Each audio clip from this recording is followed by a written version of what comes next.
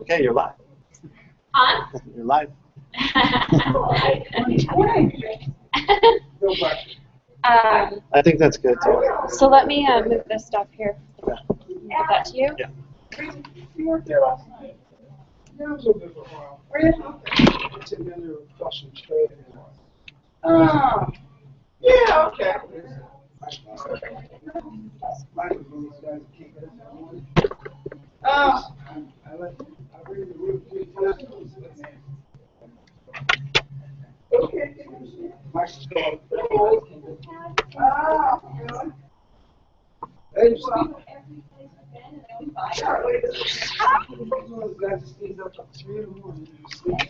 Just make sure you tell him not to go on that side, because they're not going to see him. Okay. So just be like, emphasize that he has to stay in between the podium and the... Okay, what's this? What is this deal? High tech or something? What's that? It's supposed to be on.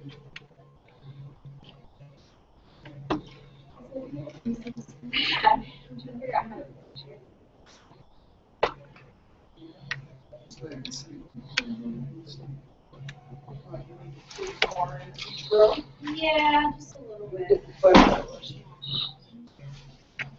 Well, that's a nice problem to have. Right? Yeah.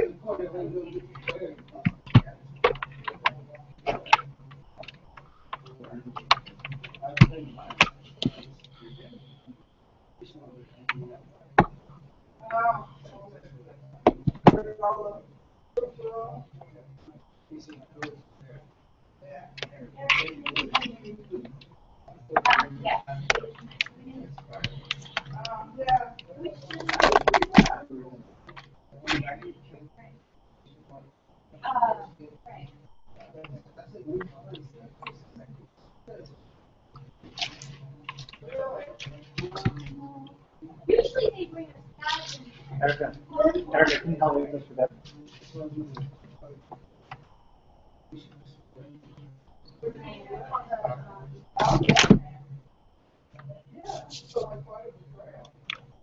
Yeah. Okay, so it looks like that, and I can't really fix it. So what do I do? It's not close enough. Yeah. Okay. I'd have to add that. Go. Bring it back. Or hit the zoom. No, sit it there and then hit that little button. This one? Yeah. No. What's going on with it?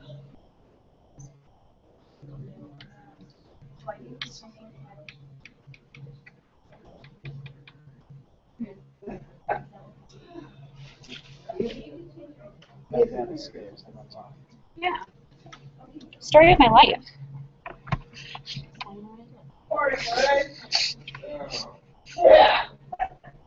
So I don't know. I mean, if he doesn't know, that's his projector. I don't. You know what I mean? I don't know how to do it.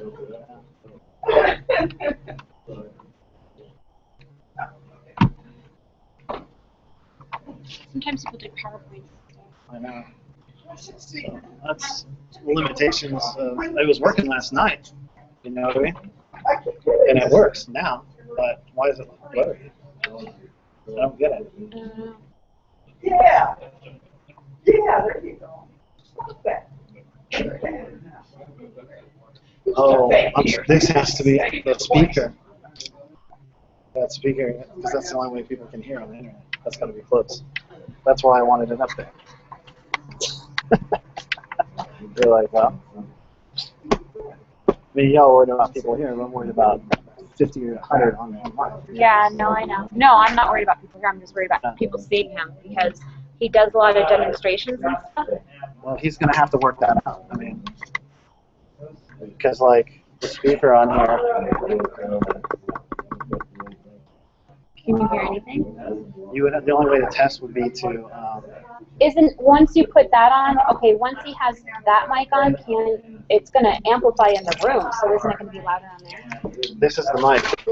So the only way to know is to, I mean, we tested it at home. It was pretty good, but the only way to know is to connect to the internet with the laptop and view the stream. That's the only way to know. You can do that. Let's do that. What if Can you take this? And you know, because I don't want you to be.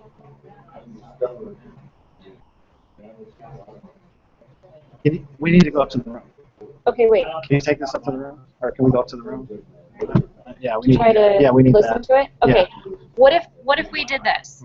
I'll turn on the mic and I'll do testing on it. Then And you I'll be can- upstairs. Yeah. Okay. I'll call you. You have a cell phone? Where's your cell phone?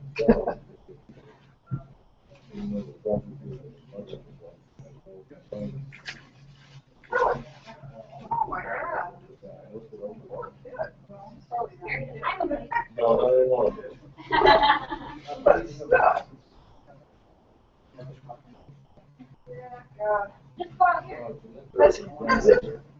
Throwing people in these bodies. Then we gotta take the body and throw it in the cage. Or you take the cage and throw it in something. You know, why stop there? Oh,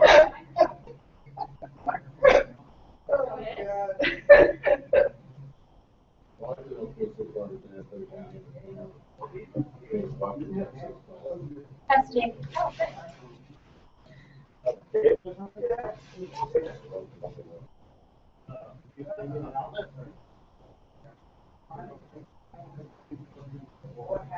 Oh, you mean like? What comes in the Ramos? You can charge it like plug it into one of the computers.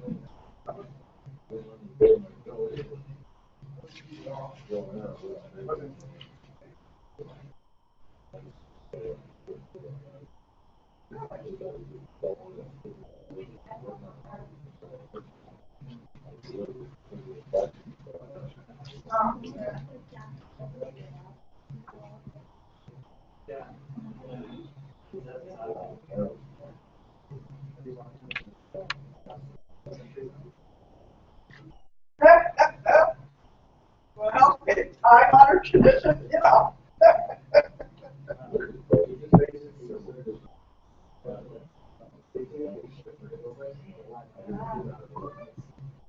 Well, when you see people on the top one, you don't have to hold it. You know, everybody can keep her all. I don't know how we're going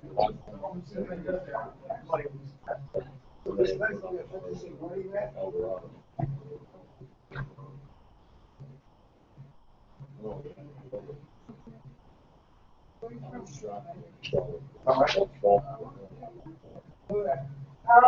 Yeah.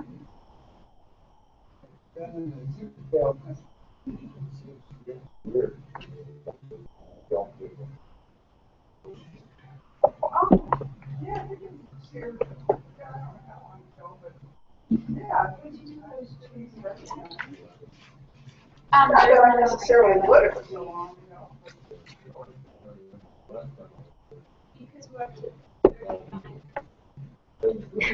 I was calling to go get some. Oh. I know.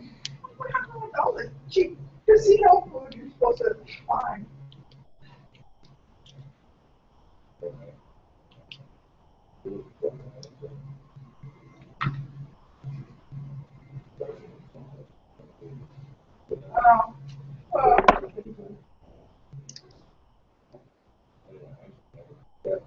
Well, I always thought it was lost. I always thought they were lost leaders. Well, they were. Well,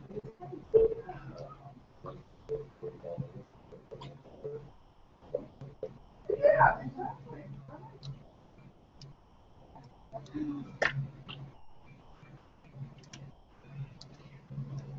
A lot of them leave. I've got a lot of customers that yeah. big out for the monkeys, you know. Like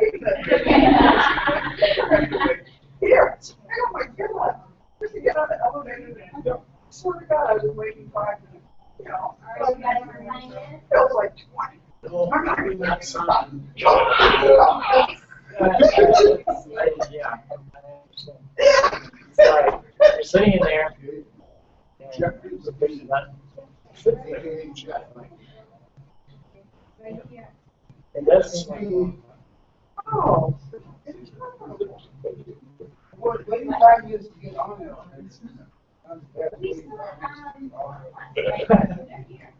Contract anymore? Well, no, I'm not sure. No, I think waiting for it is for it. Because it's waiting to get off. Know your destination. Right there. If the door starts shutting, you always like knock something. But I found the door. The door to open after you get the door. Yeah. Doesn't. Maybe.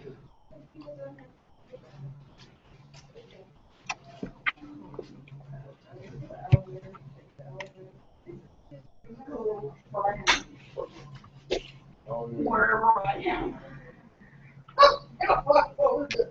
The main circus. Wait. Oh, we can. Erica, can we take one of these chairs? What chairs? Well, Dad needs to sit somewhere, and Steven and Ryan. Okay. We'll put. I would just leave the chair. Oh, yeah. There, no. Oh, yeah, should we bring those? Oh, so you gotta. Just take one of them. I don't know. That way we can put them in. Oh, I know.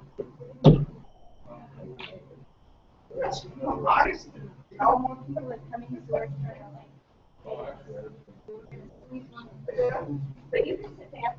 Or here. Here. I'll give you.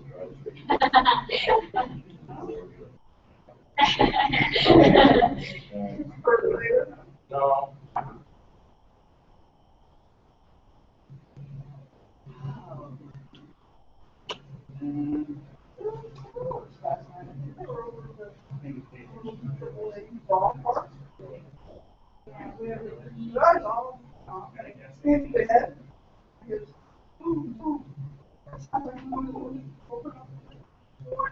It's a great show, right?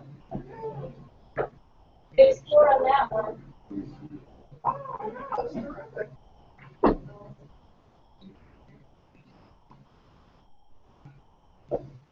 And we'll probably look this way.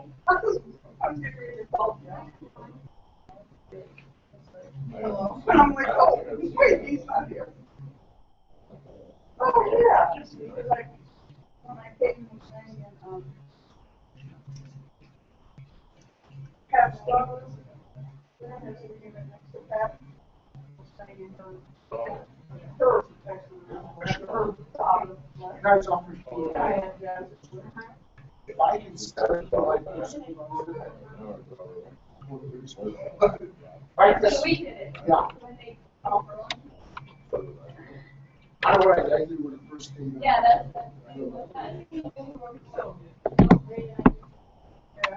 Idea. Yeah.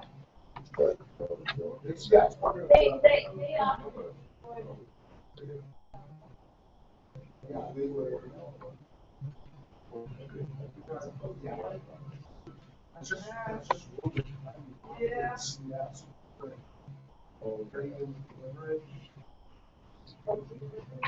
Yeah. Okay. So I was super, really want to see that go. Yeah. But I didn't say that. I mean, I'm going to see that.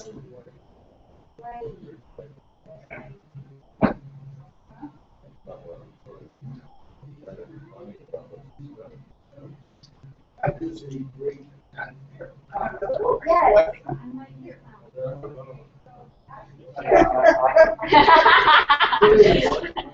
Okay, too much. No, I'm just kidding. Oh, come on, get your hands. I put it in my pocket. I did. I ran into somebody last night on the escalator, we were up there at the same time, right? And we got married 30 years ago. And she had me sit we got married. Oh, Yeah, and then it was like $65 ticket. It was really cool. okay, well, yeah. Yeah. Did he good? Yeah, it was awesome. Sarah, yeah. for real. Thank you. Now she's insane, and she also like wrote music for Broadway and stuff. Like, it's pretty cool. All right. Yeah, I'm working on a PhD thing, and I do this like 60 minutes, like, Oh yeah, I can focus it. no, I haven't even got the. I'm just trying to get it. Maybe I need something. Actually, all the time. That's what What are you getting tickets to? Right? Tonight is actually something called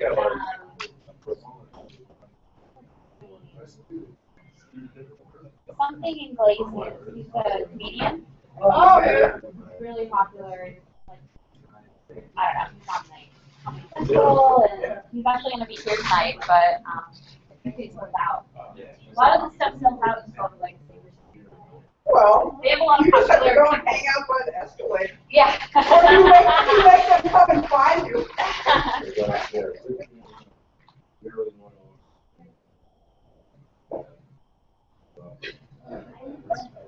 Would you want to make it?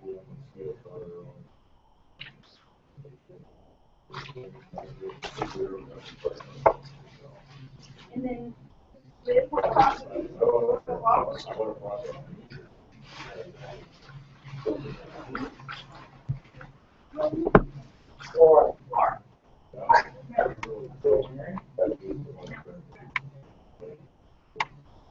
Where are you from?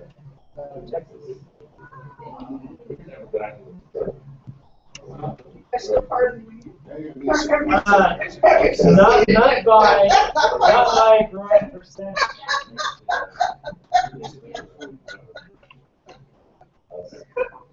There's a growing percentage of that what didn't work out is a failed experiment.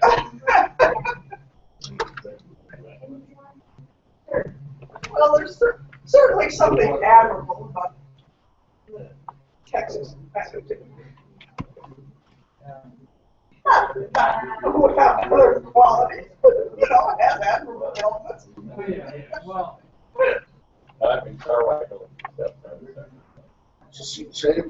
yep. You'll have to say it yourself.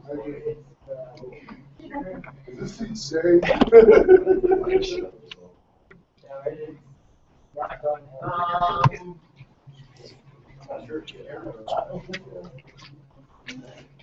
I'd like to stay where we are, but we both like, so we may, just the job hopefully as well, on our job, so we both would like it here, so. Like that, it's growing. They have like Tesla's moving here, Apple iCloud moving here now. They're one of the biggest cell phone businesses. Say no, sorry. Don't interrupt. You might find something, is what I'm saying.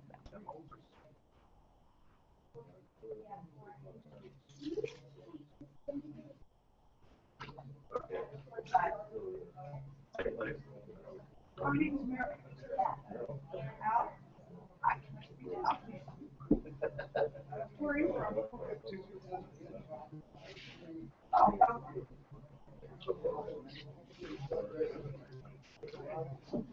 The other side of it. Cool. Oh, really? Okay. That's your home base, huh? Yeah. Oh, yeah.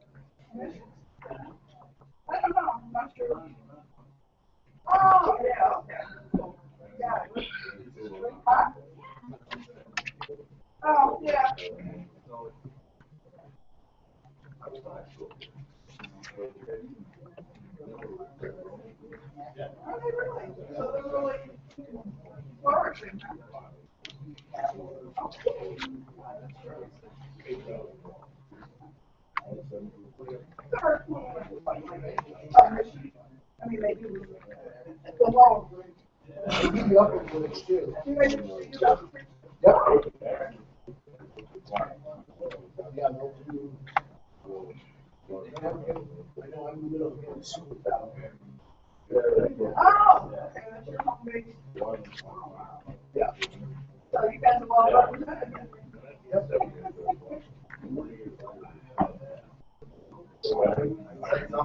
Yeah, okay.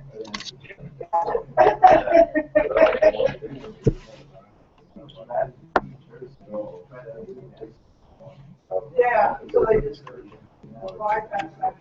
Yeah.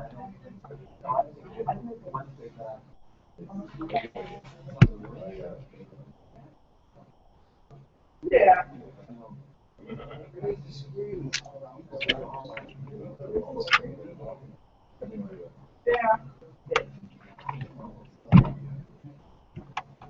Nice to just bypass all that crap.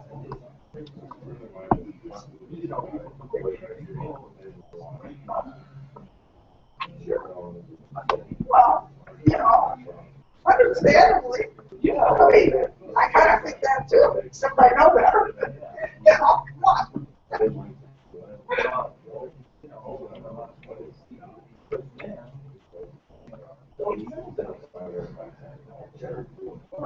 That's separate subject. Oh, yeah. Yes.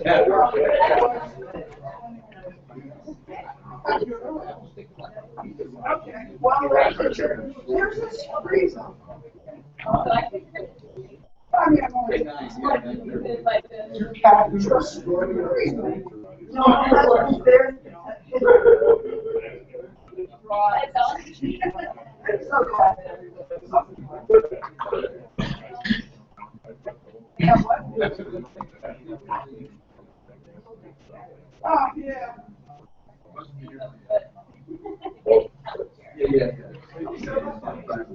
I'm not home. Of course.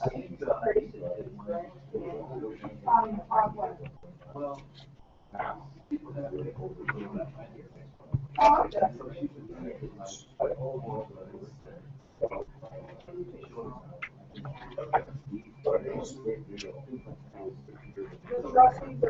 There's a baseball.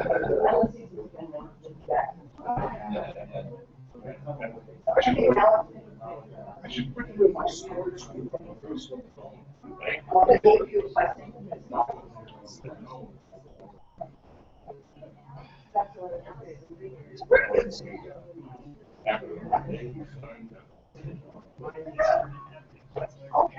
It's just wrong.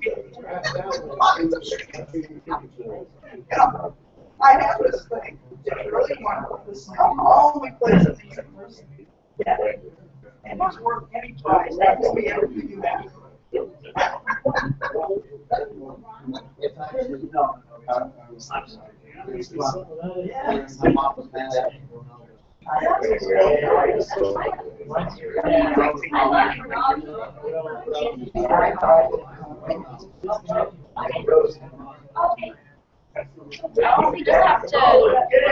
just have to plug it into USB.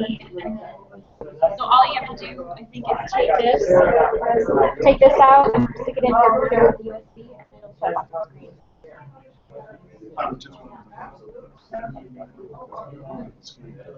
You know what I mean, like, Yeah, maybe you can wait. All you do is because we don't have it set up.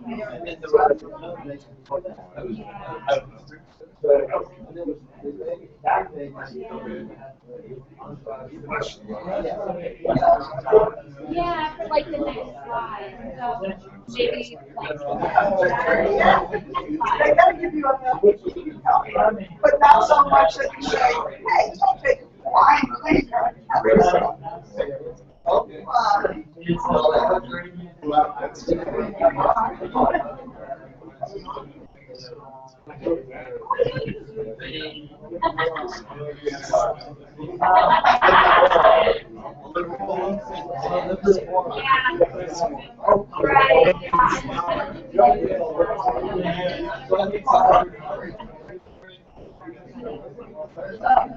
That's the way we do have a production here.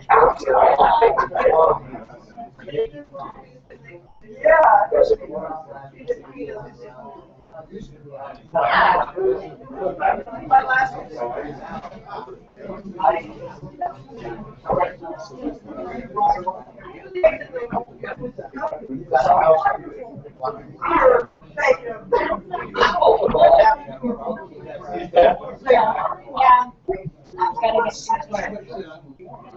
Gotta I'm actually.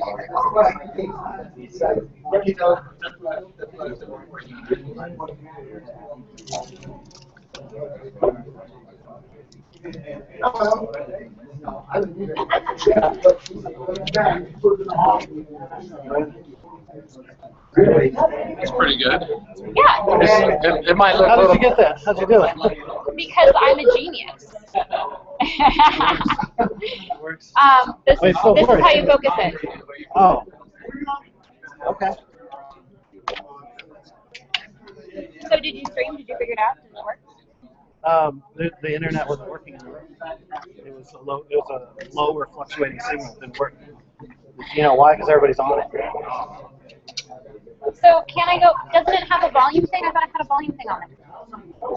The volume thing for what? On here, on the lower corner. Not if you get rid of this thing. It had a volume. See? See it? And then it'll light up. Well, it's saying. But it's listening to it. You're right. Huh? Hey, do you have something that can clean that? Because my notebook's a little sensitive. No. Move that. Okay, so I really need that cleaned with the video that has to be played. Do you guys don't have anything on your person?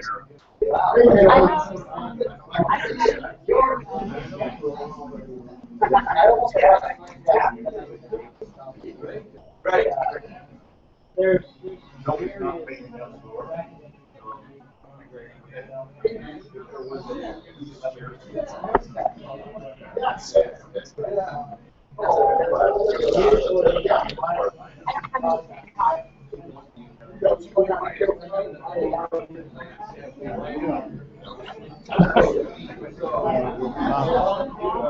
you have like some kind of thing to clean? Like I can use water, I guess. Do you have like I don't have any cotton. I don't have an eyeglasses. a sheet? No, I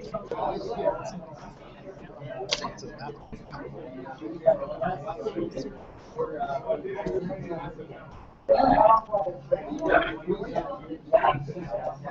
you want me to go up there and see if you can hear it? I think the only way see, that's the only thing. The only way you would know is if you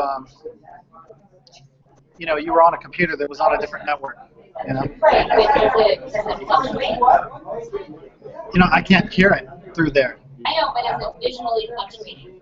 Can you hear my voice visually fluctuate? Yeah. Well, I mean, if that's what I'm doing,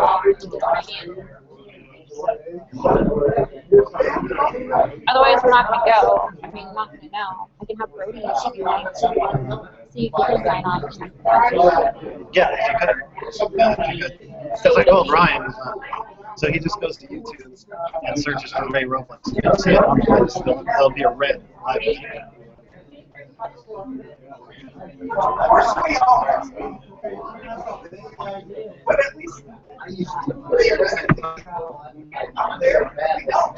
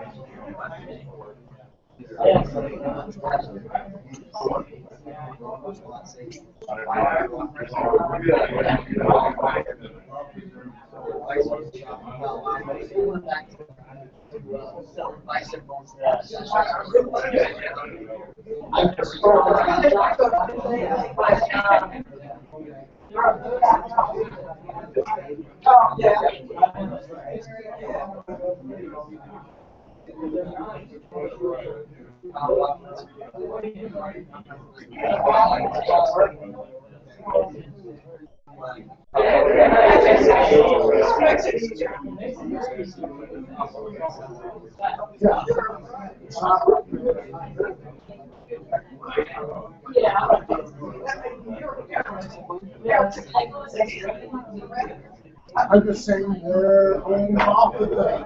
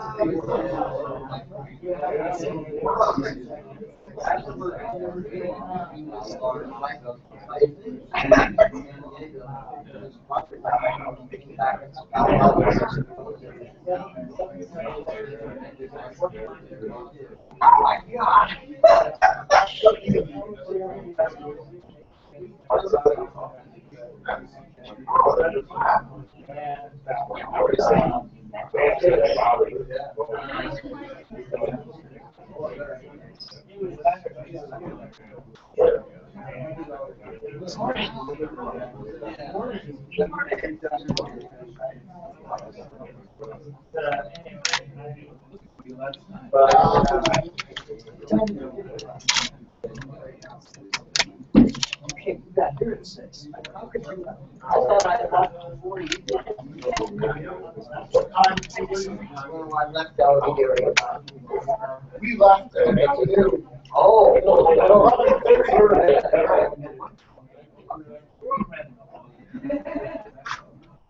Well, there was a couple of weird accidents on the other side.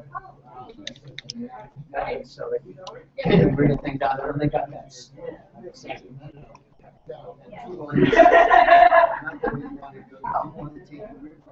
Then there's no sign telling you to right. We took that thing and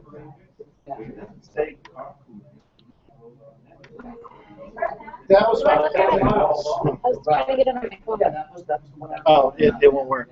It's not. It's too new.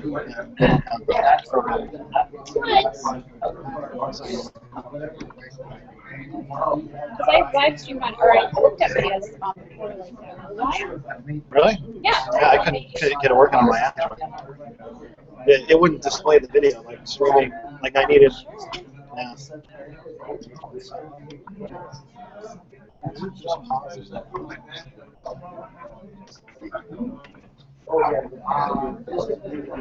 You sure about that?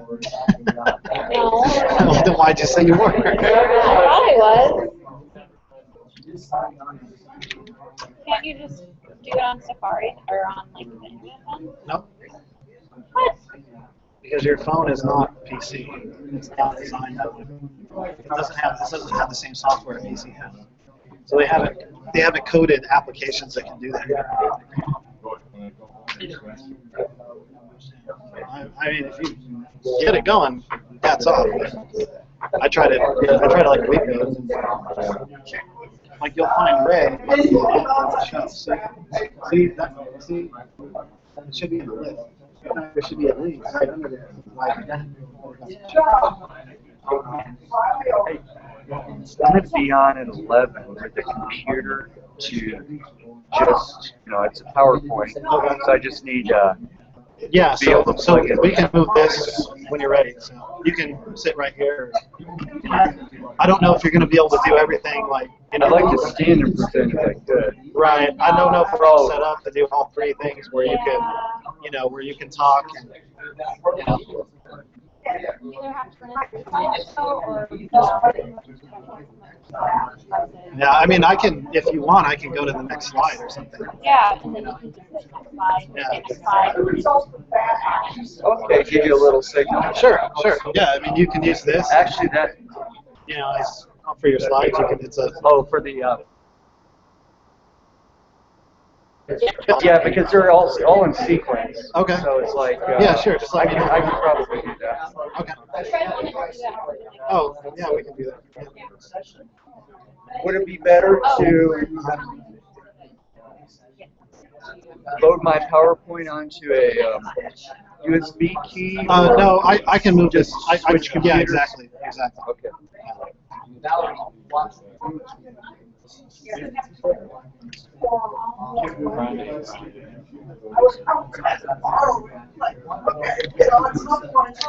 You have a remote for your computer? No, so you just have to give me a signal.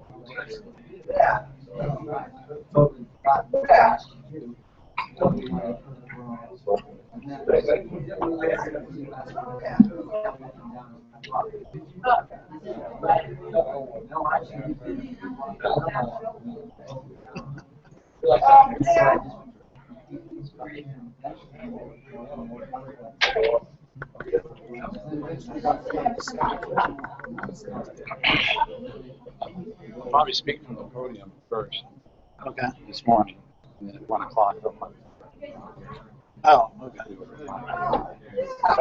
Did you get the mic thing going? That one up there. Oh, this one. Yeah, you have to show me how to do this. I don't know how to do it.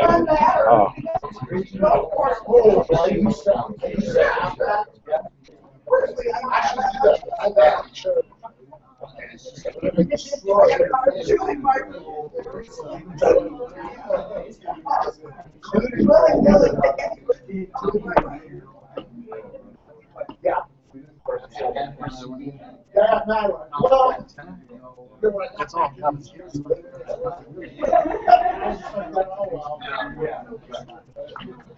Wow. Exactly. And all of a sudden she said, "Oh my God." She said, That goes to this computer here. Oh, right.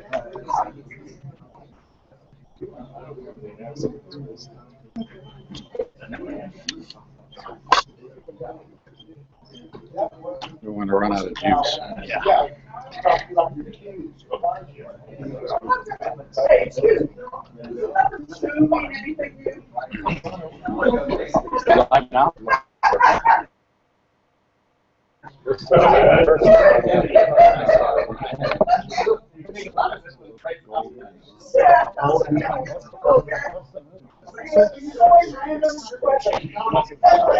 We have during break.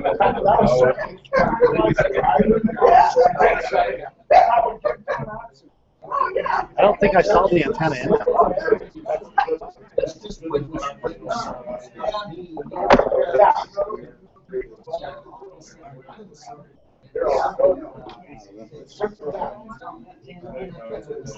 I'll look around.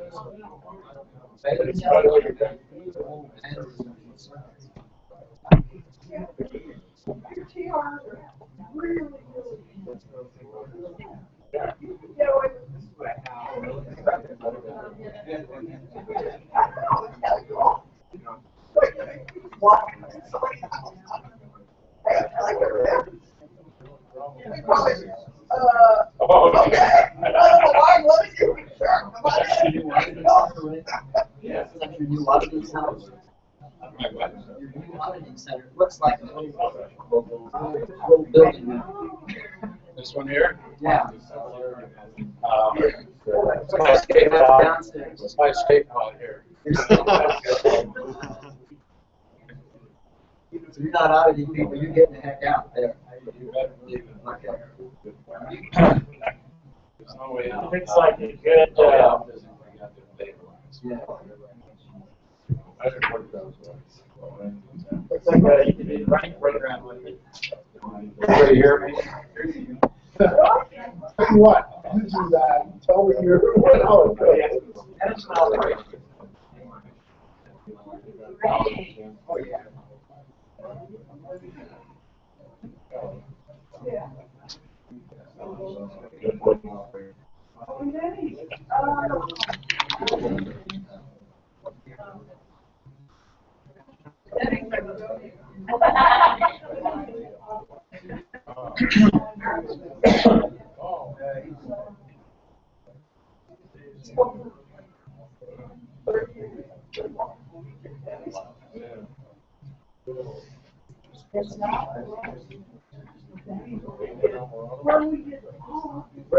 Three of us and Ray.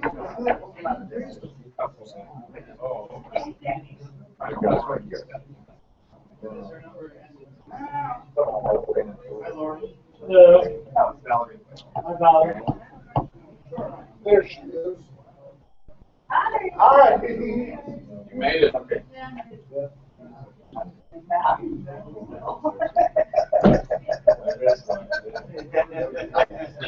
Testing, testing. Okay, we're just waiting for a few more people, but they don't come in 30 seconds. We're going to start anyway.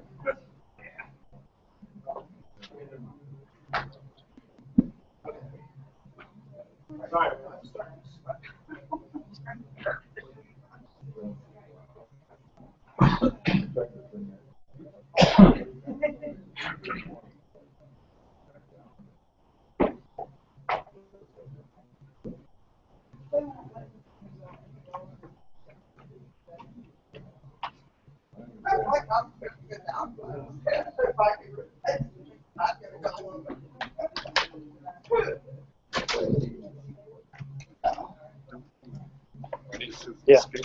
Who wants to open this up for me? Nothing's wrong there.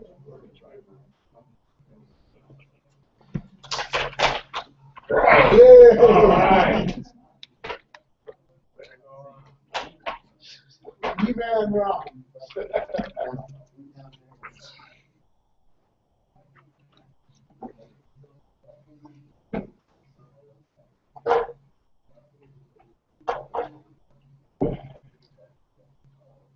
Hurry up, Ron. 7 seconds. 9, 8, 7, 6, 5, 4, 3, 2, 1. All right. Hello. Hi. Welcome to the 13th, lucky 13th annual Freezone convention. So let's give ourselves a round. I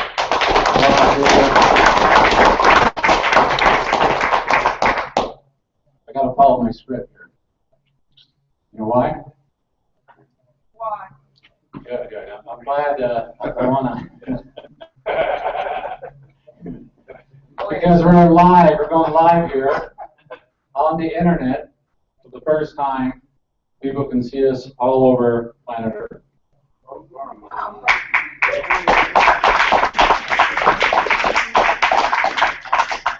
That's one of my big surprises today. I promise you guys some surprises, right? Sure. Yeah. Had a Kanye get here some way. All right. Follow my script, right?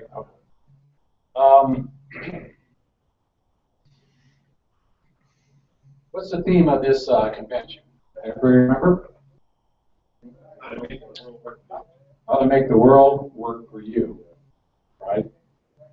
We're taking an OT viewpoint, which is to make any intention and counter-intention work for you. So even if you have a counter-intention, you make it work for you. Does that make sense? Yep. You know, you remember, I'm sure you remember karate, you know, like you've probably seen karate lessons on TV or whatever. The guy throws you a blow, right? You make it work for you. Use his energy against him. You could also make it work as a positive way too. But okay, so we're going to work on this theme all day long. Next 2 days, that is.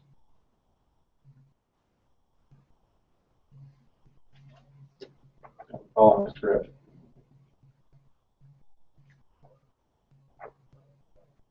So just like in auditing, a lot of auditors ask a person what their goals are for that intensive or even for that session. That's right, right? How many auditors are here? You guys ask for goals? PCs? Your goals? Yeah. Well, you can do it on third dynamic. So I want to hear some goals from you guys. What do you want from this convention? Anybody have any goals? What they, besides me flying around or doing something strange, levitating in front of you? Stand it up better. One at a time. Go ahead now. Hear about people's successful actions. You always incorporate successful actions into what you do. Successful action to network, to find out what other people are doing, and I'm doing this good, and stuff like that. Yeah, that's very good. Revitalization for the group and for my own purpose. Revitalization of purpose, and doing psychology or Dianetics or whatever. Yeah. Get my flows unstuck. Good. Giving you guys some money, career, getting up and just, I feel like constantly. Data constipation. He just invented a new word. Yeah. Gotta get your flows going. Right. On all dynamics, right? Yes. Yeah. I'm ready to go that route now. Get in common with other things who know they are things. Get in common with other things who know there are things, not bodies, right? Exactly. Right. How many here have experienced in session or out of session a past life memory? Oh, yeah. Almost all of you. That right there convinced me that was fake. That was spiritual being, and it wasn't this body. It was something else. We're going to talk about that something else a little later. I don't want the cat out of the bag yet. I'm going to give you some information, probably later on, after lunch, that was not given to you, that you should have. Cool. For a long time, I kept the idea of confidential materials, and but now it's all over the internet, so why keep it? Plus, there's another factor that tends to run a little mind control on people, doesn't it? Yeah, withholding truth. This is why I get so excited about this convention, because I found some basic truths that I've been looking for. And I've been at this for over 40 years, by the way. If I haven't looked under every rock. But I admit I haven't. I mean, there's something I found that I got to share with you. I can't withhold it. It would do me in. Okay. I'll follow my script. Any other goals? All right. One more if that's here. Yes. Rehabilitate the power of this group. Rehabilitate the power of this group. This group is going to become more powerful because of this convention than any other convention or any other group on this planet. What's wrong with that? Just by gaining knowledge. I'll show you something.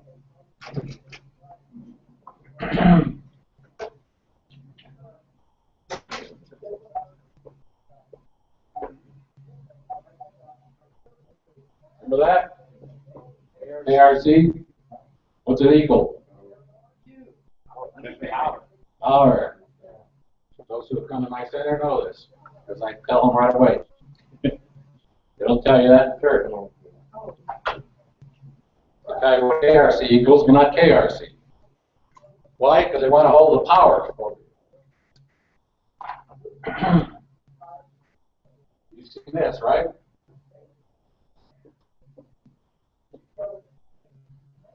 That equals understanding, correct? ARC equals understanding. Come on, we all. Yes, yes. Good. Don't fall asleep on me now.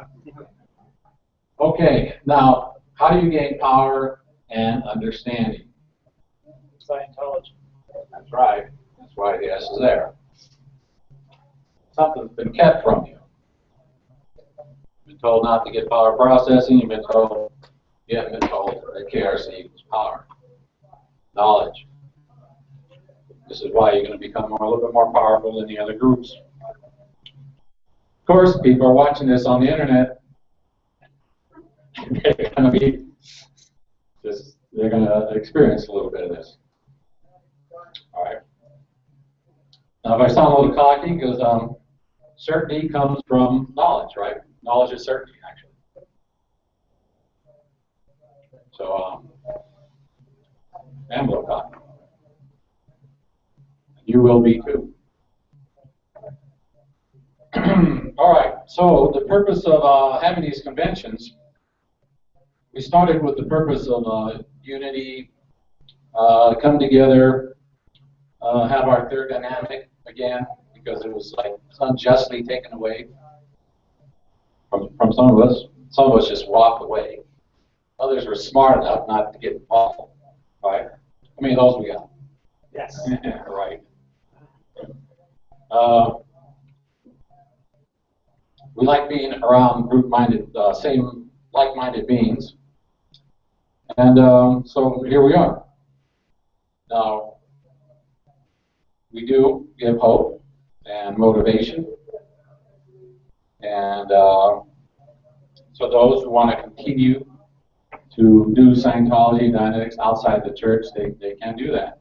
You know, in the definition of Scientologist, you do not have to, there's no thing in there in the definition in the tech dictionary that I read that says you have to be a church member of the Church of Scientology to be a Scientologist or a Dianeticist. This is something that was conjured up and implanted in people. Scientologist is somebody who uses a philosophy or the technology to make a better life. We agree on that? Yeah.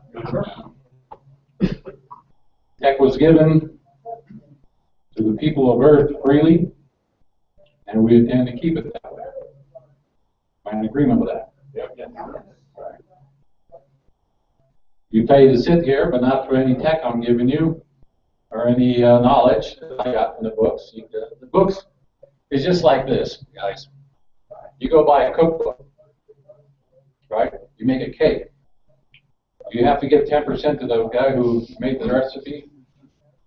Do you? No. Silly, isn't it? No. The books that LRH wrote were made, they're handbooks that were made for you to apply it and made for you to do it. It was made, Scientology was brought here for the purpose of the people of Earth, not for somebody to monopolize it. Right? I'm glad I'm having lots of agreement here. Yeah. Okay, we do a lot of research in Reno, as it's becoming pretty much what I like to do and what I do mostly.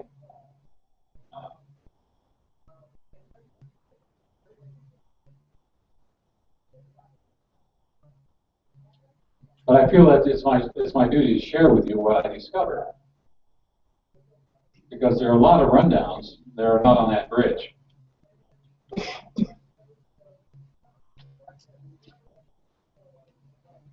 How many of you have seen this classification gradation chart? Yes.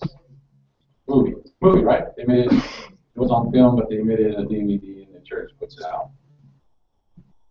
Who hasn't seen this? You see this?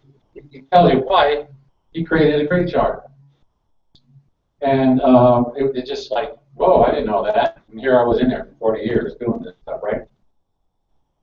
And I want you to listen to it for yourself. But in there, he says that the gradation chart is to get rid of those things that block you from getting processing.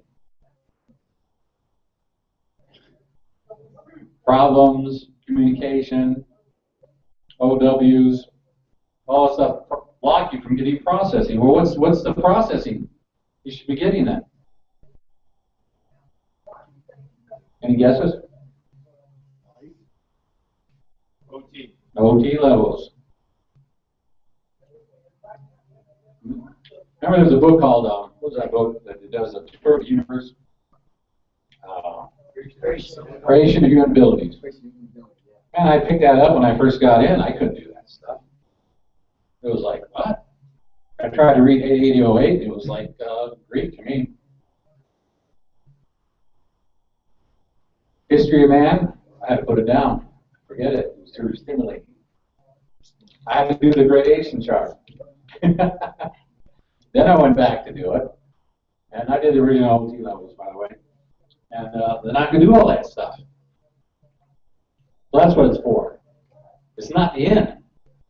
Just want to tell you, gradation chart is not the end. It's just the beginning. All right? So once I had my cognition about it, I said, well, what are the processes? I want to give you one today, 1 o'clock. But the processes are original T levels, and there are stuff in the creation of human abilities, and we found some other things too. Like audit out the rock. Anybody here heard about the rock? Yeah. Oh, you know how to audit it out? I've been struggling trying to figure it out. If you're going to share that today. Not today. That was, I think that was the convention number 9 or something. Okay. There's so much that I can tell you, but I don't want to use it all the time because there's other speakers. There's how to audit out Fact 1, Facsimile 1. That's another rundown. In between life area, it's another rundown. All right.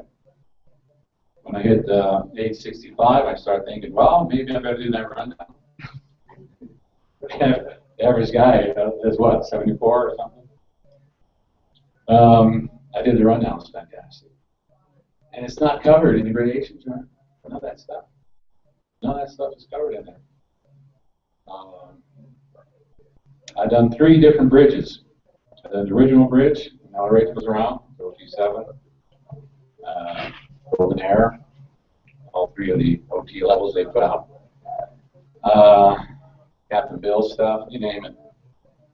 I wasn't afraid to get on the meter and find out by in charge in that area. I'm trying to inspire you, not to stop. This is just the beginning. Okay, do you get that?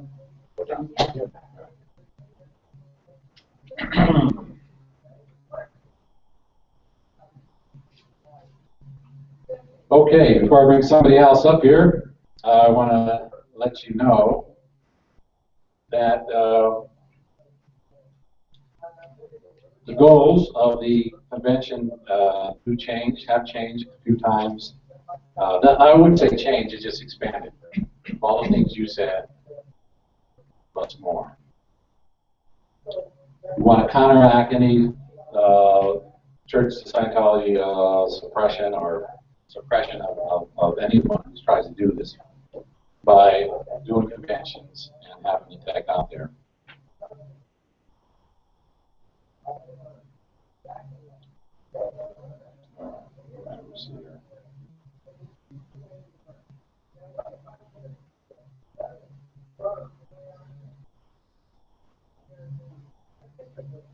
All right, I'm going to pass out a flyer here.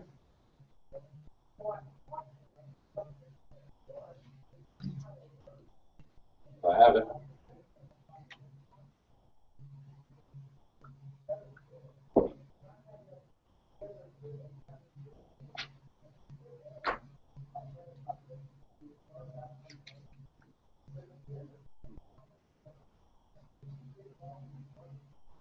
You may have to share. Is that all right? Yeah.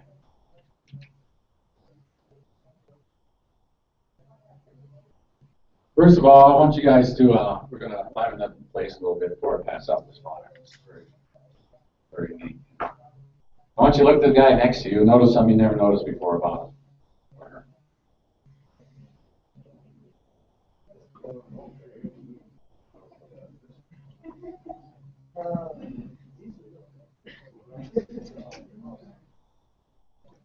All right, everybody say hello to Erica back there.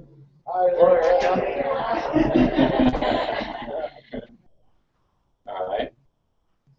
All right, so I want you to look around the room, notice something in the room you never noticed before.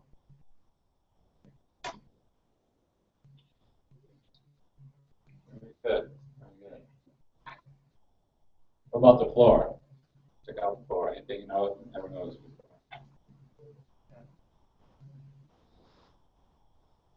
All right, say hello to me. Hello. Okay, very good. Touch the table. Good. Touch the chair. Touch the head. Touch the guy next to you. All right, thank you very much. All right, so I'm going to pass this out. You want to help me pass this out? Sure. Thank you. You come to this convention, you're going to be put to work. Sure. Yeah, give that.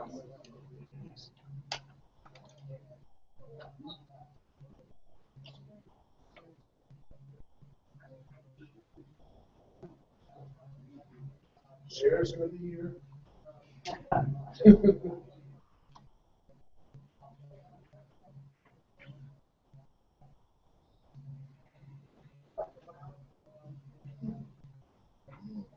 I'll give you a moment to read that.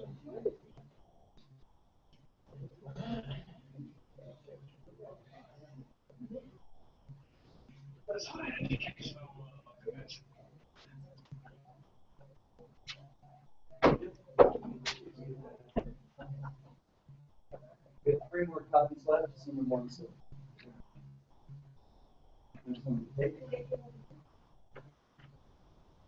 Yes, I've asked people to share.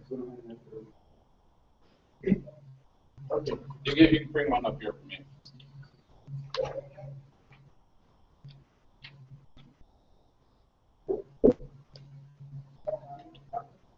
If you're done reading that, just raise your hand, let me know you're done. The majority of people are reading, finished, and we'll go.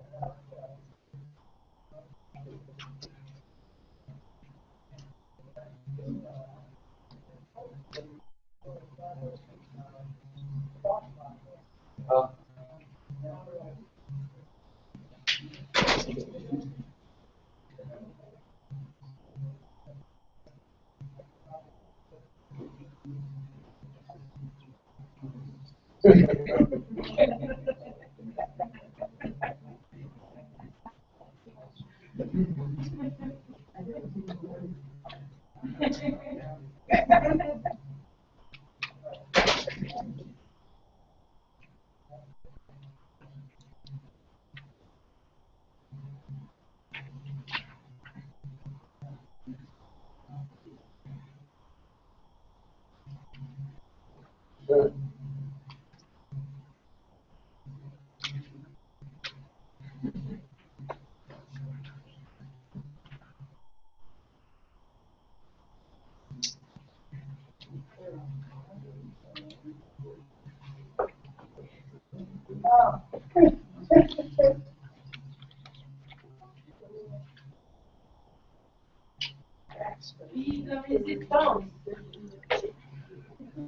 Very good. Majority of people done?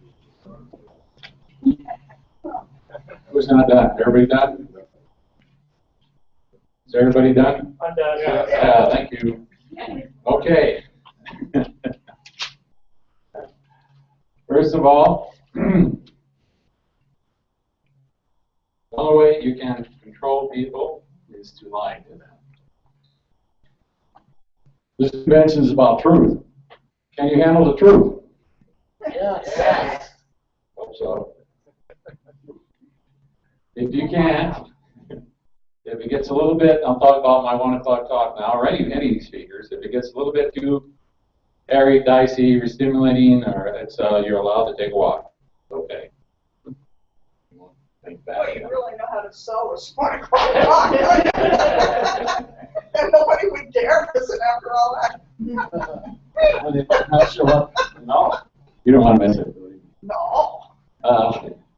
But I'm also talking about speakers up here too. I mean, even if they might say something about that you're not in agreement with, you're out of ARC with, or you think your politics are different, and you want to listen to more, you know, you listen too much to Rush Limbaugh or something, and you want to listen to some liberal up here who loves hug trees. I love hugging trees. Nothing wrong with that. Rush Limbaugh should do that once in a while. And getting calm with trees, you know. You're getting calm with plants, you know. Hubbard did a whole thing on it. Yeah, he audited a tomato and got reeds on it, meter. Anyway, if you are, anyway, if that happens, it's okay. You take a walk, you have to listen to the guy. All right? But come back. Because the next speaker might be something you might like. Okay, that makes sense? Okay, so we're about truth, and I want you guys to, any questions about this? Anybody disagree with control and lying in here? What? How's that duplicated since they're trying to control? They are trying or have controlled you, because usually if someone's lying to you, they've lied to you before. Right. And these lies build up. So these lies build up. So pretty soon you're operating on an illusion that they've given you. But it's your choice whether you agree with it or. Only if you're conscious that you're given a lie. So you can agree to something that may be a lie, but you don't know, right?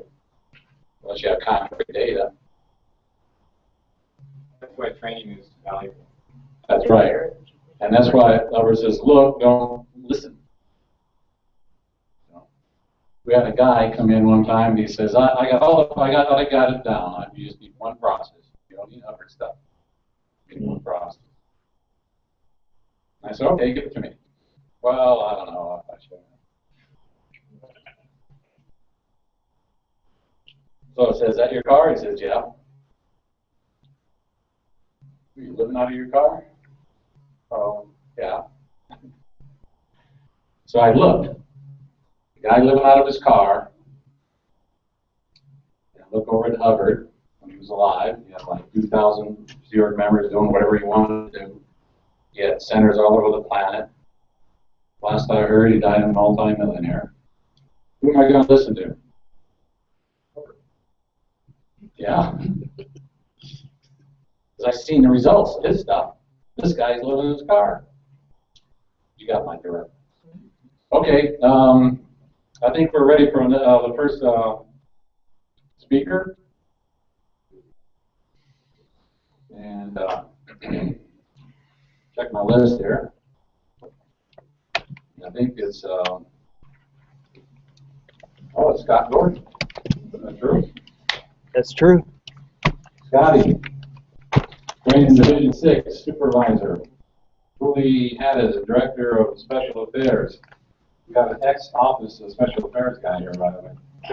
Don't beat him up. Don't beat him up. Hey, maybe you can give us some insight on the Office of Special Affairs. Question and answer. On the question and answer period, yeah. Where's your video? 7 years in Costa Rica? Yep. What's this unattested clear? What is that about? I haven't formally said. Oh, okay. It's all right. That's all right. We're no status happy out here. Okay. Yeah, the church, everybody's got it. Oh, clear. Yeah. Clear what? I don't know. They're status happy in there. We're not. Cannibal. Yeah, clear cannibal. we need a different cable. We don't have it. Okay, all right, we'll deal with it. Full-time Scientology in the field. Let's welcome Scott Gordon up here. Give him a hand.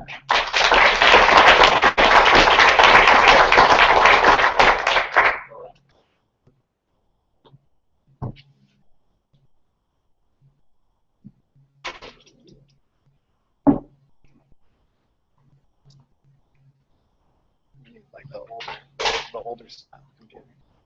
All right, Rich. I don't know what we're going to do without the PowerPoint.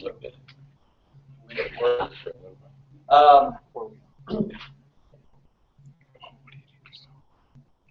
The title of my lecture is The Health Rundown. It's going to be all about health. So I thought I'd start out with a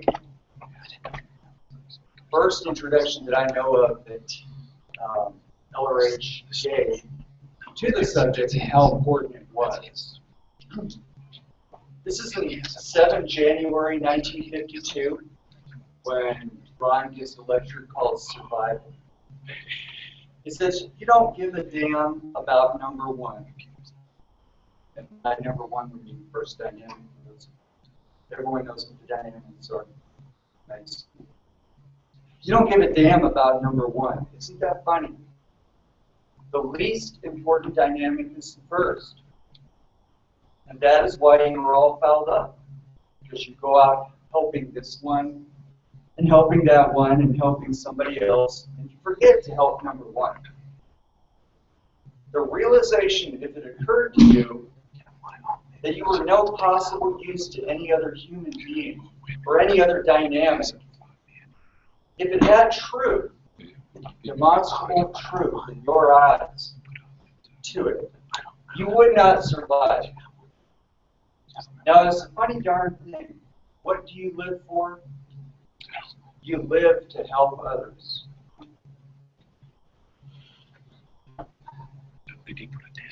Okay. Logistics here. Do you have a? Would be to put it on a USB key. Exactly. Yeah, do you have a USB? I do not have one with me. Anybody have a thumb drive? So we are going to have some slides for the presentation.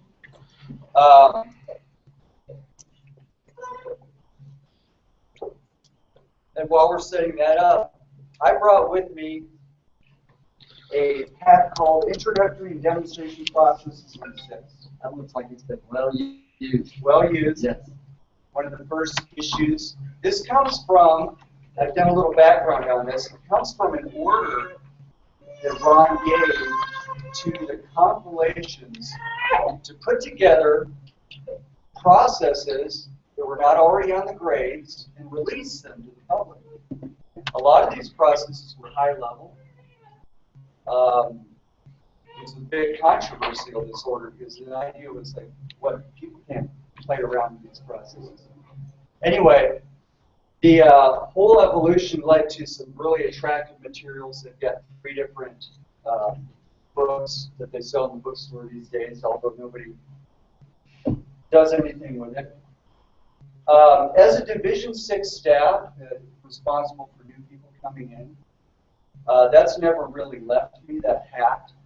And the purpose and focus of my lecture is actually on how can we open up the bridge to brand new people on the street?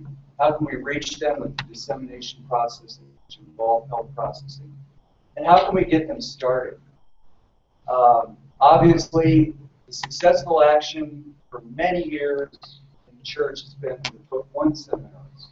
Get people to read Dianetics, watch the video, watch the look at the picture book, get them together, pull out. That's been the successful action since 1950. But Ron had another solution as well, to getting people started with the magic of Scientology processing. And I'm going to read from his preface. You won't find this in the tech volume. It is LRH, and it is early 1982. before the takeover. Okay. So he's working on this stuff in 1981. He says the new grade chart is released in HCOB 12 November 1981. I found an area which had been omitted. Introductory and assist actions is commonly used in boards and by auditors on the universities. The moment that bulletin was released, there was an instant clamor. Hey, what are these processes? To answer this, compilation began at once. But, oh, whoa, alas, there are so many. Between 1951 and 1955, there were hundreds and hundreds.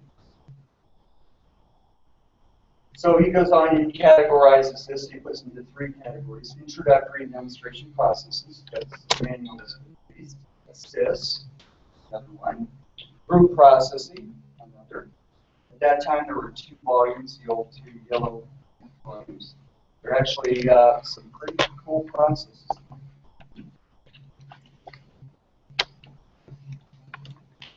So it says public demand on works and field auditors and even book 1 auditors for intro processes has soared. We're running with a hurricane. So what to do? What to do? While the full 3 books are being compiled, auditors need information. This pack is published as a fast stopgap. It will keep things going until 3 books of cavalry can arrive. So this was the, these are all the original HCOBs and PACs. Just full of processes. Admittedly, this pack is not a fraction of the whole story, but it will serve. It will serve. HGCs, field auditors, book ones, and coffee shoppers. Here you are. I refuse to take responsibility for any miracles you pull off. But for sure, you are going to make some eyes pop. Have fun. And that has been my purpose ever since I worked in Division 6 and looked around and found out that people that walked in and got a taste of the magic of Scientology auditing, whether it's because they overheard something in the course room or had heard it from their friends who had brought them in, and they didn't have that available. We had one auditor who was just loaded up with bridge pre-clears. There was really no route. So one of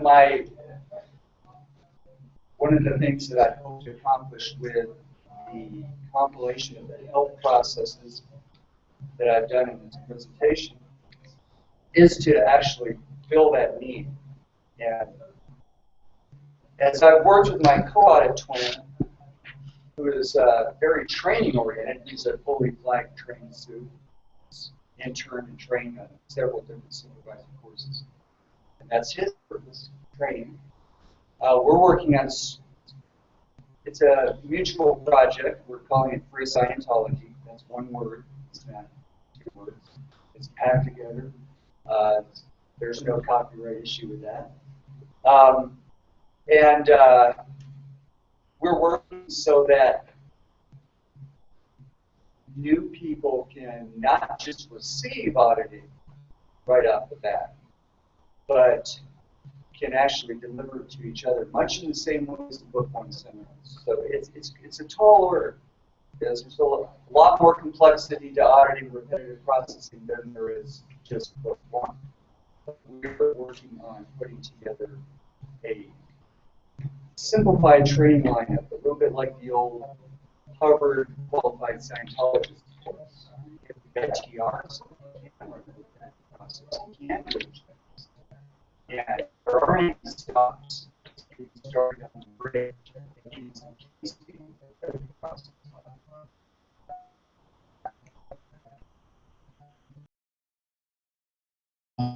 The text converted from white to black on my software. That's anything. Did you do the PowerPoint? Yeah.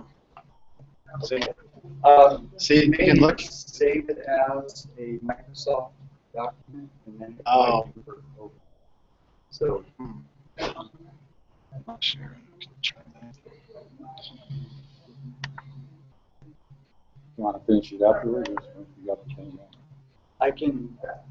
I mean, if you want to bring another speaker up, I can actually do the PowerPoint later. That's Okay. okay if we need to do a technical. Yeah. Okay, let me give this part one a quick wrap because we have some technical problems with the actual PowerPoint, converting it over and everything. I'm going to let somebody else come up and speak. If there's anything I want else to mention. First thing, just a couple more little things about me, and then I'll have that personal introduction out of the way. Why a director of special affairs and admin staff interested in that? Well, in 1993, I read Dynamics, and by the end of the first chapter, I knew I had been involved in politics, campus politics, all over the spectrum. A rabble rouser, I was full of energy and ideas and wanting to change the world, but I had no idea what was going on. And when I found Dynamics, it was like the dynamics and the idea that there are blocks across this dynamics, and that you straighten these up and people can get along. We don't need war, sanity. Well, it clicked right away. And so I signed up to become an auditor. I mean, the first thing I want to do, I want to audit people. And I want to do this for a living. I want to do this as a full-time thing. So I came in to do that. And of course, you sort of get subtly routed this way and that way. I wound up signing a staff contract, which I have no regrets.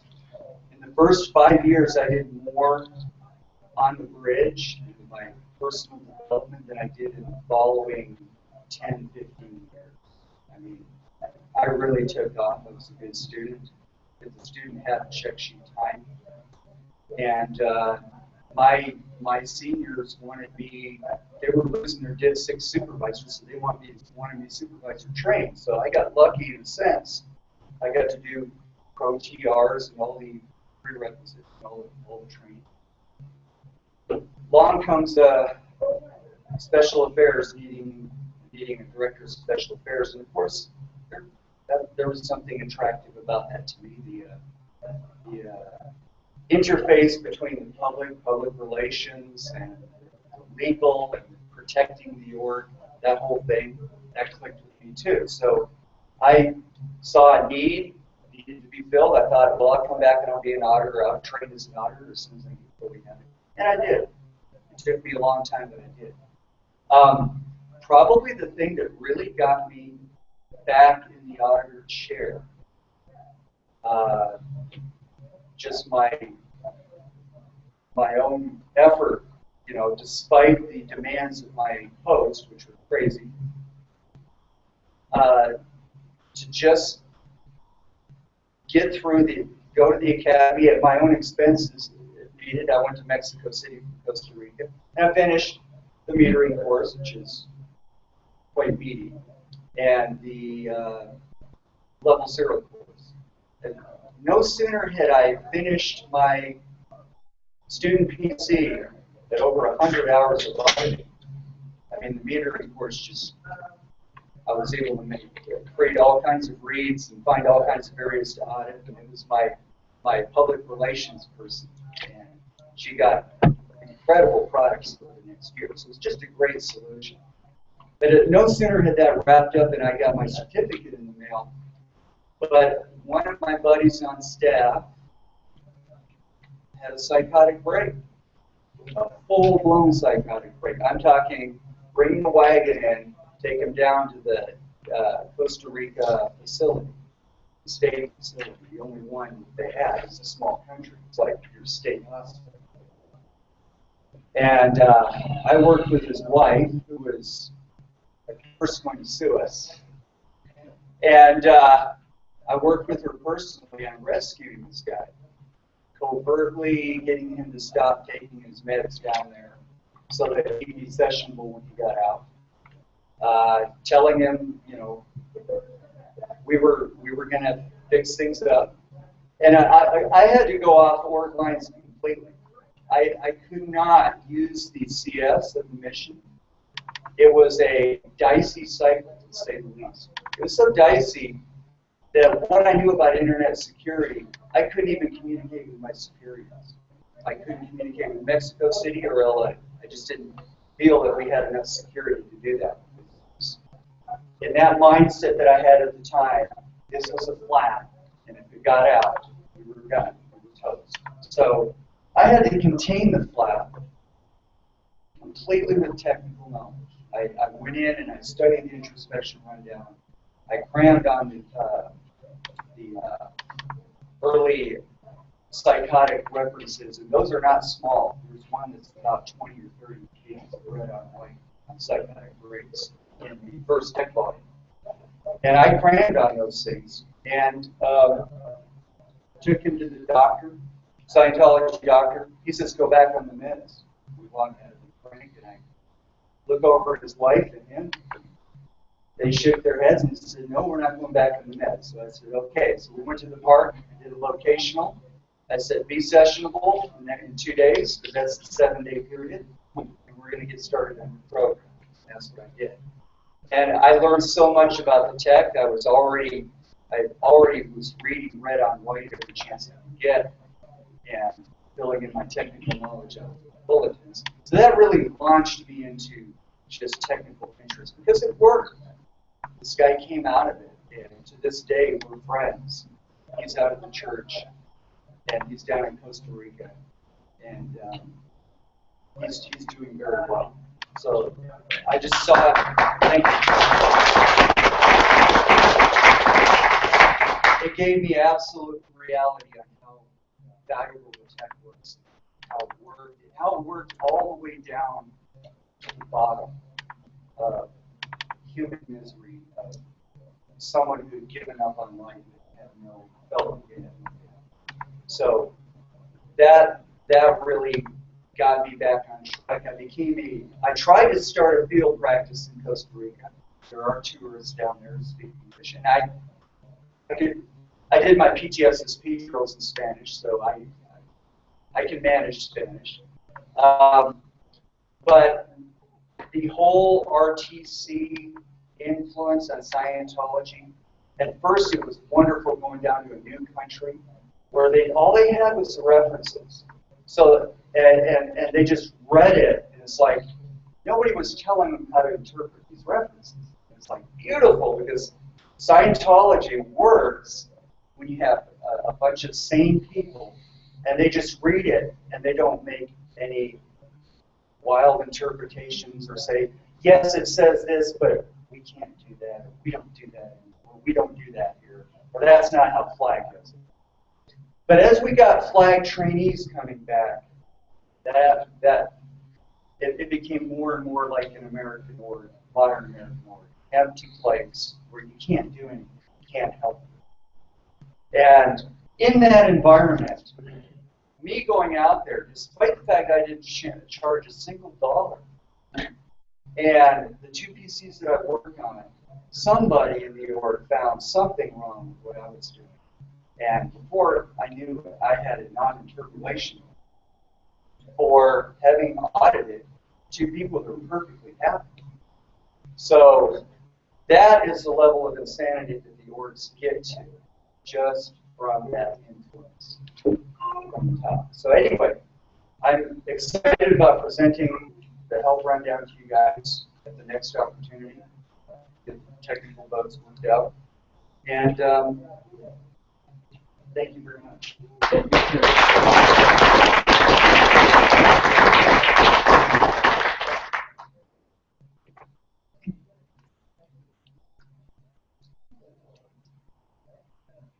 Costa Rica. Yeah. I'll you about that.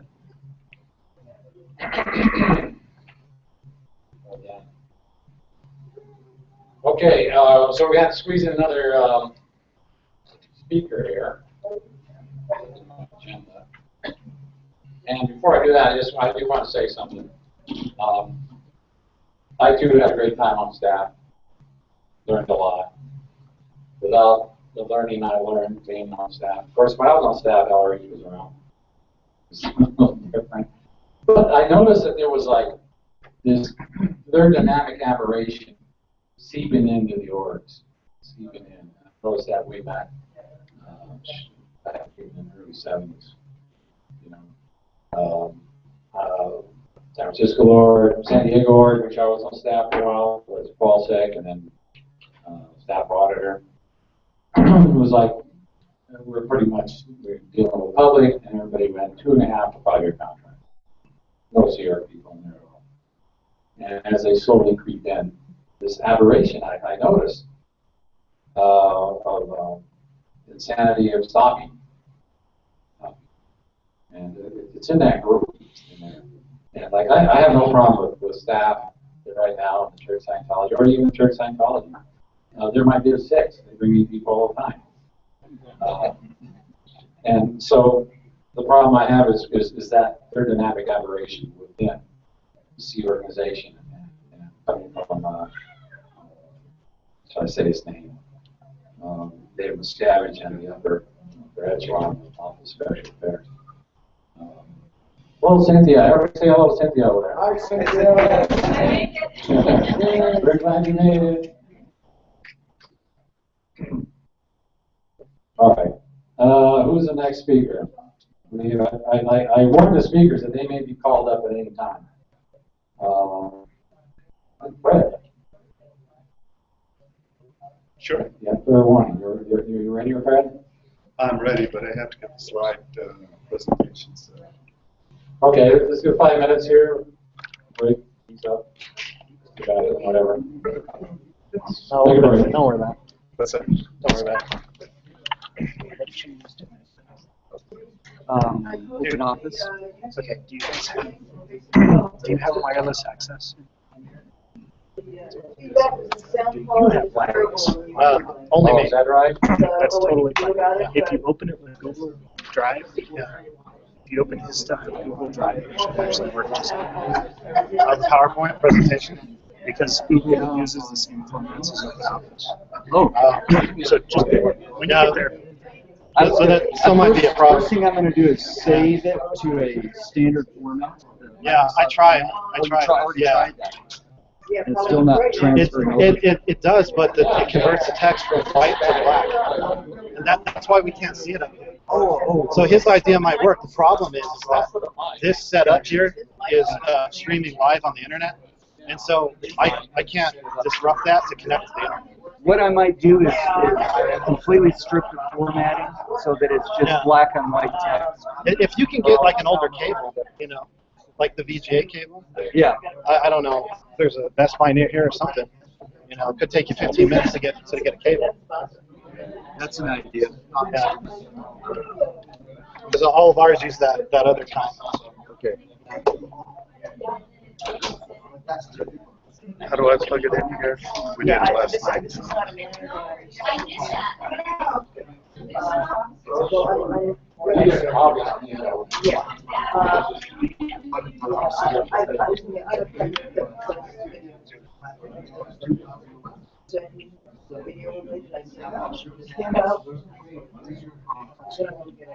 Steve, can you set it up from there? You go function, and then the projector. Oh wait, that's already should be working. Oh wait, oh no. So you want to duplicate.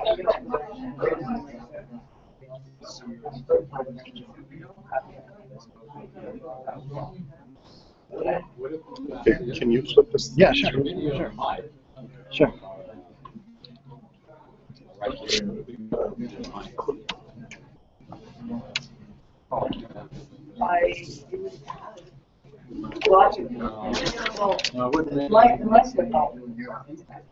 Oh, and your thumb drive, where did that go? Did you get it? Did you get your thumb drive back, your stick? Because it was still on his notebook, still connected to it. Ask him if he has it. Ask him, because it was connected to his notebook. Yeah. I'm going to be going over the HCCI to get all the control.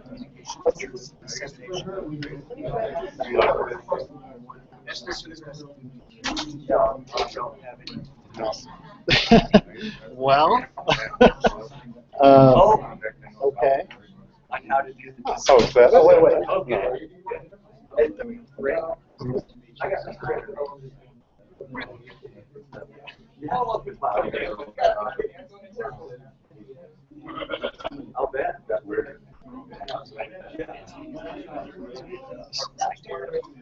Yeah. It's so funny, but I had some scrap here. Oh, yeah. Oh.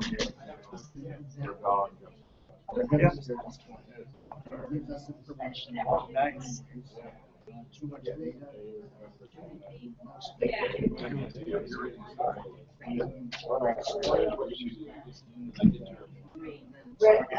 Need your pointer?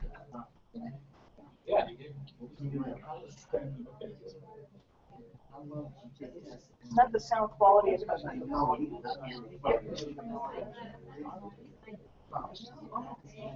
The only thing you can do is bring that closer. If you do that, then you're going to be having to keep people more to do.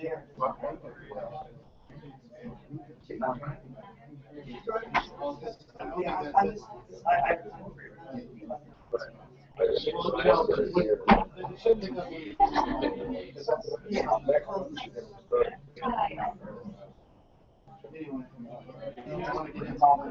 Testing, 1, 2, 3. Okay, everybody get to your seats.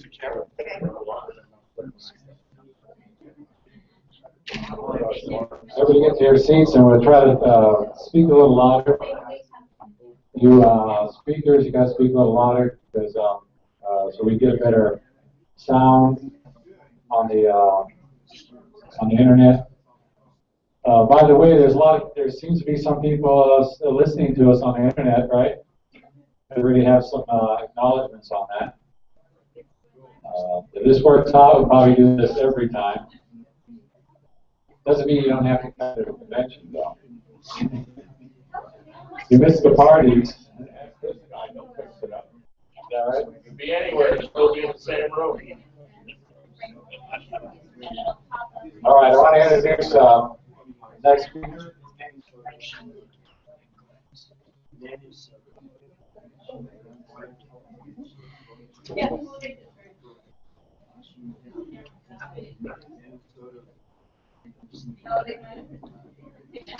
The next speaker is Fred Aborn. He's from Boston. He's from the East Coast, and he's come a long way. We got a couple of people here from the East Coast, more than one, 1, 2, 3. I know so far.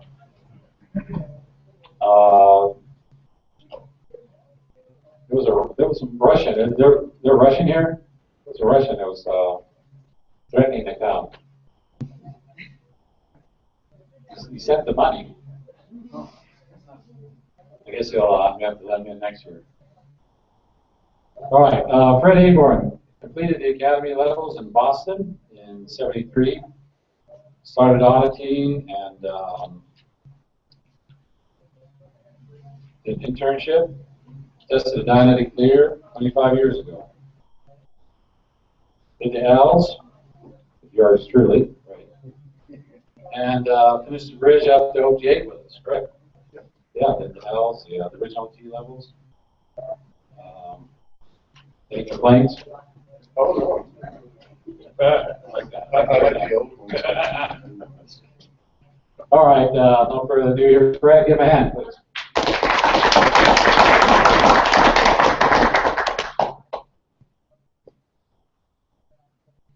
Good morning. Good morning. My little talk was on antisocial people. I've stitched together a bunch of things from the PDSSP course and things I found in 08, the book of basics, and the technical dictionary. I've kind of interpolated in between some of the memos that were published in these courses to arrive at some new results. I thought I'd share them with you because I thought they're very important. Antisocial people, how to make the world work in spite of them. Steve, do you want to next, please? Sorry. Antisocial suppressors, the PTS, psychotics, demons, fallen angels, vampires, werewolves, internet trolls. They all have something in common.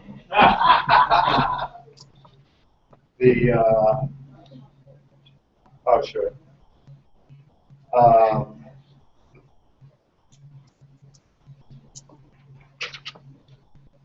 Okay, next. My long-term TA blew down by the one who was preparing this presentation. Okay, next. This is a little chart that I developed and stitched together from the various books. And the scale on the left, the rheumatism scale, May 1972, this one, is from the Book of Basics. And I noticed basically that there were 4 categories. There was pan-determined, self-determined, other-determined, oblivious, and insane. When you stitch that together with the tone charts, insane turns out to be psychotic. You read the memos on psychosis, and that Hubbard is saying that psychotic is equal to antisocial person. So the people in the tones, 0.1 to 1.5, are basically antisocials. The next level up in tone 1.5 to 2.2 are the people that are oblivious. That's neurotic. Then you come into a big zone called other determined in here. And it seems to be that they were in a tone of people that seemed pretty well off. I mean, the other determined people are in the tone of 2.2 to 3.5. And they're people I always thought were happy and, you know, the pillars of the world. And in fact, you know, guys like Obama and Reagan are probably fall into that category. But they're called other determined. And as I read into this more, I find that these what makes an other determined person not perfectly there is PTSs. They're either PTS to society or they're PTS to other people. The lower band of other determined is rather robotic, and the higher other determined band is not robotic, but they're nevertheless PTS. Then you go into the next higher band, which is messed clear, 4.0. That's your clear. And when you hit 4.0, the theory is that you won't roller coaster, you won't slide off of that. But in a world that's where everybody is PTS to society, that's difficult to do. And of course, pan-determined is theta messed clear. That's from 4 to 36.0. That's basically your OT levels. We'll get back to this later. Next. This was from a book I was reading. How come I can see you guys, half demons? Simon asked. What happened to that invisibility magic of yours? You can see us, said Chase, because you know the truth of what you're looking at. That was from The City of Bones by Simon Clare. See, and that's one of the things that I want to help you out with today, is to identify the invisible vampires or whatever among us, the psychotics and the antisocials and the suppressors. Because as you'll see from these next slides, they are rather invisible. Now, are we on the right page here? Okay, next page. Some antisocials are like perfect storms, while others are like dust devils. Your internet trolls would be equivalent to the dust devils, and people like Hitler would be the perfect storms. Next.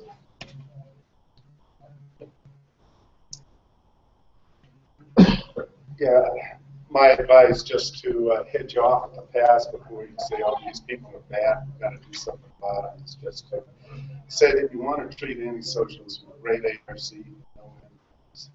They don't learn well, and you're going to push them. They are very persistent with their low-tone fights, so you really don't want to get in Q&A unnecessary fights.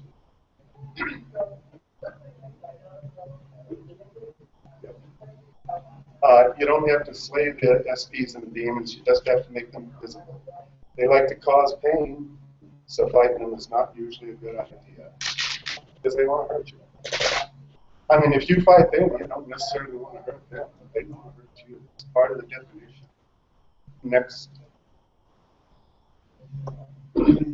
This is the definition of overt act. An intentionally committed harmful act of omission or commission made in an effort to resolve a problem. And this is from the book by Israel. Next. Question. Did John Valjean commit an overt act for 1, stealing a loaf of bread to feed his starving family, or 2, getting caught? 1 or 2? 2, yeah.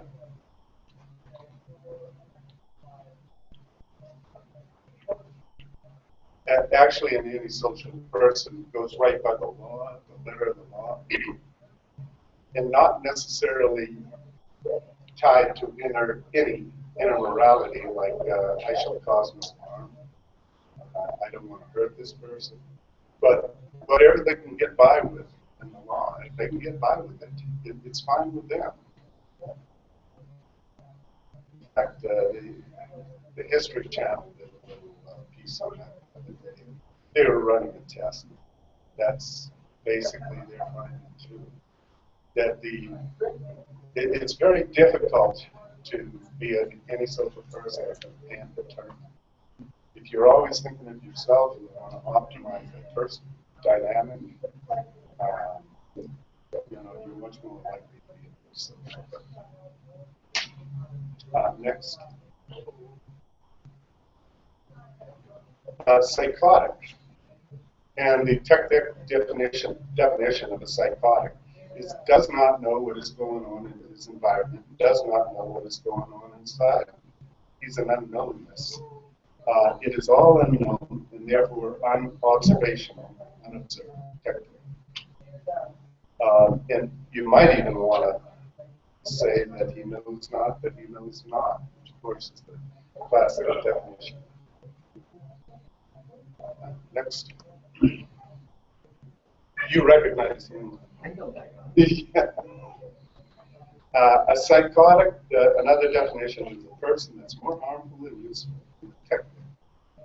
And psychotic in the tone scale, the book from SOS is 1.5 anger, 1.1 covert hostility, 0.5 apathy, or 0.1 pretended death. Next. A suppressive person is a person with certain behavior characteristics and who suppresses other people in his vicinity, and those people who suppresses them become PTS or potential trouble sources. That's from the technical. See, a person that's PTS isn't necessarily neurotic or psychotic or antisocial. He's just a person that roller coasters.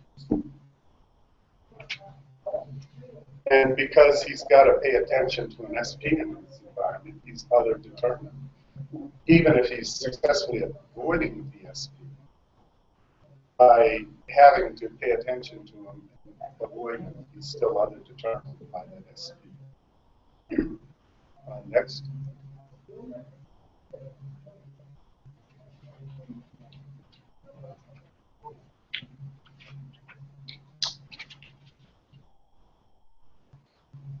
That's it. Antisocial personality. There are certain characteristics and mental attitudes which cause about 20% of a race to oppose violently any betterment activity or group. Such people are known to have antisocial tendencies from the technical dictionary. Now, these people could be called internet trolls. I mean, they're the dust devils of society. They don't all have to be Hitlers or serial killers. You can have little SPs as well as big SPs. The thing that keeps most SPs in line is the law. They don't want to get caught by the law. It's not that they don't want to hurt people, but that they really enjoy it. Okay, next.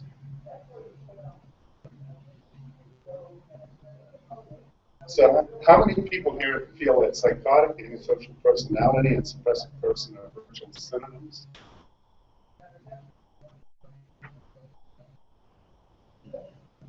A few, 4 or 5. Well, this is the result of my research in the PDSSP course and all the bulletins and the book of basics. That psychotic, antisocial personality, and suppressive person are synonyms for each other. In fact, if you read the book on the bulletin on psychosis, that's what they say right there. 20% of the people are screwed up and they're psychotic, and there's no difference between antisocial personality and psychotic. I never knew that. I was kind of surprised, but it pulled together a lot of ideas.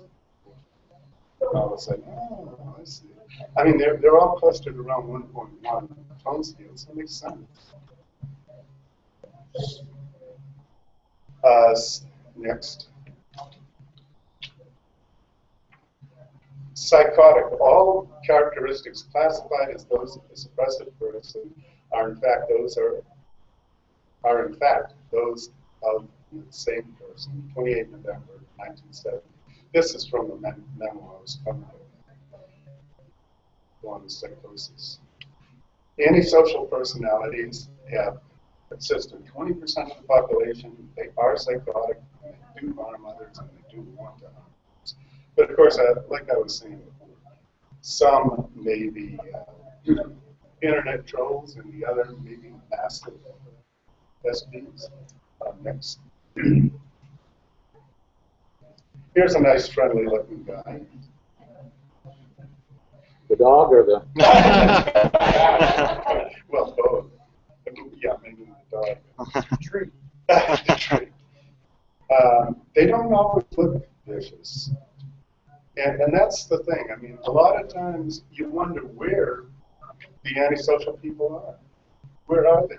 Well, I'm sure if you were Hitler's neighbor, it would take you a while to find out he was an antisocial person.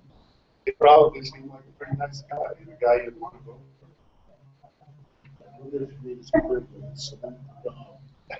So did the dog. All right, next. But they are known by their continuing overs. Next. An SP is known by its continuing overs. You see that continuing. Yeah. Next. Next.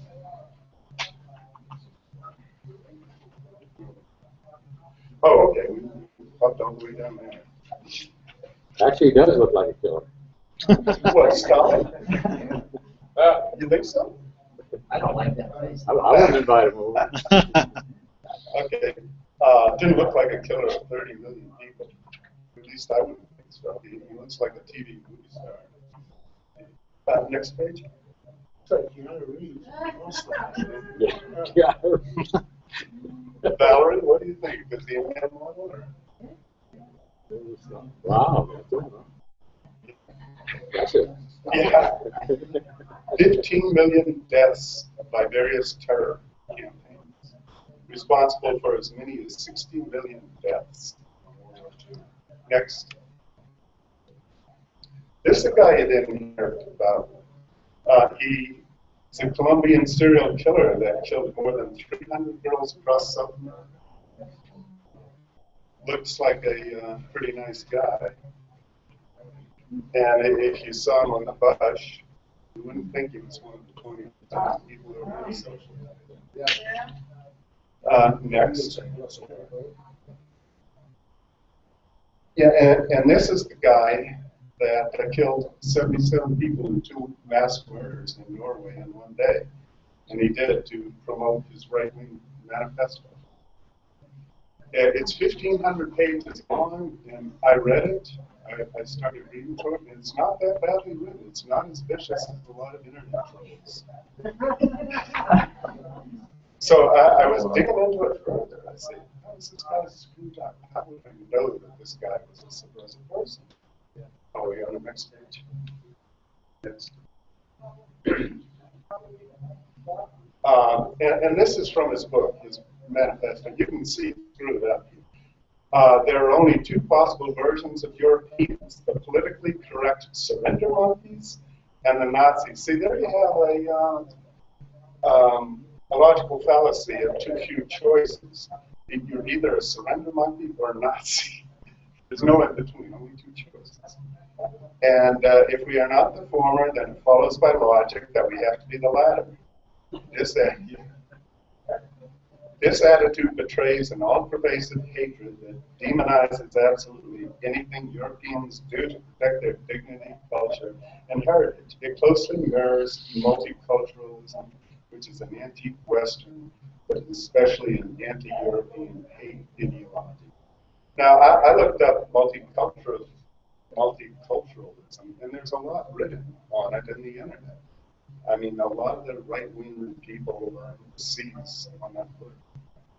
So if you want to do a study of the insane, the psychotic, look at that word. Next.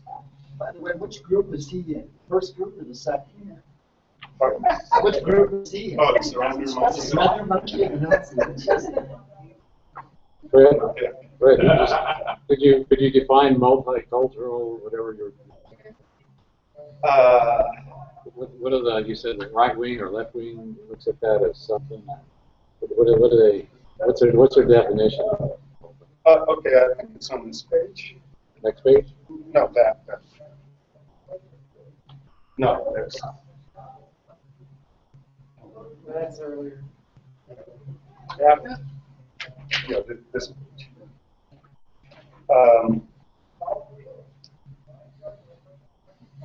It's coupled with the cultural school or offshoot of Marxism that conceives of culture as central to the legitimation of oppression, in addition to the economic factors that Karl Marx emphasized. Yeah, what does that mean? I know. I mean, I went blank. Yeah, well, this guy is confusing. You read his book, and you keep telling yourself, what does this mean? And you keep doing searches. Where's the definition of this? Well, can you make sanity out of insanity?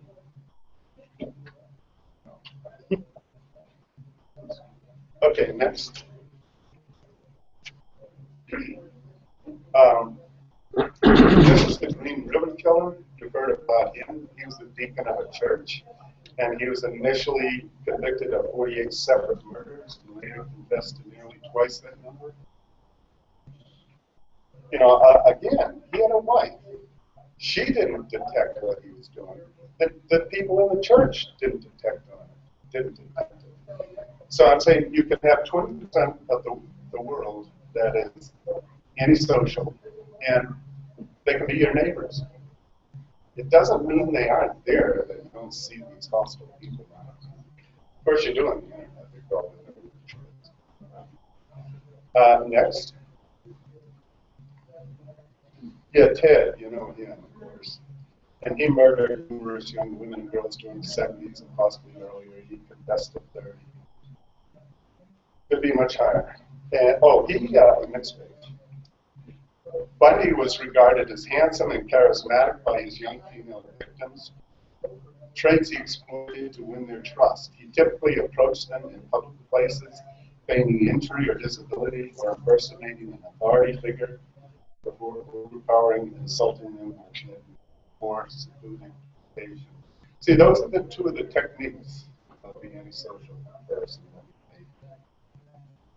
Feign being an authority figure of a feigned injury. They want you to help them. Help it, yeah. Using help to destroy. Yeah. Okay, next. Okay, you've seen this guy before. I mean, he's, I don't want to dwell on the antisocials too much, so why don't we just skip over to, there it is. This is also a word I came across in my recent studies, benevolent beings. And I believe it applies to him. It's not sympathy. Sympathy is kind of like what he was doing. He says, oh, poor me, help me out. But benevolent beingness is a pan-determined intent to have everybody survive across all dynamics. And it's the urge for survival of your family, your group, and mankind. So the sympathy is low in the tone chart. The benevolent beingness is way up. Okay, next. See these guys, huh? David Miscavige, his biggest crime is fraud and not exchange from most. Very similar to Bernie Madoff. Look the same, you know. Say eyes, you know. Say look. The same sad face. People said that they didn't see Madoff. They didn't see it coming when he ripped them off. His name was Madoff. What did Madoff? It was made up with their money. Hello. Didn't see it coming. That's why you've got to make these guys visible. You don't want to be blindsided by them. Just knowing that they're there and being able to see them, you don't have to bring them to justice, because justice really is a necessity for justice is continuing overs and you continuing crimes. You've got to prove the crimes. In a court of law, they won't do anything with a profile. You say, well, this guy's got the profile of an antisocial. So what? Keep it to yourself, and you'll be more powerful because of it. Don't just go off punishing everybody because they look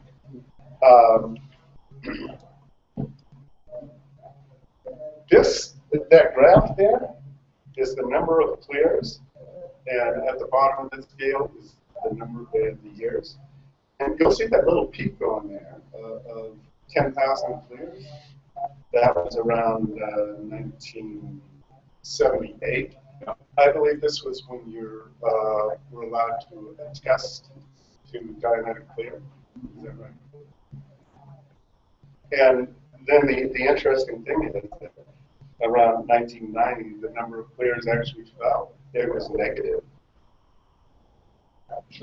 How do you get one clear?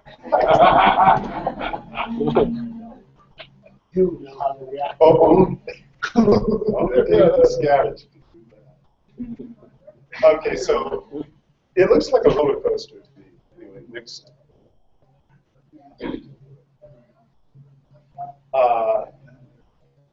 Antisocial personality. Not all are notorious killers.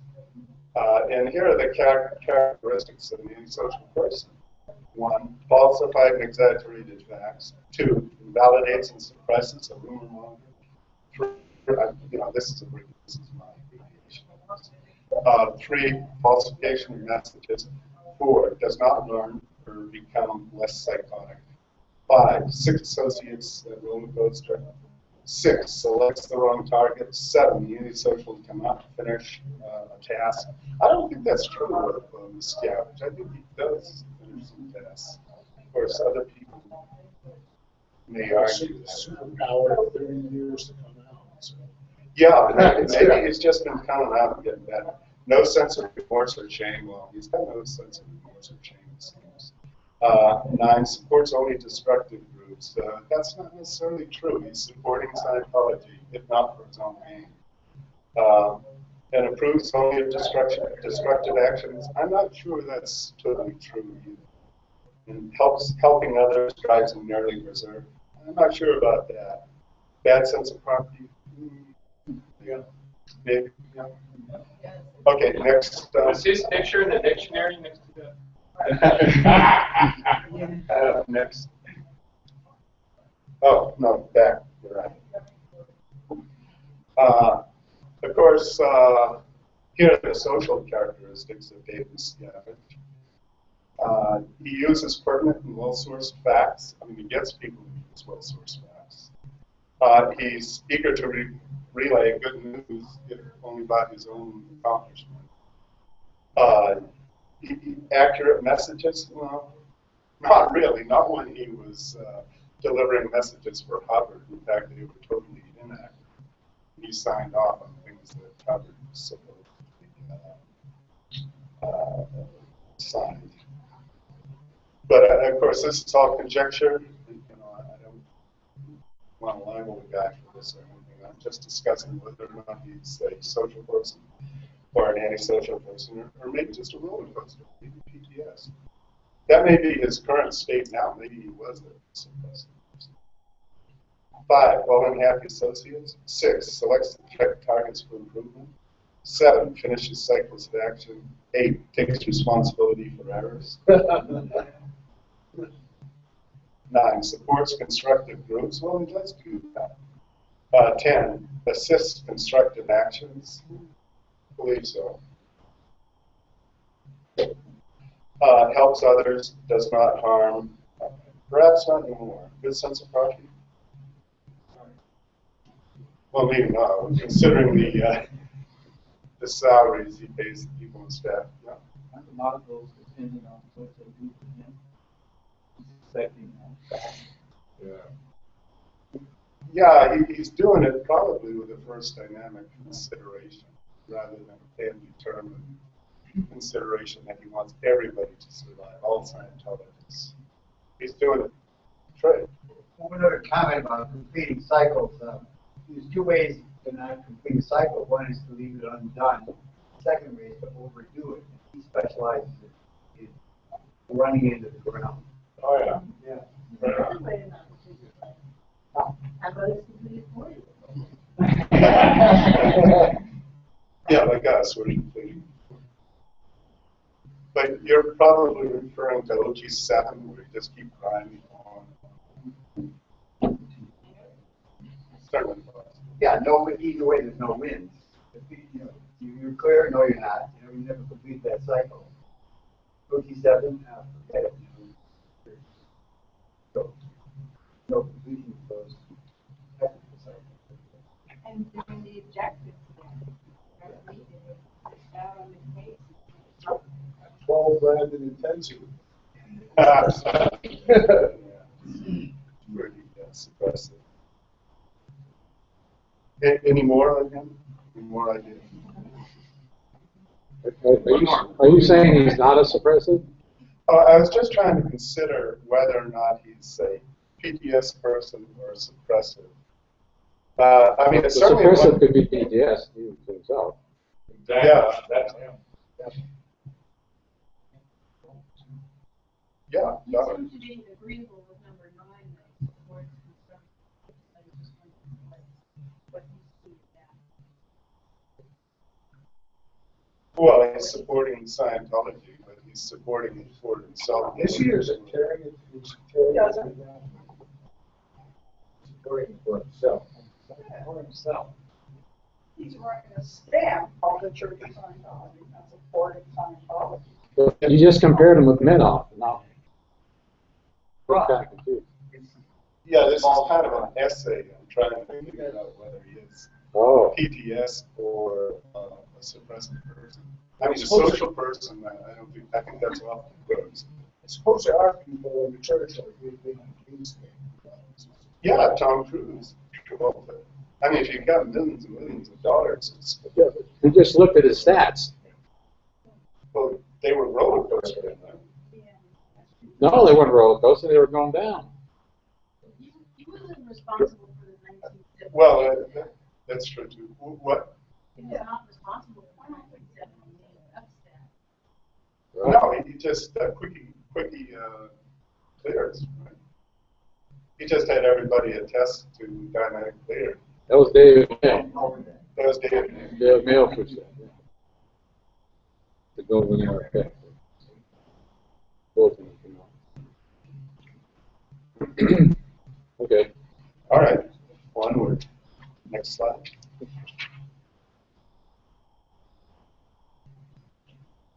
What is a PTS person? The first indicator of a potential trouble source is that the person is roller coastering, and that's really the only indicator of a PTS person, roller coasters. And this person is not self-determined, he's other-determined because he's influenced one way or the other by suppressive people, even if he's trying to disconnect them from them, he's still influenced by them. Next. The suppressive person here, of course, is the guy swinging the sword. And the PTS person is the one who just lost it. All illness in greater or lesser degree and all problems stem directly from PTS information. A PTS person is not psychotic, not an SP. Okay, next. PTS to the middle class. Socrates was 70 years old and he was forced to drink hemlock. His anti-democratic views had turned many in the city against him. And so even though he was a great teacher, they disagreed with him. And disagreement is one thing that causes people to become PTS to the middle class. Okay, next.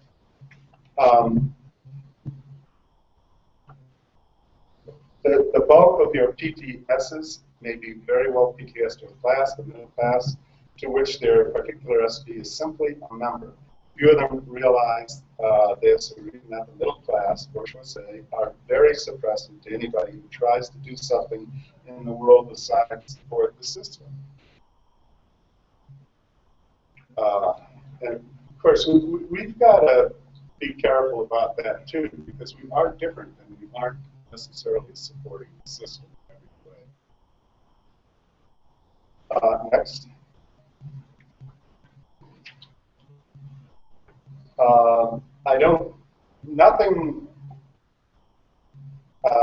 I'm showing a picture of the Jews before World War II, but nothing is meant to be derogatory about them. I'm just showing you how they looked different. And in fact, Hitler, from Mein Kampf, says that they looked different. They fight against one's own race, one's own nest and homeland, and it was senseless as it was incomprehensible. It was unnatural. See, they wanted something like Zionism, which meant they wanted to form their own state, even back then. And that got Hitler upset. Next.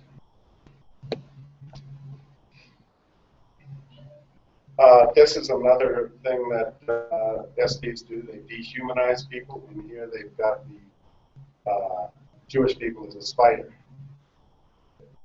They were not on the same treadmill as everybody else. Hitler from Mein Kampf felt that they weren't water-loving people. They were undermining the rights.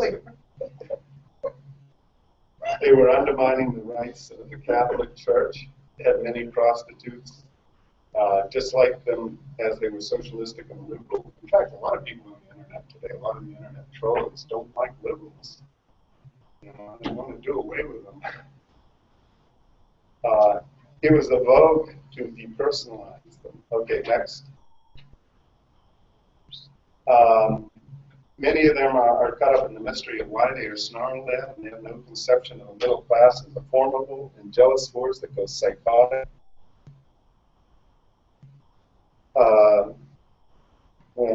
When it feels anybody may get away from the treadmill and threaten their uneasy and doomed lives.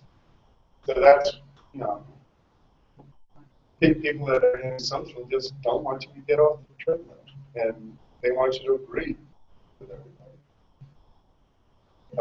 Next.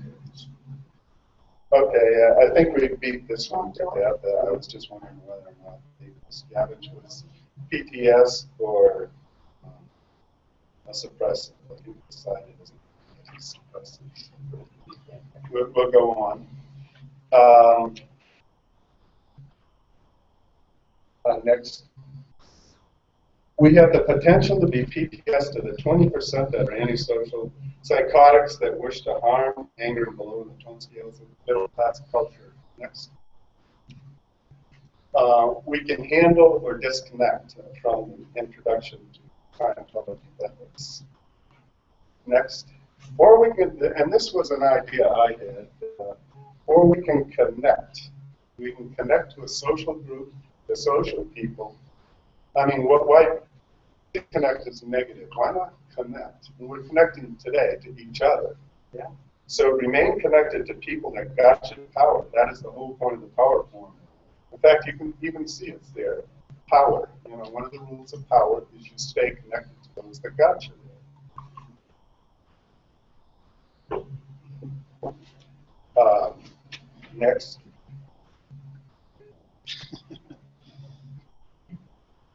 The condition of enemy. Find out who you are. Are you food for the tiger? I don't want to be food for the tiger. Yes, please. Next.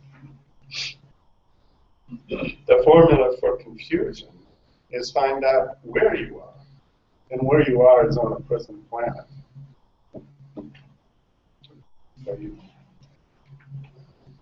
Okay, next.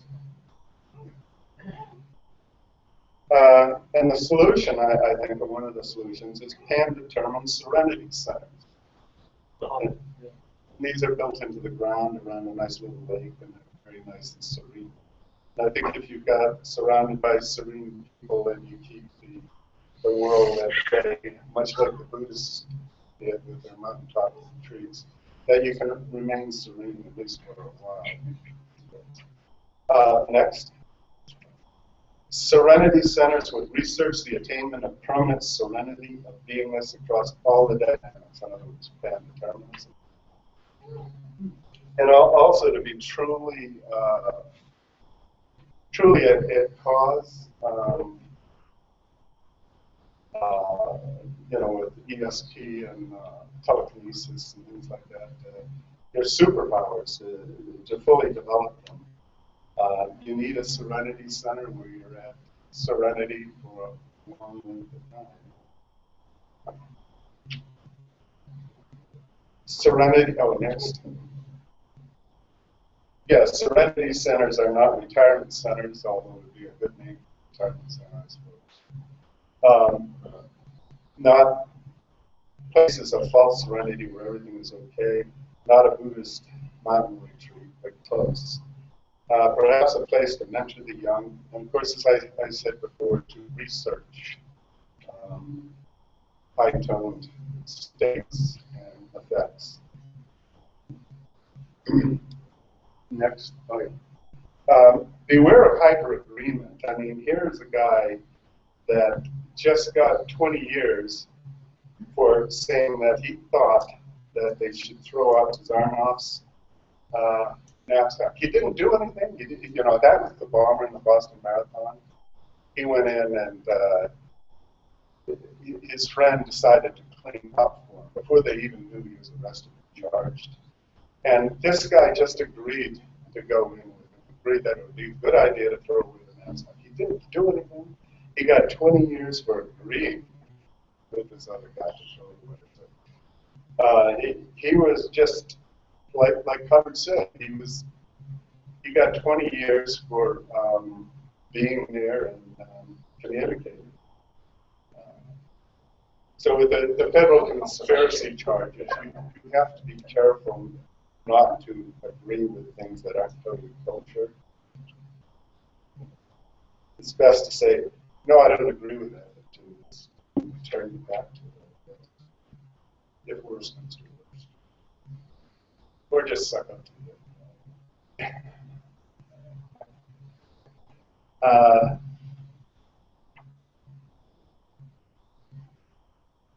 Okay, here I talk about it a little more. I mean, I've got some things I can talk about tomorrow, so if you want to get more about it. So let's flip over this.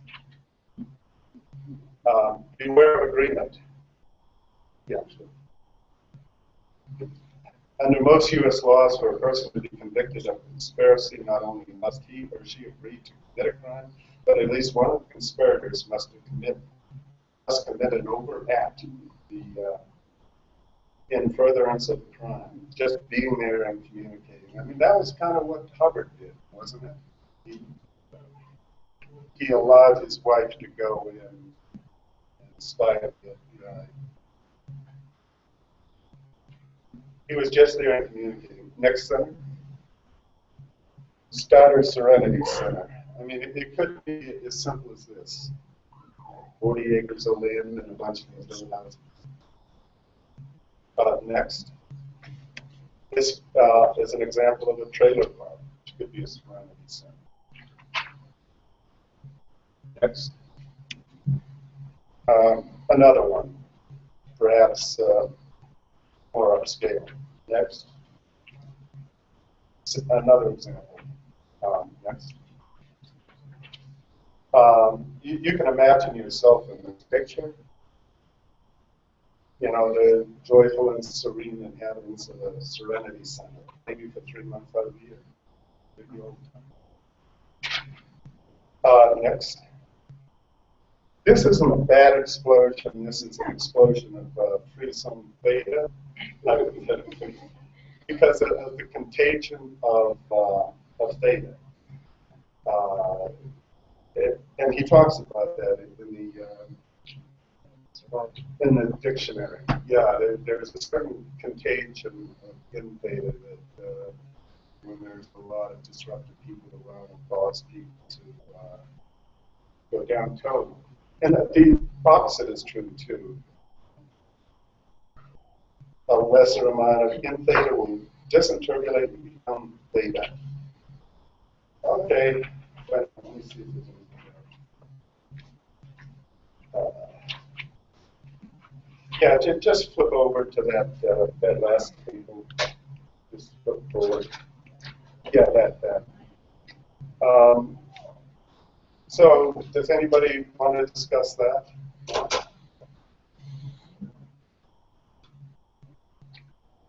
I like it.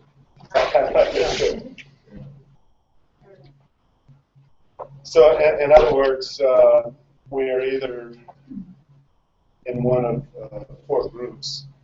We are either psychotic, neurotic, determined, or messed clear. Unless we're and determined and MT. I guess that's a good category. You have a question? Yeah. I'm thinking that the reference is called ethics. It's green on white. Where he talks about the insane having a generalization on stop, wanting to stop. And he said when they get a specific stop, such as stop one thing, then it gets generalized into more things. When he says when it hits stopping things that help, we have now got somebody who is considered suppressive. That suppressive is a category of psychotic, that all psychotic, or somebody who has some psychotic tendencies, don't necessarily make them antisocial or suppressive or whatever. That is, when they stop help, then that qualifies them as being suppressive, just to differentiate between the suppressive and psychotic. They are synonymous to a sense. I would call them virtual synonyms. But they're definitely overlapping, or, you know, in a Venn diagram, the bigger proportion would be covered by both.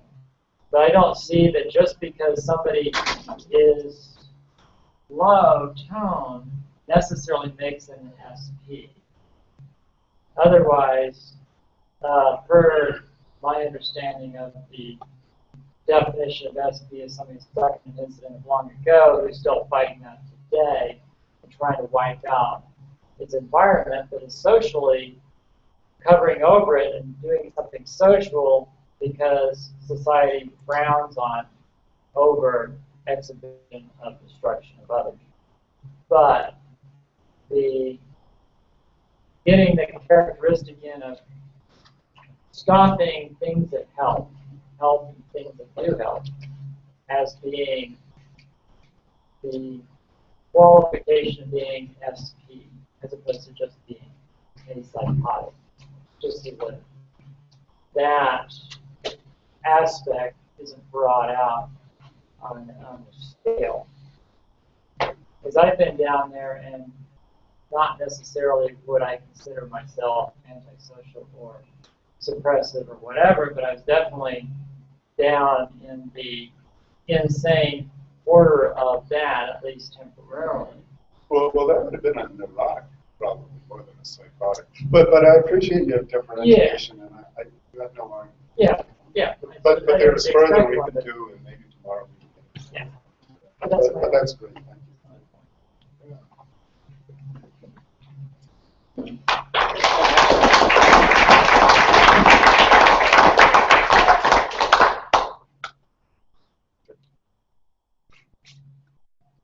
Thank you, Fred.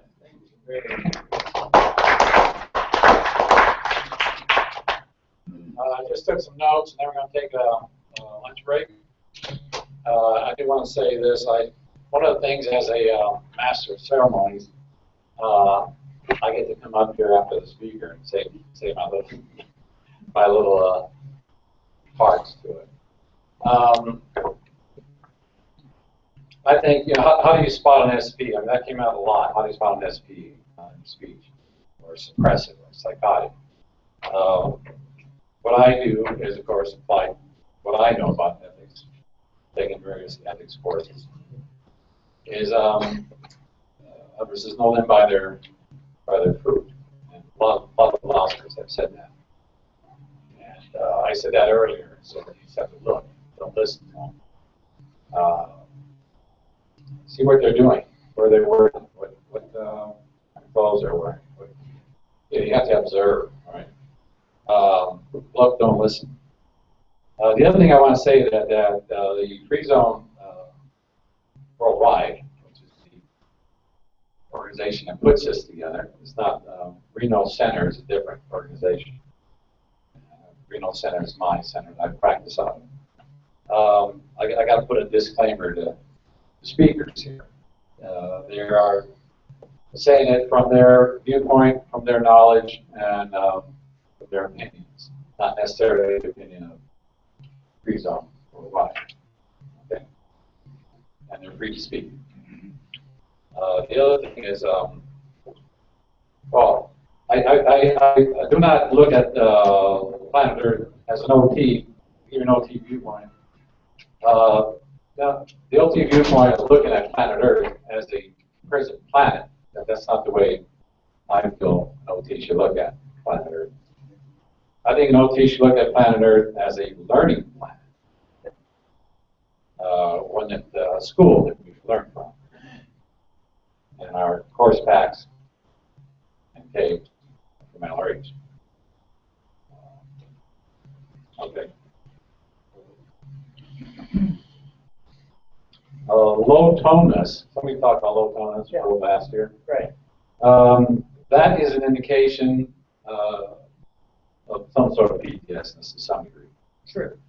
Right. Not necessarily SP. they're SPs. Correct. Granted. Same with a psychotic person. It could be yes, right. But also, a psychotic person could be PTSD themselves and suppressing themselves. You know, right. Why do they keep taking meth? Pushing them to do that. Okay. Anybody else have any questions before we end off for lunch? Right. I just want to second or actually third a point that both you and Scott made about. I don't regret my experience in the Church of Scientology. I know I certainly don't. I mean, we learned a lot of things and changed our minds since then a lot. These were big stepping stones for us. You mean as staff? As staff, or my experience was almost entirely as staff. But as public, they're all just like everything else in life. They still learn about. It was a lot of enlightenment we had experience. It was part of the road that got us to where we are right now. And looking at people who are staff members now in the church, I think that we should understand that we're just at a different point. What year were you in staff? From 79 to 85. Right. I have learned through, this is the 13th convention. I talked to a lot of people on the phone and come over, and statistically, people that came in under the LRH orgs and so forth always told me that they had a great experience and they're glad they were in this year. They're glad they were doing stuff. It was after the 80s, the Miscavige regime, where I started hearing that I wish I never was in that, stuff like that. But I think that regretting any part of it, sort of a disassociation with your own choices and your own experiences. Most people take responsibility for it and say, all right, I learned what I learned. I'm in this free zone now, and I'm ready to go on. Anybody else have a question? Just a comment on that. You said, look at their fruits, their products, which is absolutely valid. And then you said some other thing that you said, very well. It might be the wolf in sheep's clothing is all I want to add to that. Look at how NSB. Right. They could be wearing a nice suit like I'm wearing today. So you can't judge by the color, cover of the book or whatever. No, you have to look at what their stats, and the stats I've seen up here, clears and stats going down. If you put a ruler when he came in, it's definitely a down stat. Clears. Downtrend. Downtrend, definitely a downtrend. The reports I got, these are pretty clear to me. He's an SPR. Anyway, anybody else? Well, I thought it was an interesting insight what Fred said, is that an antisocial personality will insist on the letter of the law. Because a law is a rule, and a rule is a barrier as far as an antisocial personality is mostly interested in barriers which stop things. So I would say that that actually applies quite a lot to Miscavige, because when you get these very militant person, they will insist on the letter of the law, even though what they're asserting doesn't necessarily fit the situation they're applying it to. So there's no judgment. Judgment goes out. And most of this person's judgment that's doing it is completely discounted. And it's a big confusion between being standard and being rote. So you follow the letter of the law, then you're right, because you're rote, but you're wrong. Yeah, well, that's the outcome. Is there actually judgment? Right. It's the outcome. Someone came to me and said, "Oh, your committee of evidence we did on you, the outcome is going to tell if we were right or wrong." So, were they right or wrong? They're wrong, because I'm standing here. Freezone. That brings to note, he is going to talk about internet trolls. I think that's a very good topic, as the evolution of the expand, or has potential of expansion with the internet, because people can put things in blogs that turn up in search engines years and years down the line that aren't factual, that aren't true. They're couched in colorations that degrade whoever they're talking about, and yet it's there. So the unsuspecting searcher, the search engine user, can fall upon that, and that can influence them, especially when they're not in a elevated process.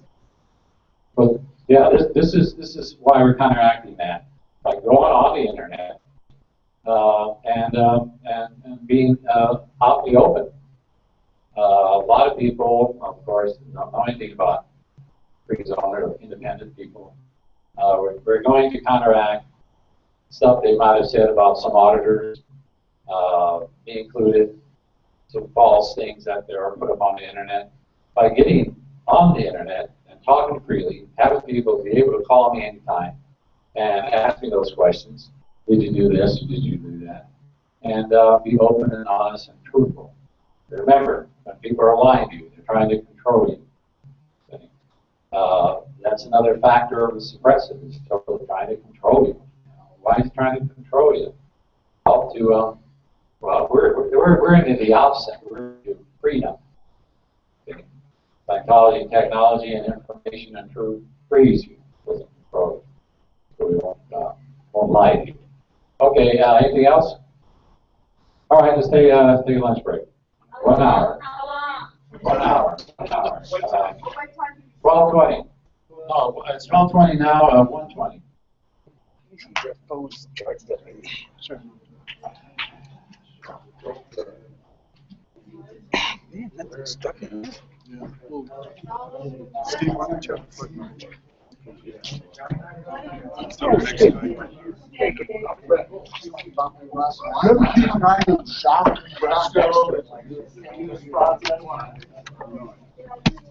Yeah, something similar. Use to write things out. Okay. Brett, can we borrow the USB key again to do a transfer? Oh, sure.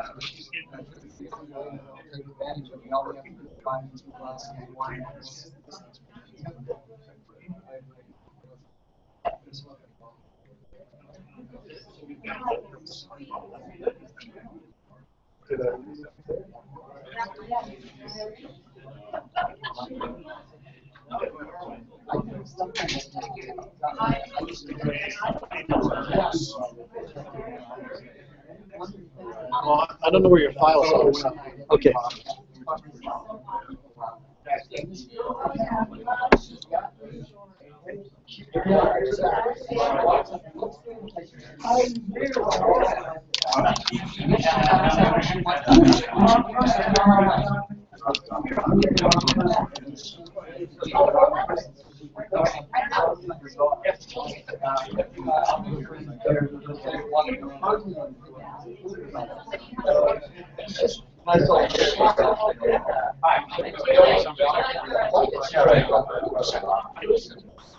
So yeah, where are you from?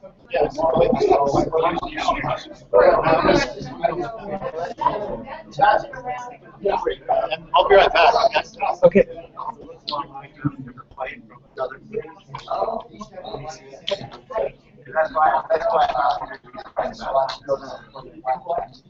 Yeah.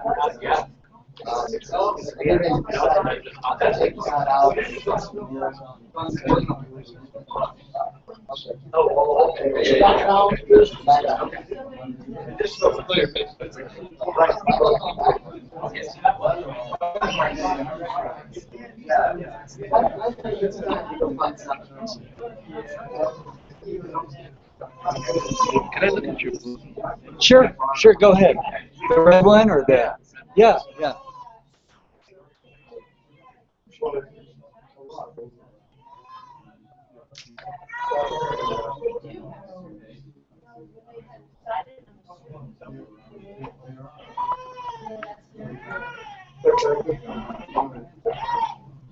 And if I talk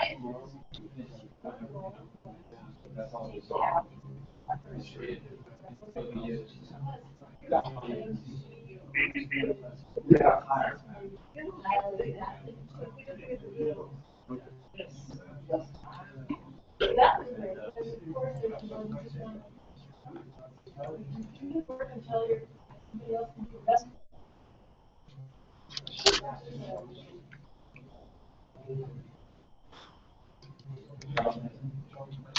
The kind of shooting and doing jobs, you do watch. Oh, yeah. The shark or something. Yeah. Yeah. You know, it was it was Yeah. Did you ever see those red wires? They weren't detected. They was one of was processed. Oh. Yeah, and it was just processed and had other processes. Are you talking about the expanded grades reference pack? This was like, when you look at it, From the 90s or earlier? I think it was like maybe around, More like that? yeah, because Ron was, it was a project. Uh-huh. And when he got through, he said, there you have all the process stuff, so they used them. But Okay. They looked like tech volume. Oh. They were auditing the series. Oh, okay. And there was 4 of them. Okay. And I counted the packets from ARC straight wire to the last process on 24. Uh-huh. 168 pages process. Oh. And that was supposed to be all of them. That's a lot. There are tons of processes. I got to go to the Higher up you go on that. Yeah. But I'm like, I wanted to get, Tommy Thompson has it. Oh, he did. Yeah. I'll bet Ray has a version of that too. Are you staying in here? Who's staying in? I am. You are? Yeah. Writing the $5 car, $5. Keeping the $5.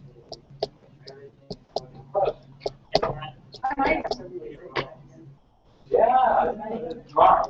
Yeah. With their car is not Very good. Yeah.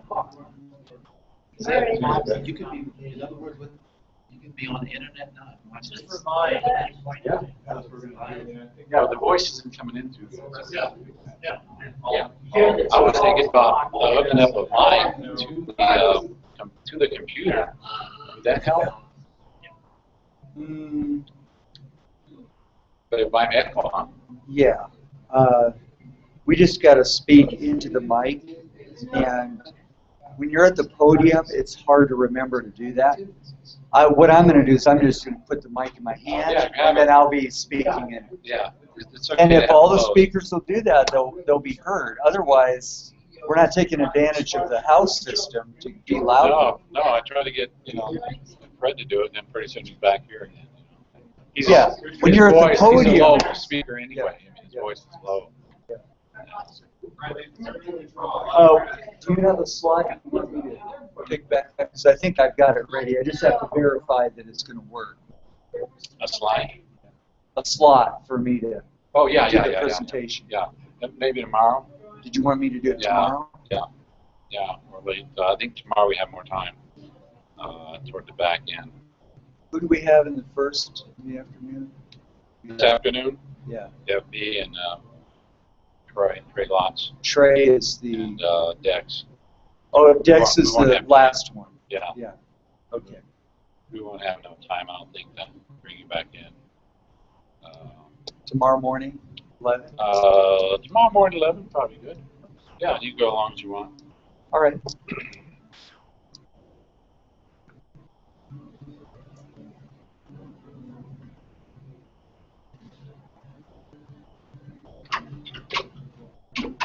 See? Michael, okay. Go ahead. Michael, you on this side? No more in the morning. Okay, no more over. Thanks.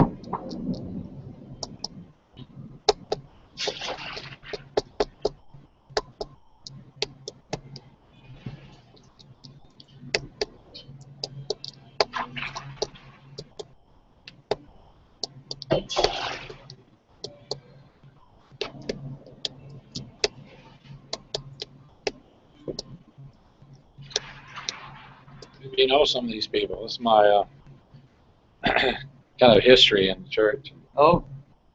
And out of the church. Uh-huh.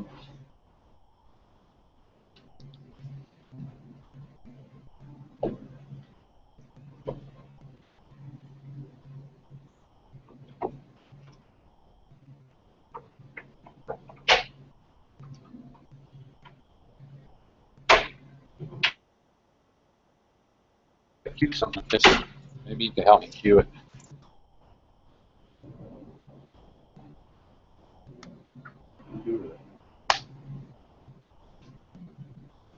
I'll wait till he gets back.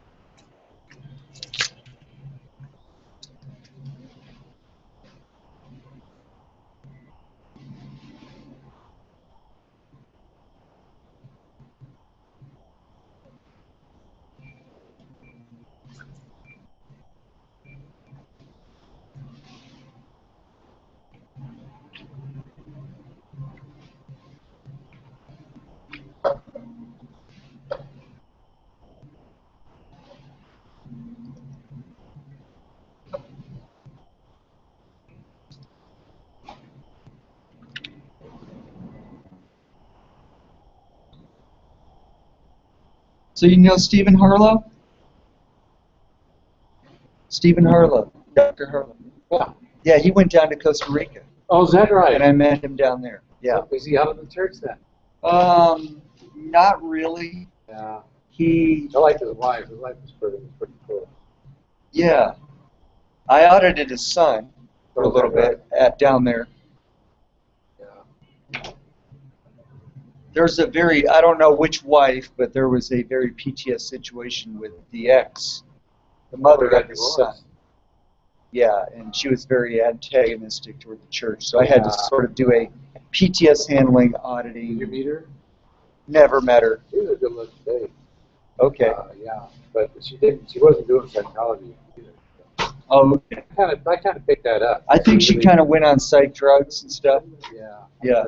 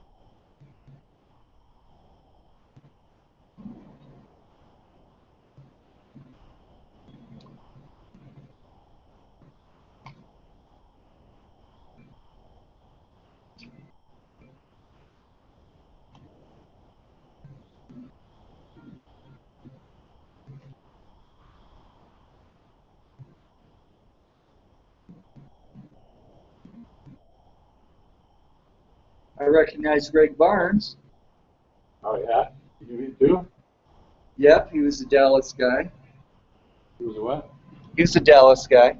Is that right? Well, about what year is this? That's 90s. 90s? 90s, mid-90s, I think. Put in the 90s. That must, he came out, he actually didn't come out until 99 or 2000. Yeah, it was around there, yeah. That's when he just got out of the Yeah, church. that's when he just got out. Found out about knots, the 6 months checks and stuff like that. Yeah, I got tired of that. And so we checked him out, and he was done. They wouldn't let him attest. Oh, okay. You know? Okay, So we got him through that. And this guy looks familiar too. That's his buddy. I don't know. He'll do whatever. From Dallas, Yeah. right? A mission holder? Did he mention being a I think so. Gary? We got him through too. We got him also through knots. Okay.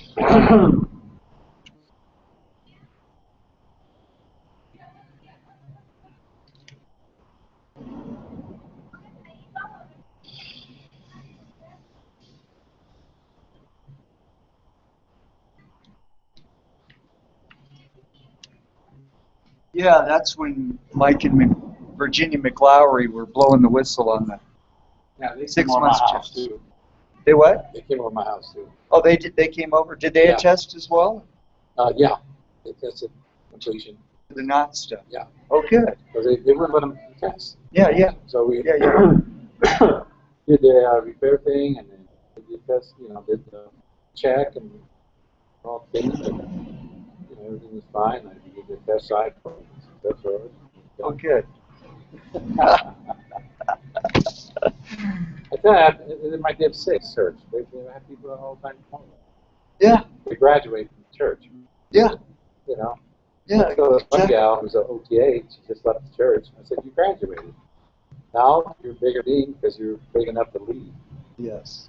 Yeah. Oh, man, she line charged. That's such a right indication, isn't it? Yeah. Yeah. And then she said, here she's okay. She goes, I read this stuff on power. I always wanted power. Did I have it? And I said, of course. So I ran power on it. I got her success story upstairs. I'll show it to you. Oh, man, 2 pages. Wow. Yeah. Wow. Just a win on power. Power is awesome. Yeah. And it's pretty much unlimited. It's just like She goes, I want to do superpower. Uh-huh.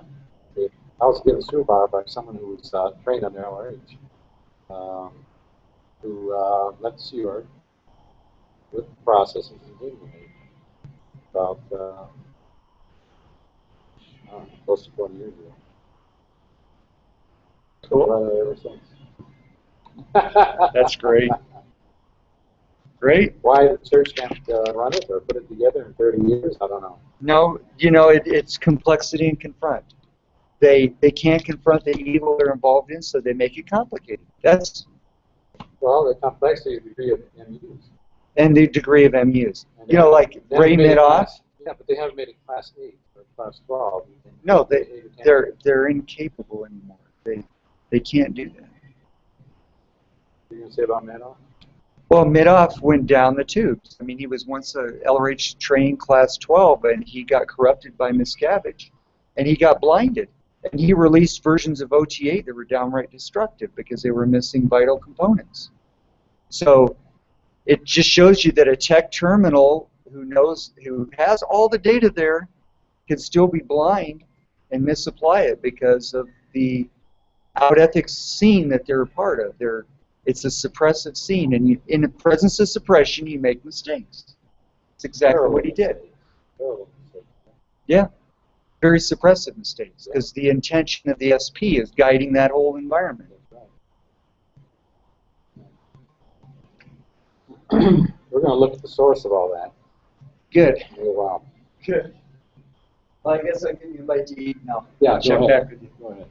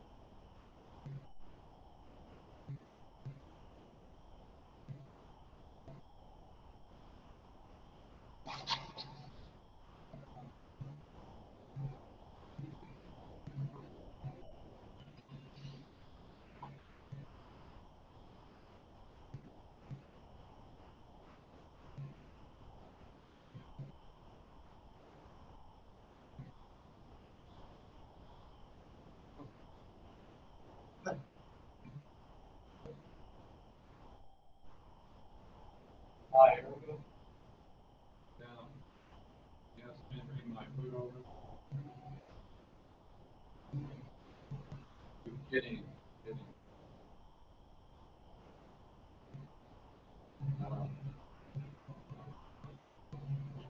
You guys any gear?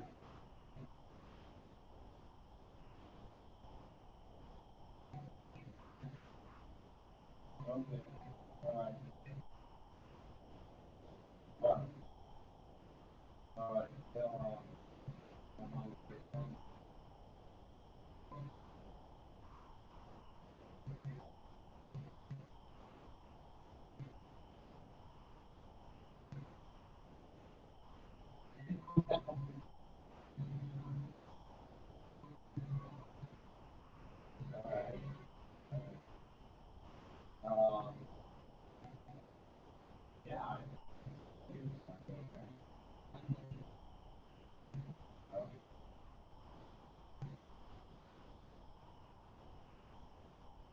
How far did you guys go?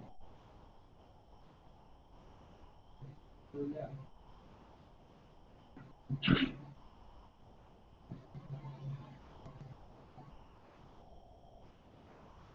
Oh, okay.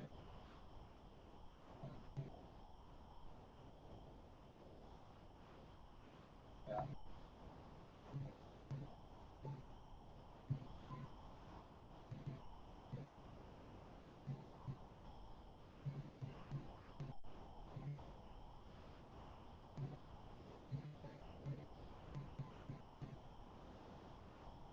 Yeah.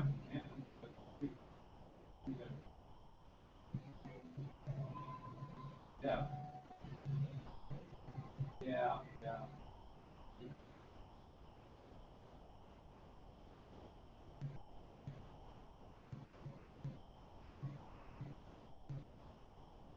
Okay. I'll do that.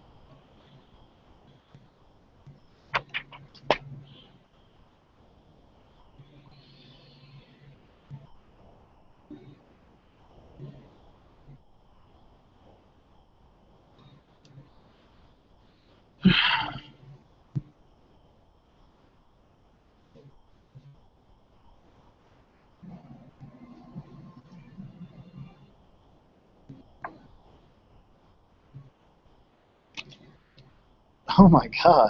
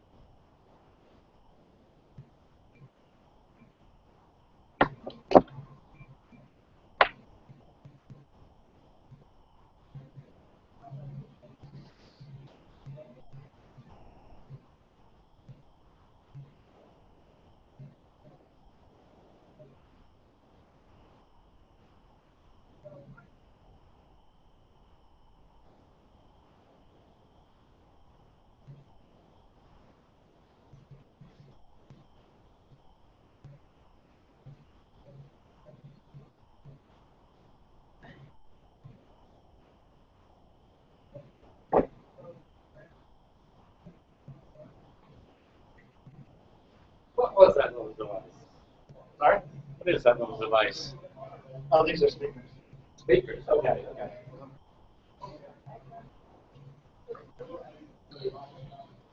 Don't need wires anymore, that's. Right.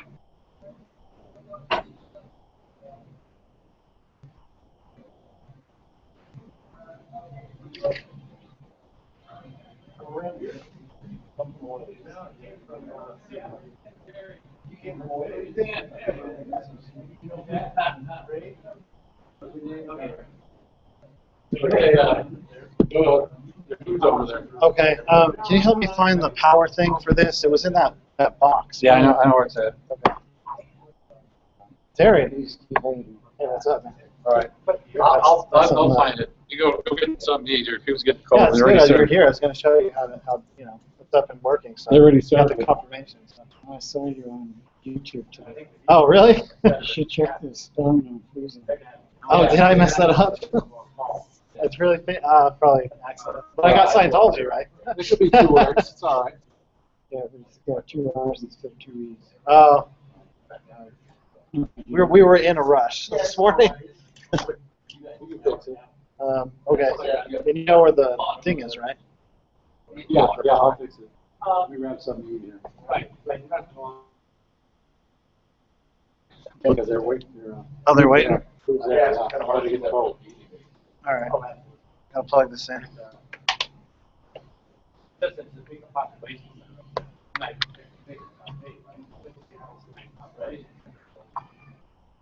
I can also see that's a work of the cell. Place where people go. This is so intense. I didn't have Freezone places. That's kind of nice. I lived here for about a year, and the Ray was about Oh. I got a bunch of stuff here when I was here. Yeah, how Sacramento. Seemed like radical and groups here and there.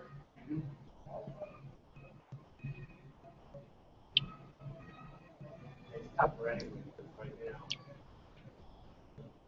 Got to go and get some bad TRW. Yeah. Yeah, so that's so the problem. Yeah, and then people are going to say, Which is a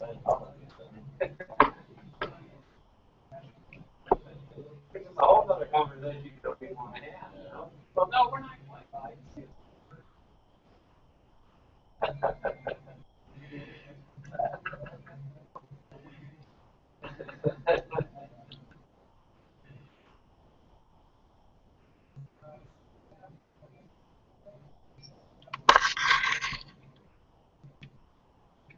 Ray, did you get that stuff sorted out?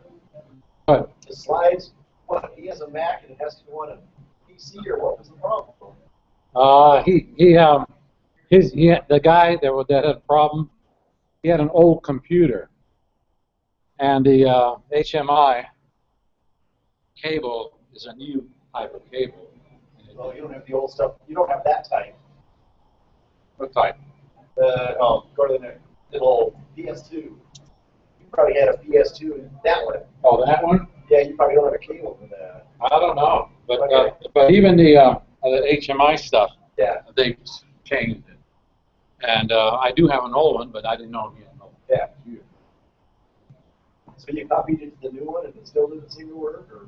Yeah, it didn't seem to work. No. But then I think he got it. Okay. So it was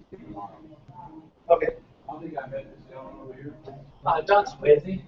Hello, Ray. We haven't met before. It's been a long time. Probably over a year once, and then probably over a voice.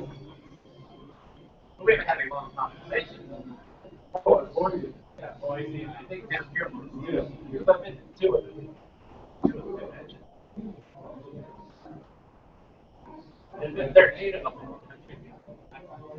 People, why we can remember this particular one.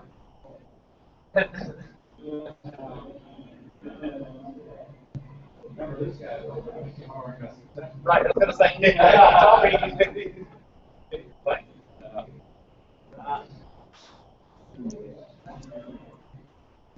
Excuse me here. I'm going to grab a mic. Sure.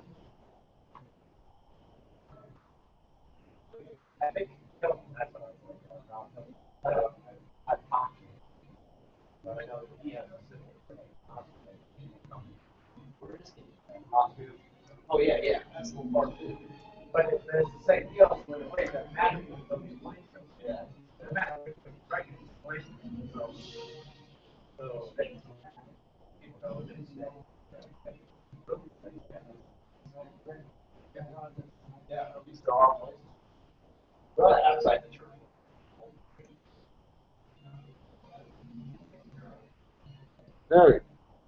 Terry.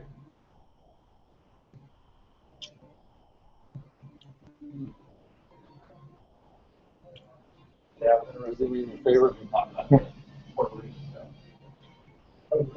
going to be speaking there. You might be right. You're going to be talking about stuff that's been on in back in the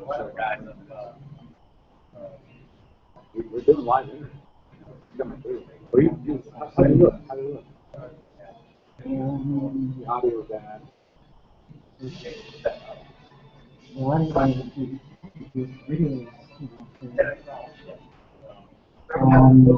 it's always set up if people ask questions. If you don't know what they're saying, so Yeah, I try to repeat the question. that's what Cody did, Kevin Throw on his.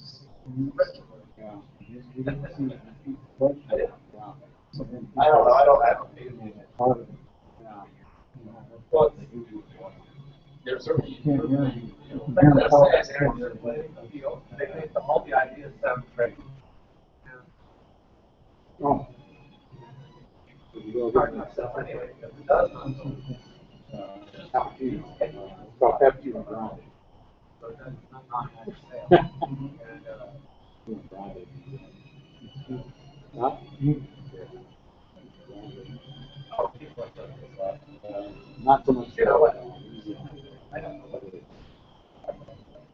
Yeah. Find you need something and buy yourself something. Oh, Where's the coffee house? Oh, you go right downstairs. Right under us. I'm sorry, go ahead. I got It's cold. no, I was probably going to stop in the war again. It's right under us. So you go downstairs and just keep crowding right through that bar. Okay.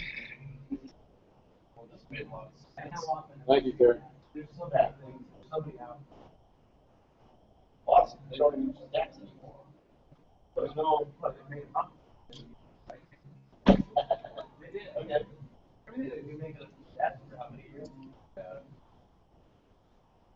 Well, they're always up there everywhere, right? I mean, it's how hard it's just to figure out. If stats are 4x, 10x, 8x, 20x, 12x, for as far back in time as I can remember. Somebody's lying about the stats.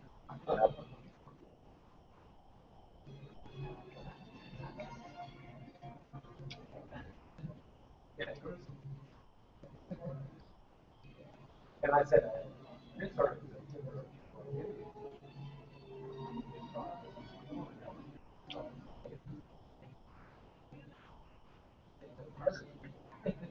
only if you're more or less a diehard. But if you're new and a wobbly, but some of these people here are new and we're not involved.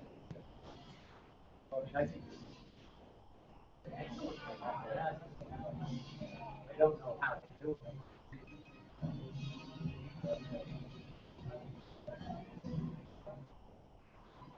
Initially, I see that as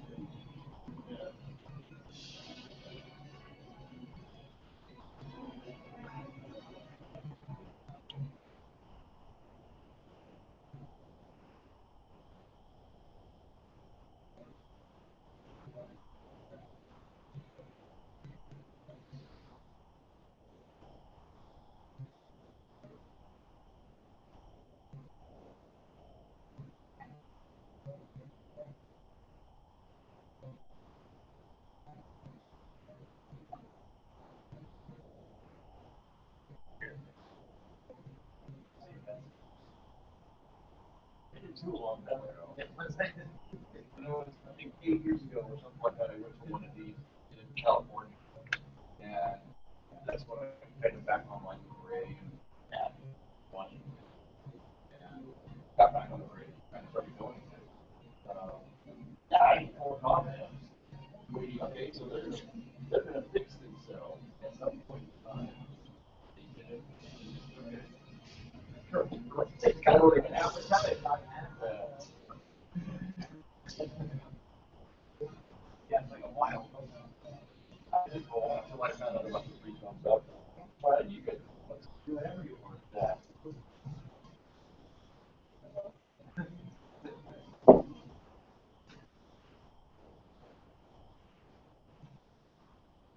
Hello. We saw you watching fireworks on the Really? and we're honking and we're like, run, run, and you looked up, you turned around, and you saw the truck, and you turned back around. I was like, oh, no. You were in a truck. Yes. Well, I expected you to be in the Viz, so. I overlaid on that. It was a great fireworks. Yeah. I showed up, I had to get something on my car, and I showed up exactly. We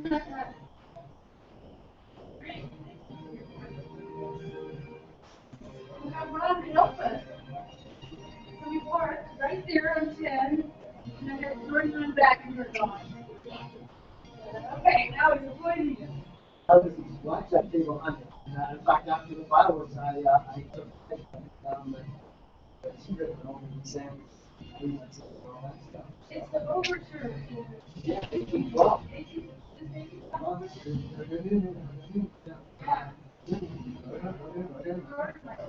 Yeah, this is classic. You wouldn't know it was going to end up like this.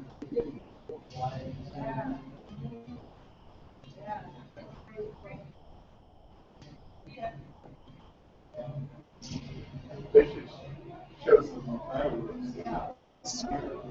Yeah, oh yeah, I mean, they do that. A lot of 4th of July fireworks displays around the country, they play the overture. I mean, obviously, by that end. And if they can choreograph the shooting of the things exactly in time with music, and I've seen that on video, wow. Field transplanted 200 years ago. That's what it was about.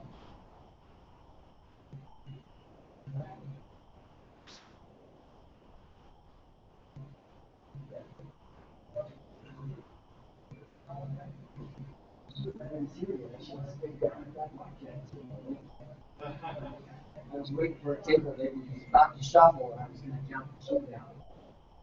And, always rhyme in a hurry to get in, then 2 new people show up, they got to make change, got to check the right view. Guy brings in a batch of new chips, so that stops the game. It's not SP, but it's bad timing. I take responsibility for the time that I showed up. Well, you get in after the shoe, I didn't hear that. Say that again. You get in after the shoe is completed itself. Oh. Say that again. You found I keep a point count of 10s, aces, and 5s. For a whole shoe, then there's several things. Yeah, doesn't matter. It's still one number. We're down and 2 numbers in my head for the aces. Another number, aces. For me, it does. In the olden days, it was when people used to count aces on their feet and do all those weird shit on the table. So in some casinos, they got so paranoid that the security guys would come on down and they would watch people that would actually screw with the camera. These folks are bad people. They're going to win a whole $100 here. Give them a ticket to the show. Well, the MIT team was a older job. I did that. They weren't the first to buy a lock shop, but they had casinos that thought team play was now they found ways to combat it. But then these guys started those around the area. That's where you make your money. That's also where you lose your money real fast. If you lose those splits and double downs, wow. So you're out. But if you win, yeah. I have enough where I come in the first base because the cards are not random. Once I can often find when there's going to be a lot of 10s. So I want to get that first 10. And if there's few enough players at the table, the odds are it'll come around 10. That happened today just before lunch. Players went down, there was 3 of us, and sure enough, 3 hands in a row, I had 20s now. 4 hands in a row, I had 20s. The dealer had 20s on 2 of us. Yeah. That's what it is. Yeah. The dealer's average hand has gone from 18.23 to about almost 19. And they're not cheating. The dealer's average hand used to be 18.23. So-called random cards. Now with the way they shuffle the cards, with the machines, dealers to about 18.8. That's a significant. It's due to the fact that the cards are being shuffled legally, but they're not random. They're coming out in batches, highs and lows in batches. Players don't know that. So they say, well, I should play by the book. Well, the book is written assuming you have real cards. So that's why the house now often single cell books and card counts are not afraid of it. If you're sitting at $100 table, they'll keep a watch on you. I have a friend bought my blackjack software that's $100 to $400 a hand, and they watch him, but he's counting, but he's doing so many other things. They think he's a lucky man. And so they fly him from Dallas over to Louisiana, and they fly him out to Vegas, and give him 3 rooms, a spa for his wife, and they've got records on him. And he made a couple of huge losses, but overall net he's up $18,000. And they're just waiting for the luck to finally catch up to him. So they have to run the money.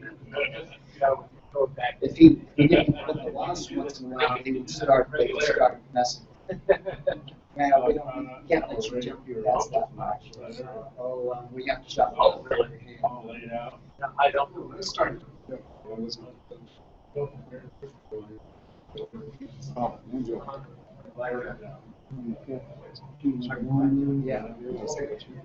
Yeah. He was betting $120 a hand.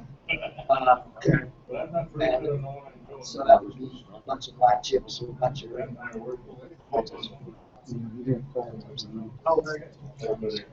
Well, there you go. And that's part of it. That's why the groups are free. I've always remembered the $45 bottle of Dex Dark. Did Brian come? Yeah, he was on it. You don't have Dex Dark, do you? She says, yeah, I'll take it. Get it. It's borrowed. 10 feet from me. I could have walked over there. $5, got the bottle, but I didn't. I waited for her for 20 minutes, and the game went sour. And I stayed in the game. I should have activated the table and waited for her. I didn't. But I lost $40 at that table, and then I tipped her 5. So I got $3 $400. Oh, yes. I was up here with a friend. He lost probably 1,000 3 rings. Yes. I watched in Tahoe, these 2 mid-20s guys, thinking if there's some study cowboy dudes come in, $1,000 a piece. New deal, cleavage down to here. One of them working with Jack Daniels. We don't have Black Jack Daniels. The pit boss heard that and yelled at her. You will find Black Jack Daniels. I don't care if you have to want to say Black Daniels. She comes back 30 minutes later, who knows what she did, but He said, and then 2 hours they had lost 1,000 because of that blackjack game. It's seductive in a way to look at your players up, but at the same time, players know. You notice thing about this place, right? Casinos, it's designed to totally throw your anger points. Oh, of course. Yeah. The Imperial Palace in Vegas used to have these mirrors in the corner. You think that's the next thing you're up against the wall, literally. Yeah.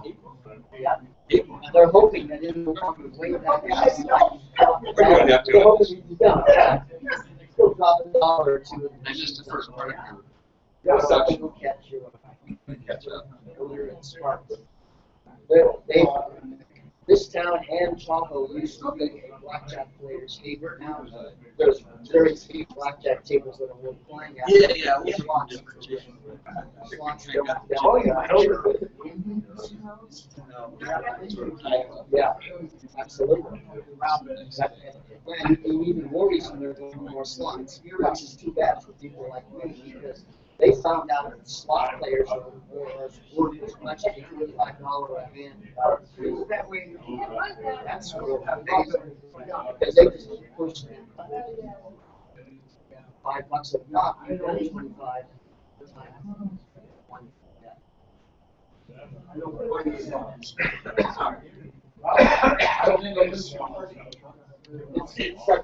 Even the one that says 135% payback, that's if you bet 10 coins or 20 coins. A million slips, you might get that 135%. Over the short haul, they're going to run out of We start again in 5 minutes.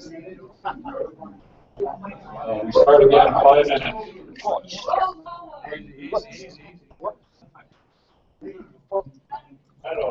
How are you?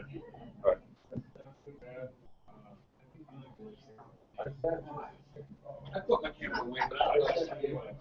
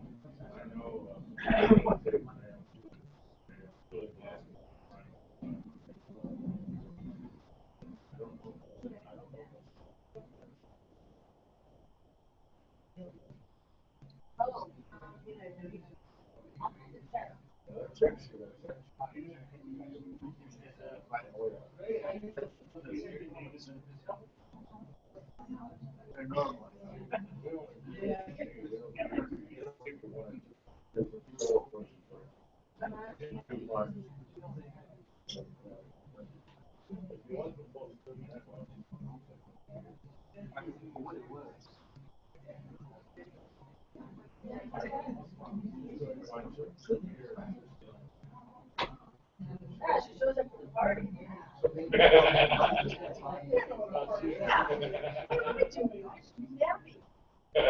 That's not anyway. Yeah, but it's an Halloween.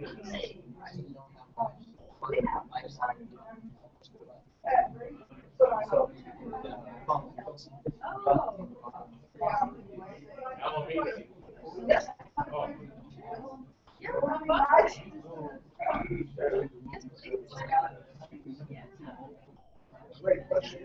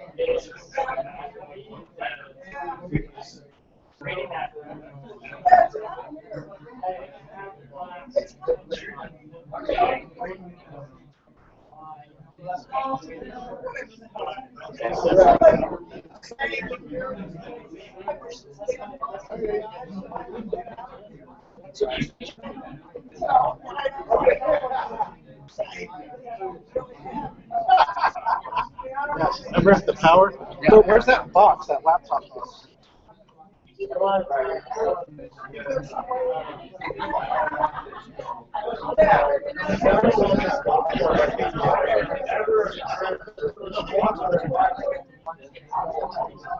Right, yeah, exactly.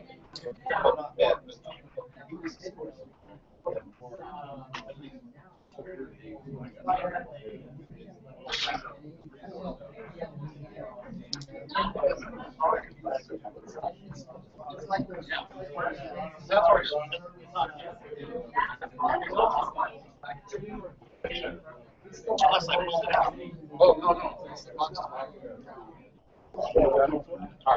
No, I don't. I don't know what's going on. I'm trying to handle something else.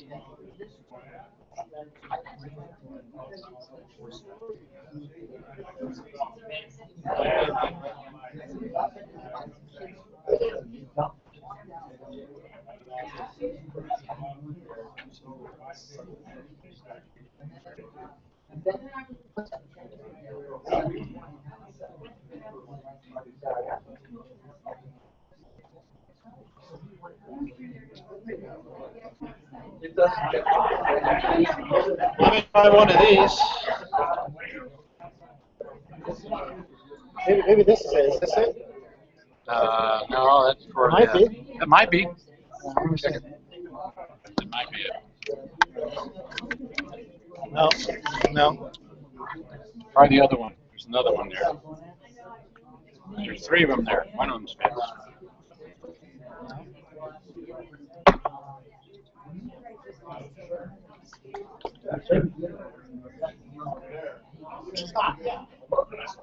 There, big yellow HF. I compare LRH like Steve Jobs. Sometimes you Can't find it. Just run it through the speaker here. animation. Turn it up. Type of style of animation. We do all that stuff. First off, just like LRH Rotterdam didn't do it himself. Go to me. And it's like That's it. it's a jerk. But yeah, but I mean, do not use your smartphone because Steve Jobs is a jerk.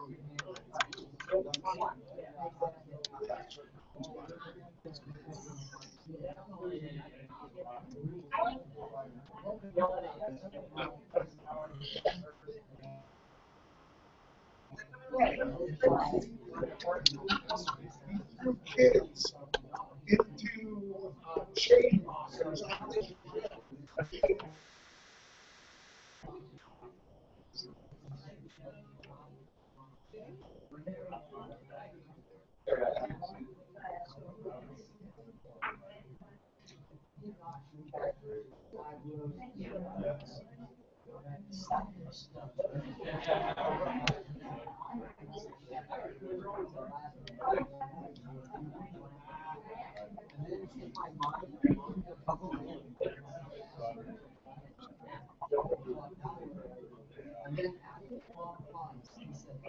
You're good to go. Well, I had those on. You turn them off. No. If they're not getting any juice, turn them off. Okay, can I have your attention? Please close the door, Erica. I'm going to start. First of all, I want everybody to turn off their cell phones. please. So we don't get any interference in the Wi-Fi, internet. Also, no photos. You got away with it because I was your husband up here. No audio recordings. You see it all on YouTube. What we're going to do is we're showing this live. I'm going to videotape some of it and put that on also. Maybe get better quality. I heard that quality is not that great. Maybe next year we'll improve, which we will. We got to remind you that we don't do this every day or every week. We do this. This is our first time out as far as the internet, so it's a learning thing. We are not professionals at what we're doing here, but we do the best we can. All right. I speak in front of audience rarely. I love to do it.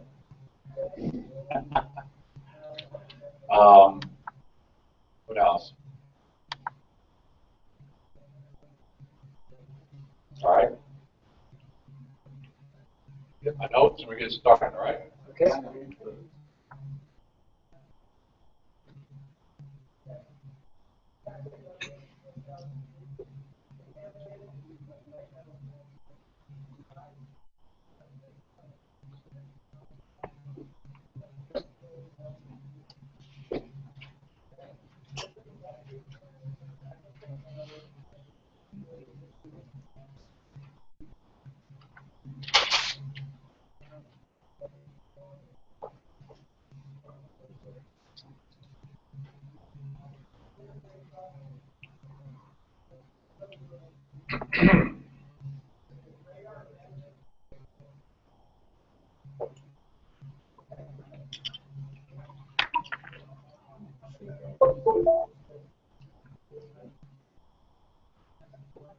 Shut off, honey.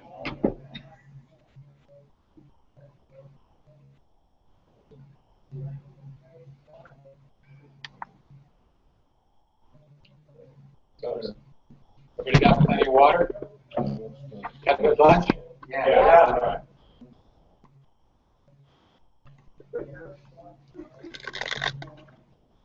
Okay.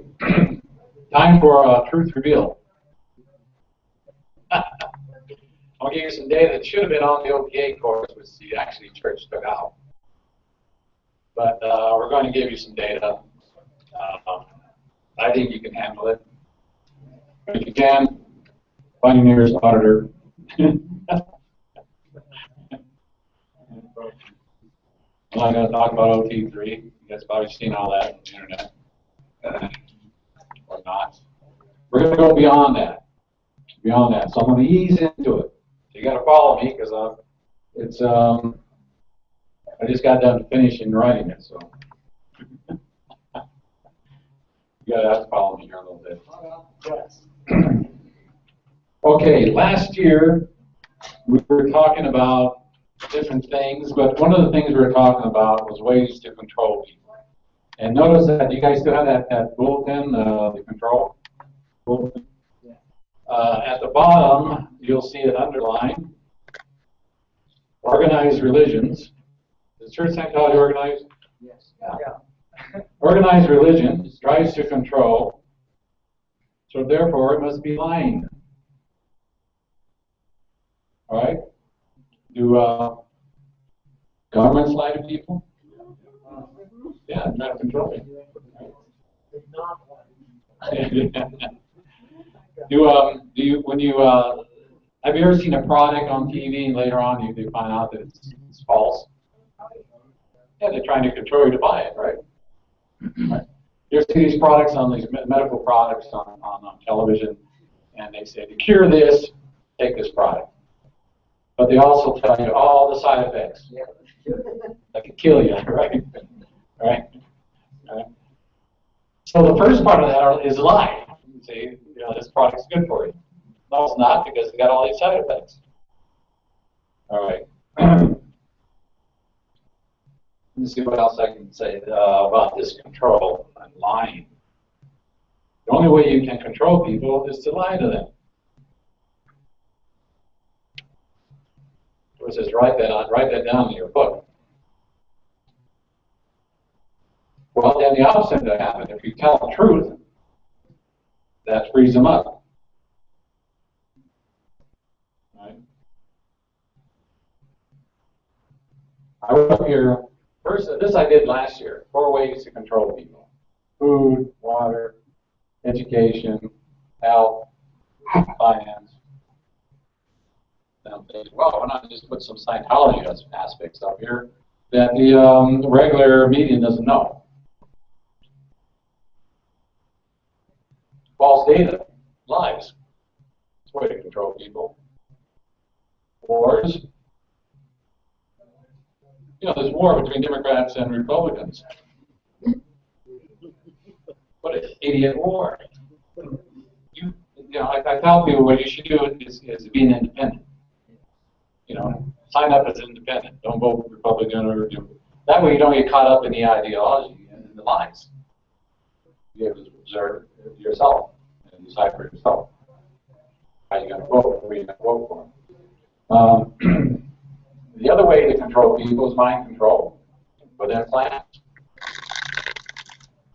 How many of you ran out of implant in your sessions? Yeah, that implant was controlling you. Slide, comment, slide, be good, be bad, and all that stuff. Fear is another way to control people. Right now, what's on the news right now? The Ebola.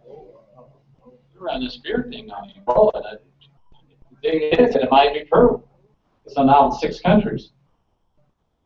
And you notice that they bring a guy in from that infected area in our area. Oh, we can control it. Are they lying? It's another way to control population. Right? So they're fearing us. So this is health. Spreading diseases, a good way to control population. Oh, there's number 10 here. I'll get back to soul control. Number 10 is, of course, the weather. How many people know about the weather wars? Alec, you know about the weather wars, right? Chemtrails. There's some weather wars going on. It's been going on since the 40s, actually. You know, we flood China, and China floods us. Where can we find out about weather wars? You know what site they can go to? I'm sorry. This is so unbelievable. The weather wars that are going on. That's what's really happening. And all this crazy weather. Oh, global warming, no global warming. No, it's the weather wars happening. They're creating weather wars. Unusual tsunamis. I mean, Hawaii hit with 2 of them, I think. Trying to manipulate the weather adversely. Yeah. Right, some other. right here in Reno. Right in Reno. We saw it on the news. You know, we go, they're seeding the clouds because we were having a drought right down here. They're seeding the clouds. They actually told us they're seeding the clouds. This was like 2004. Well, what happened was we got 3 weather fronts right at the same time. Let's talk about the perfect storm. We got one from the south, from Hawaii, from the west, and then we get one from Alaska, all right here. Brews for caving in. 2004. But they're right now. Yeah, they're caving in. So they know how to do this kind of stuff. Do they do it with military? Yeah. Earthquakes? Yeah. Nothing happens by accident. Something is going on that's we're being manipulated by government or somebody. Okay, soul control. Soul control, data control. This is controlling. I'm going to show you a quick tape on LRH. I'll hear it in. How you can control another tape. Thoughts, setting thoughts out. A lot of who done the original T7? You guys, right? Projecting thought, projecting ideas, you can control other things. Am I going too fast? Any questions? Like movie Inception, soul control, right? What is? Movie Inception. Yeah, going into somebody's dream. Somebody's dream. Yeah, I actually done that. I've actually been in somebody else's dream. Yeah. I can't say I can do it all the time, but I've actually been done. I don't know whether you want to count it as a false data.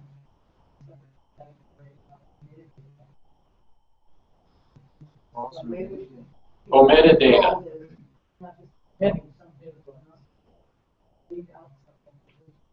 Withhold vital information. Withhold vital information, which that's what we're going to do today. Give you some vital information. Right.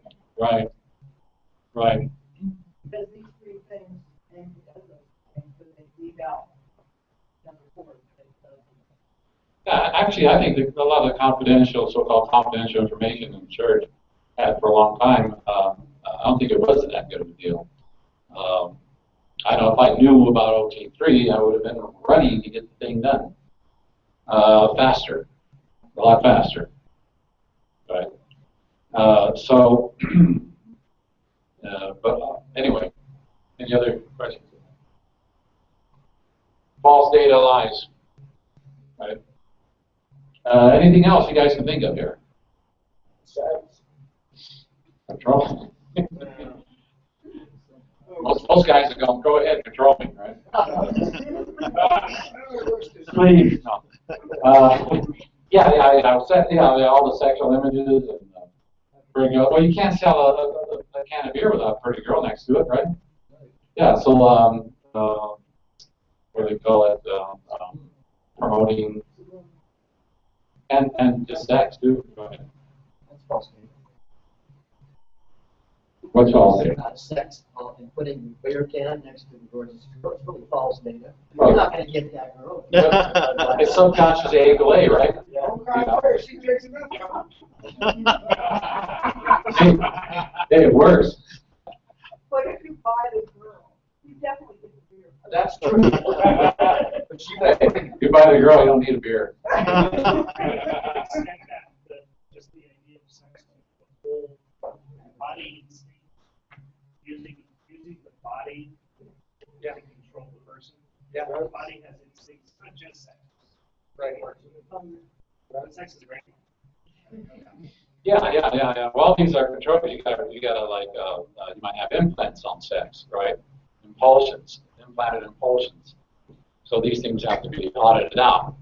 So anything that you have on your active mind or subconscious mind, any way you want to call it, can be manipulated with propaganda, with lies. See? So sexuality definitely is manipulated. People are manipulated. You know, not that it's bad. Be manipulated if you're stuck on it.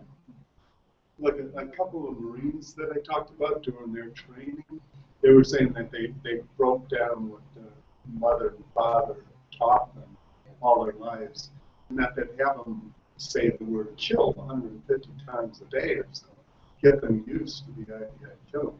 I know when I was in training to be a second lieutenant, we had to chant blood, guts, bayonet, kill all the way to the bayonet range. Well, that's mind control.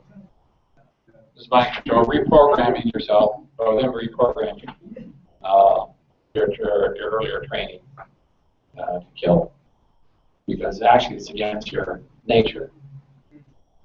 So you have to be programmed to do it. Lying is against your nature too. You have to be programmed. You know, most of these things are against your nature. Most of these things that you're in control. But you have them in there, you know, to survive and all that stuff. Any other questions on this? So control. We're going to do some more of that on this.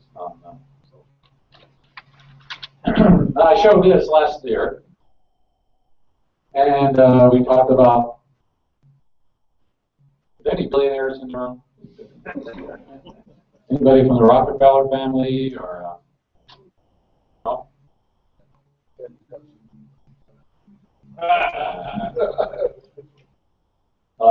Anybody work for the government? Government official? FBI? So, am I safe to say everybody's pretty much here? All right. But down to the lower part here. In fact, there's a lower part here. That's the guy pushing the cart outside, or living in the bush. Homeless people. Most people are here. On the planet, working 9 to 5. What does it say? What does what say? People, planet, and all living things. Most people are there, and a lot of us, are plugged in civilization, are working. How many people do 9 to 5? Don't be ashamed, don't be ashamed. I did it a long time ago. I can't remember last time. How many people have their own business? Very good. How many people are incorporated and have a lot of staff? Very good. Well, you moved up a notch. You got some corporation thing going on here. But this goes people, workers, government influences, corporations. Now corporations were used to be below government. Government used to control corporations. Now corporations control government. So they're above that. And then we have the local banks that corporations get funds from. They control the corporations because they got the money. And then, of course, above that is the Federal Reserve and the Bank of England. And they control the banks below, like the B of A and so forth. Financially controlled government. Well, this is a pyramid, right? These the higher ups control the lower downs, right? And then above that, you have the international banks, the World Bank, and they control the Federal Reserve, our banks, and Bank of England. And then above that, Bank International. These are the top guys who are controlled by the top families. Rockefellers, Rothschilds. I'm sure you heard all these names, right? And that's about as far as I got. I threatened to talk about what's this up here. $100 bill. Y'all see now. Yeah. What's that about? God. Isis, goddess, or somebody. What is that? See? I have Taurus, right? Taurus. We traced back. We didn't even look up the word money. Anybody ever look up the word money, the etymology? You did? Do you remember? No, I don't remember, but I remember it Comes from a god named Bonos or something like that, which means caretaker. And they used to go to these temples in Rome, and that's where they would coin the Roman coins. Do these same characters go all the way back?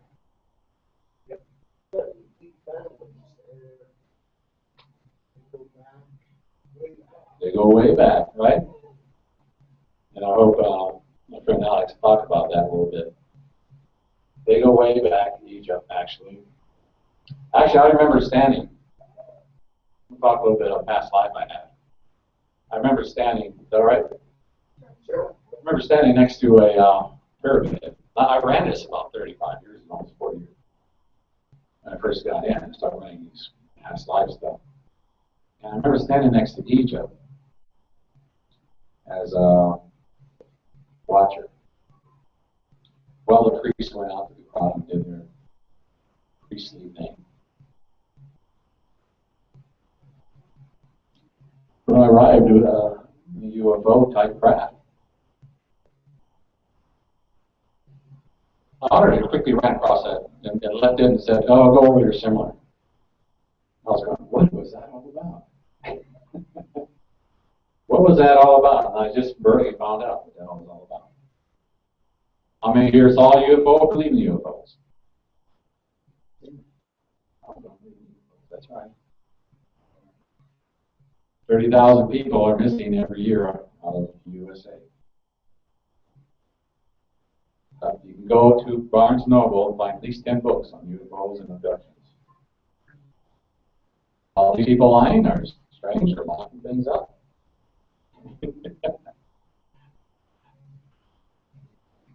How many of you auditors audit anybody who's been abducted? Yeah, 3 or 4. Yeah. Abducted by UFOs. You don't have to believe anything I'm saying. This might be true. This right here, we're going to concentrate on that. Find what that really is.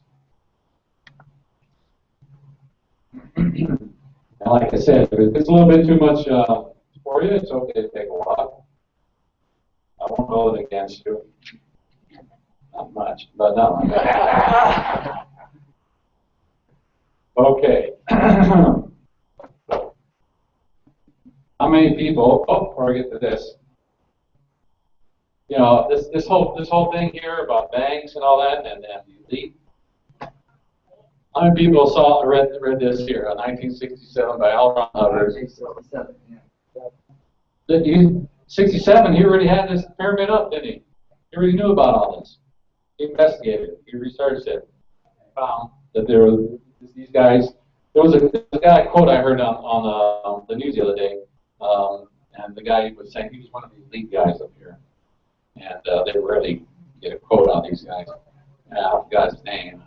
Anyway, he was saying that they make more money in one day when there's a war than all year.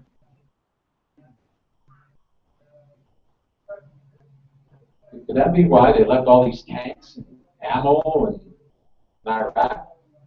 So like these guys can get them and create another war? Interesting, huh? Perpetual war, not ending war. That's what's going on. Okay. So I'm not talking too much out of term here from the Scientology know-how or from LRH. You've already got that down. And here is what's been kept from you. What is this?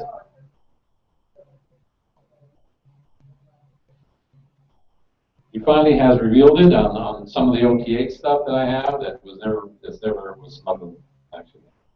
But wasn't revealed to a lot of the OTA guys who did OTA. Some of them got it. But I'm going to show you this other thing that he talked about. And this is called, this is L. Ron Hubbard. It's called Parascientology. How many people have seen that? I've heard this. Very few. Yeah, I'll just read it to you.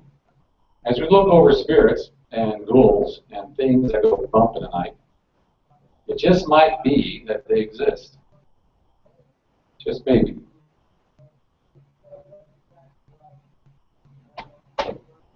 How many people have run across a ghost? Yes. You know, if you didn't have a body right now, you would be considered a ghost. Oh, yeah. Yeah. The other day we had one go to our house, right? Let's go sit there. She says, I seen the curtain move. I said, well, the air conditioner's on. No, the air conditioner was not. The curtain just went like that.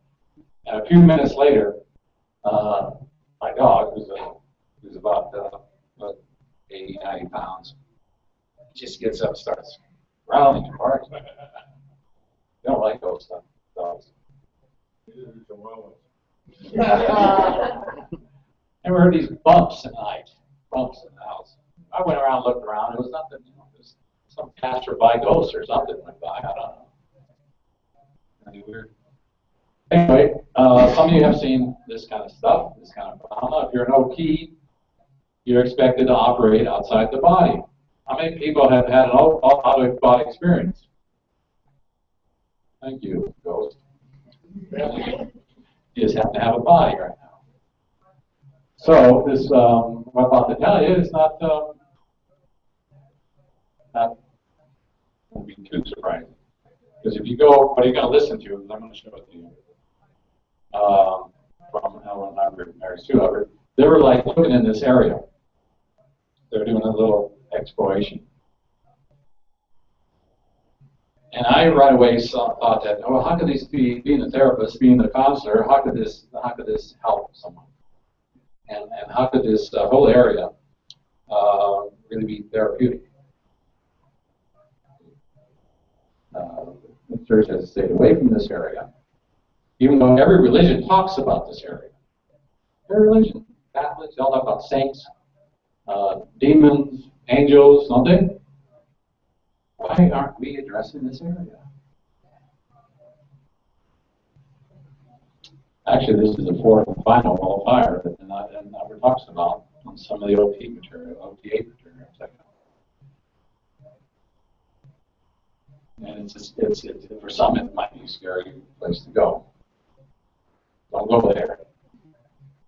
Don't go there by yourself. Don't pick up the cans and go there. But it has to be confronted. It has to be talked about. Other religions talk about it, right? What was if there was a Jesus Christ, what was he doing? He was getting rid of demons. You go to evangelists, right? You go to an evangelist, what does he do? Cast out demons. Cast out demons. Oh, yeah. Why aren't we doing that? I'm not talking about the OT3 or Knott's area, all that area. That's all dormant stuff. This is the real stuff that might be hanging up some people's cases. And it was a total revelation for me. And I started running it. But I want you to hear what LRH and Mary Sue had to say or when they got into it. Okay? All right.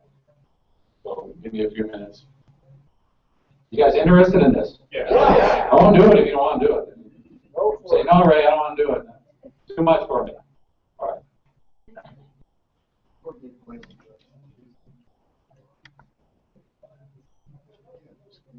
Do you want to do an audio or a video? Audio. No, it's a video. Where is it?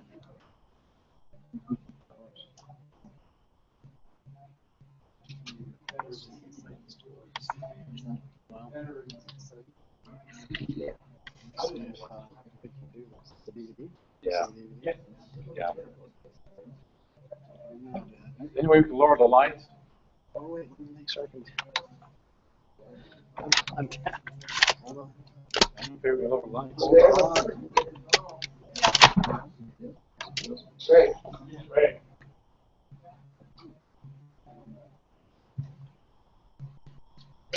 Over there. In this corner. Oh,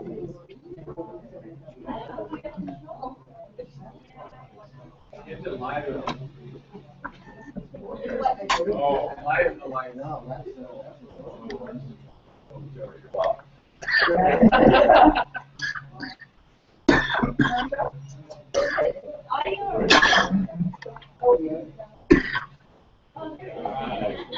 You can lower them over here. Leave them a little bit up there, but you can lower them back here. Lower them up there.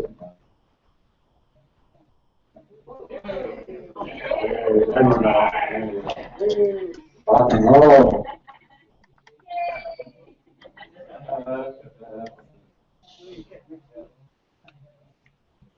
Let me look at this switch. Oh, that's the Oh.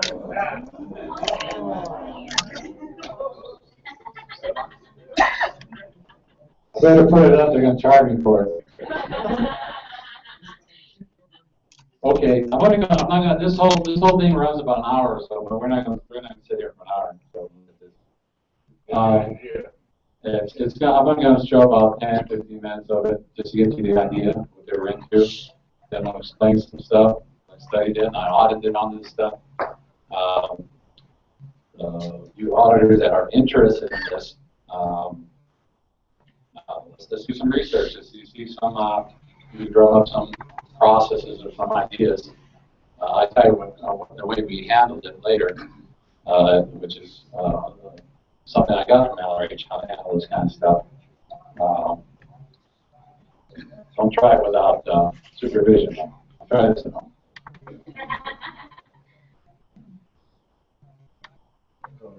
There are side effects. Did you run?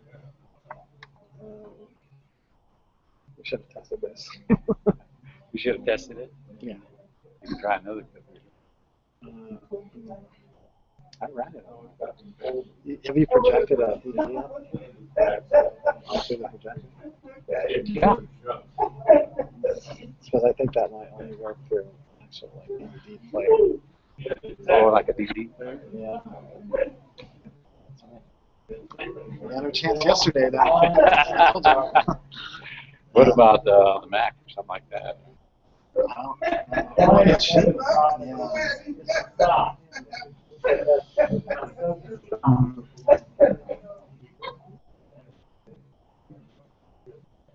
Sometimes the Mac runs it and the other ones can't. It's a different program. Right. Yeah. Well, we can try it.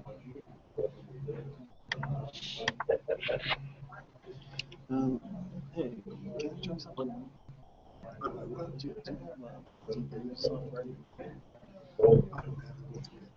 You don't have it? Oh. Yeah, I don't think.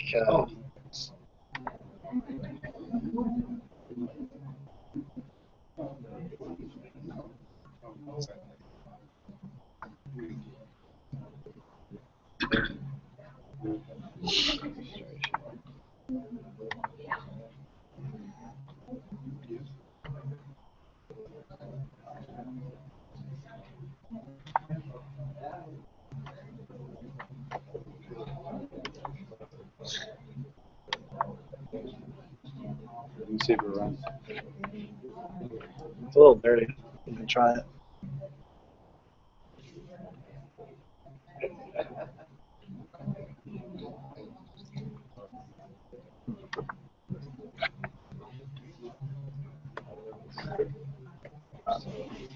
Yeah. I have that cure first as well.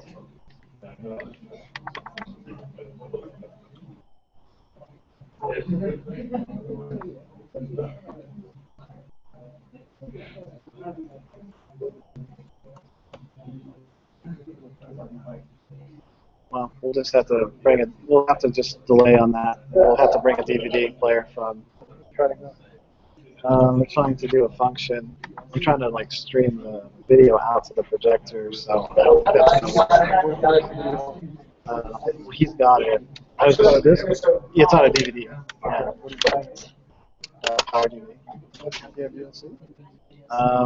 I do.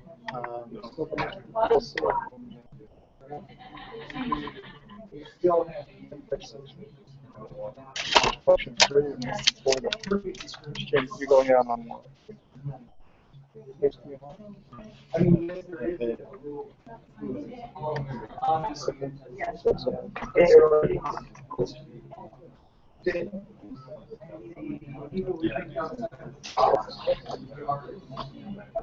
Can I tell you something? I'm school teacher, right?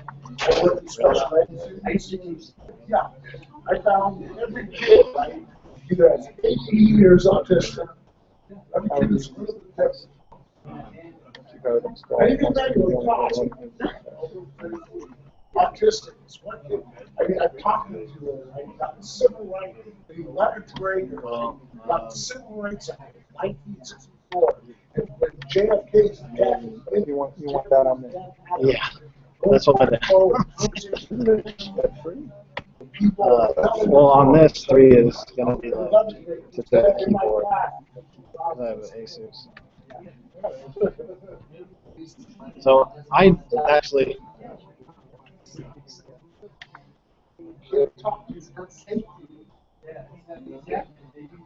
Yeah, because like that's like encoding and stuff. Like I don't think that would work. Because I've never actually. Now that I think about it, I've never been able to do that. It's really on an HDMI. Yeah. We're not hitting the right button somewhere. Just a second.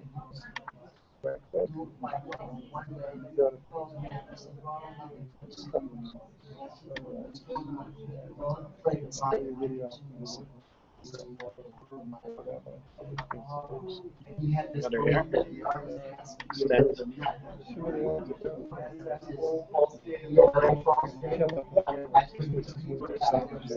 Eight.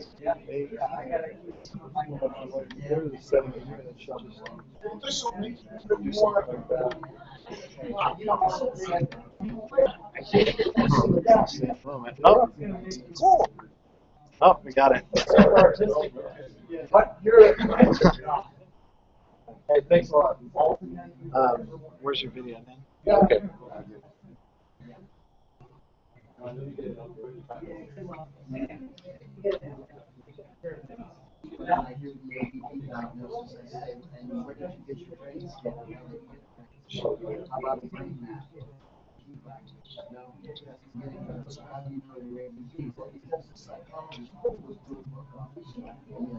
It's got to be clean because mine's really sensitive, so I got to take it.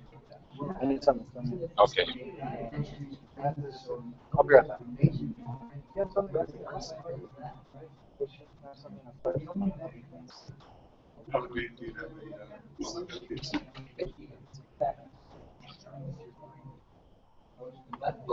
That does show up.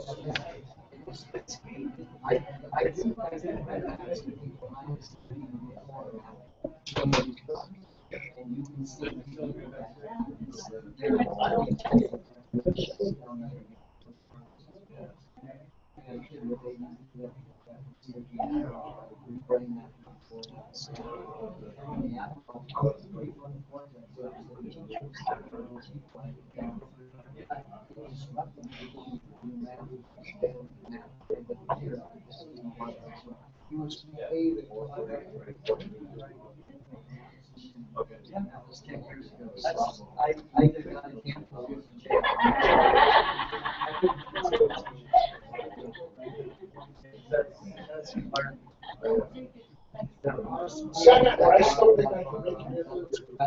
Yeah, I still think I can.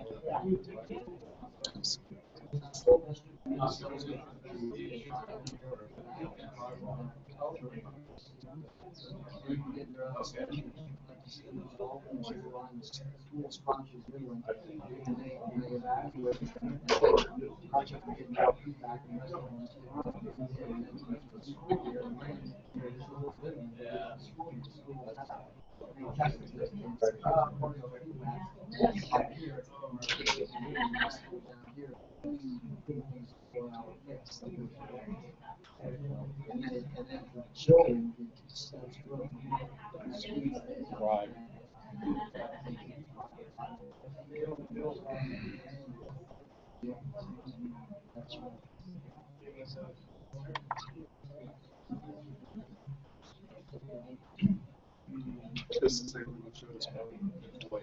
Last year? I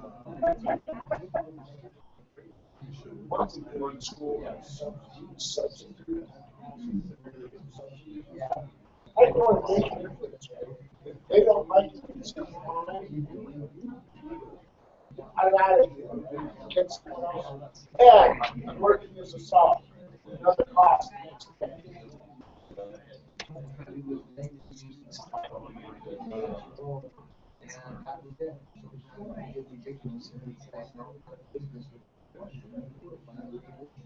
Yep.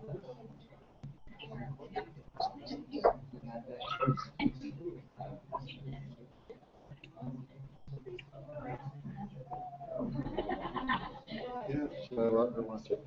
Just let her watch it. It's on the internet. You can get straight out. It's in here.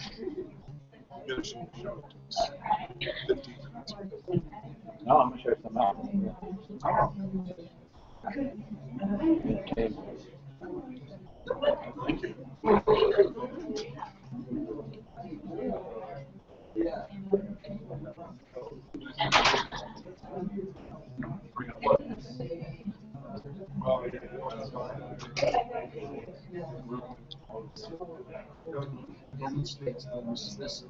Yeah.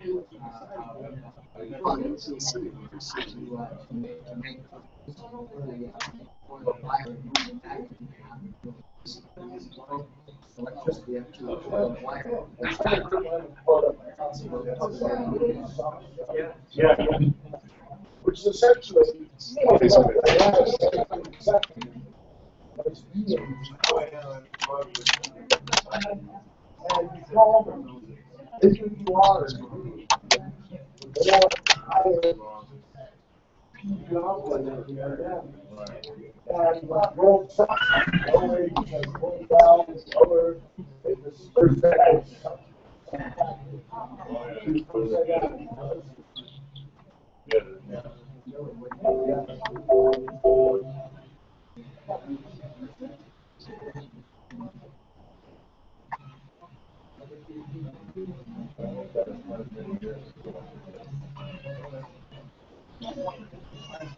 Sorry for the delay. I hope we can do this.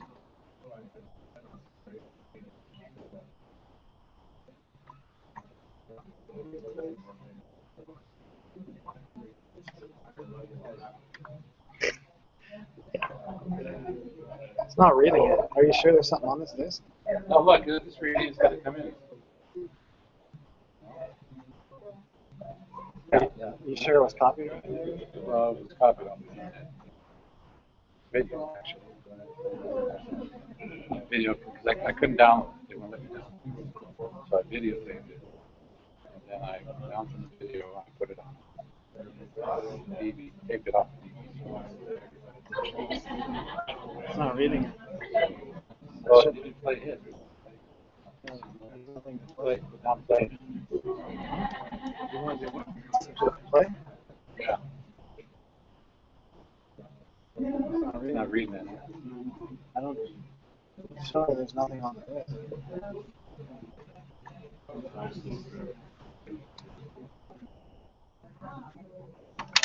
Can't read it.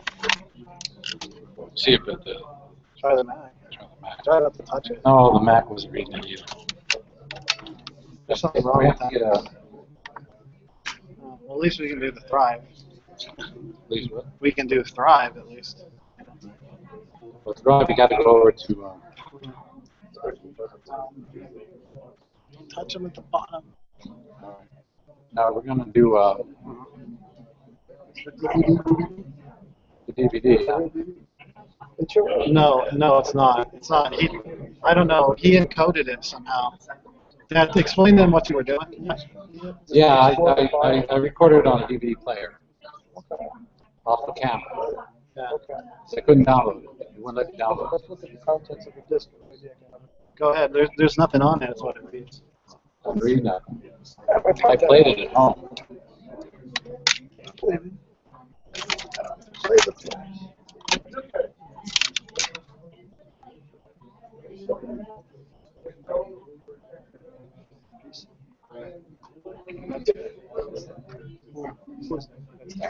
Yeah. That's right.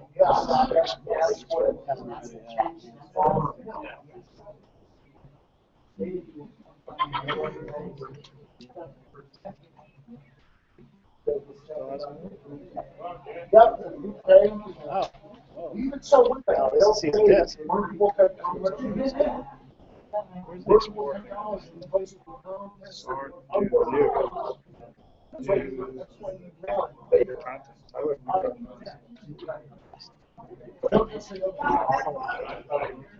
It's like showing nothing on it. We know it's not right. Try the autofire.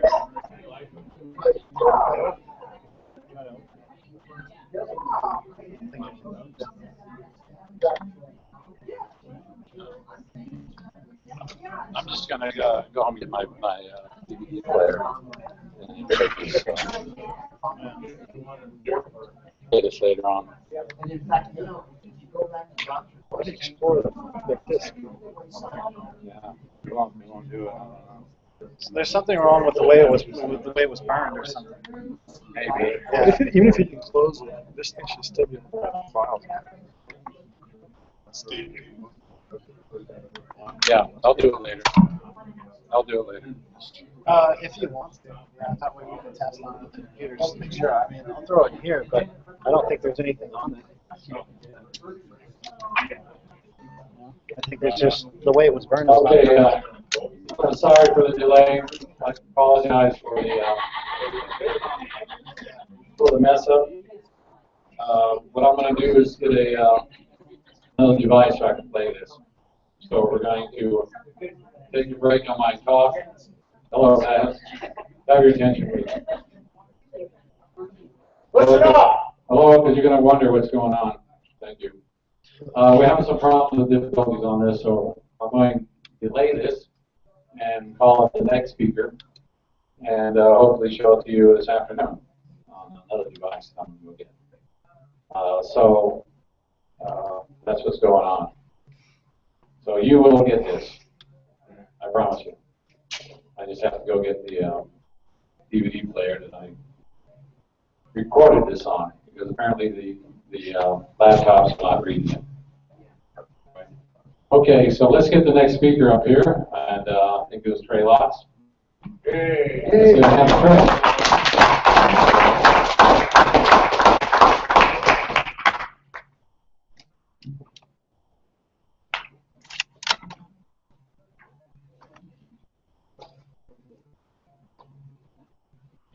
Just give me that device.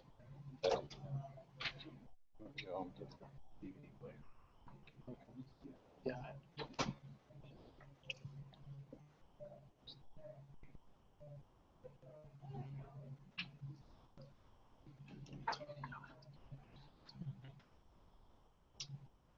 Very happy to be here. I've been enjoying the talk so far. I think it's always good to put attention on basics. Over the years, whenever we studied, we looked at, heard talks about basic things, I've always gotten a lot of wins, which also kind of proves that the basics really are the basics, because when you start working with them, your understanding of a lot of different things starts to expand. I've been auditing people for 45 years now. I got in 1969 and I started auditing. Been a field auditor since 1970, so I was always a bit exterior to the church, and I was always a little bit independent, but still under the umbrella of the church, which didn't really become oppressive until about 10 years ago, maybe 11, 12 years ago, it started to get really bad. It got bad earlier than that for people that were on staff and people that were on org lines, but a little bit off the radar, so it really wasn't that bad. But after I started auditing independently, I started auditing a lot more people who had done their OT levels. In the church, you audit up to clear, but people who were OT8, had done their NODs or their OT3, OT4, who had done a lot of auditing. And I was also auditing them a lot on the L's, and also original OT7, certainty processing. I've been doing a lot of that in the last couple of years. And one of the things I've always been very interested in is, what does it really mean to be OT? What is the actual experience of being OT, since we're all kind of on the path of in that direction. I always talk about it a lot. But I find that there's a big, well, there's an old saying that if you knew exactly what something would be like, you would be it. You know, if you knew exactly what it would be like to be OT, you'd be OT. But there were certain phenomena that occur that people put a lot of attention on. And these are sort of unique, one-off things, like Elroy says, if you can do it, you can do it. It's kind of like the idea about Clear. When Dynetics came out, Clear was running out all your this lifetime engrams. So if you've done all that, you were clear. And then he found that a lot of people that had gone clear had eidetic memory. They could remember everything that ever happened. Other people threw away their glasses and got rid of psychosomatic and had no physical illness, or various other phenomena like that. But then he found other people had achieved clear that didn't happen with. So there really wasn't the definition of clear. And as it was like listing and nulling, where he kept putting out items. This is clear. This is clear. This is a 1 goal clear, 2 goal clear. 1 point was considered. When you did when you worked out your surf fact for this lifetime, you were clear because that was your connection between your whole track GPMs with your present time surf fact. But finally, in the late 70s, he came to the blow down F and item, which is a being that no longer has his own reactive mind. And if you define it that way and you really understand that, you really can clearly understand is or isn't clear. It doesn't mean the end of all reactivity. It doesn't mean not subjected to aberration. It doesn't mean your mind is perfect or works perfectly. It doesn't mean any of those things. It means just that and only that. And once you understand it, you see what it is. It's a huge breakthrough, primarily because it allows you to expand outward and handle the rest of reactivity and case, whether or not it's yours or somebody else's. That's why on the upper levels, the actual ownership of aberration becomes important.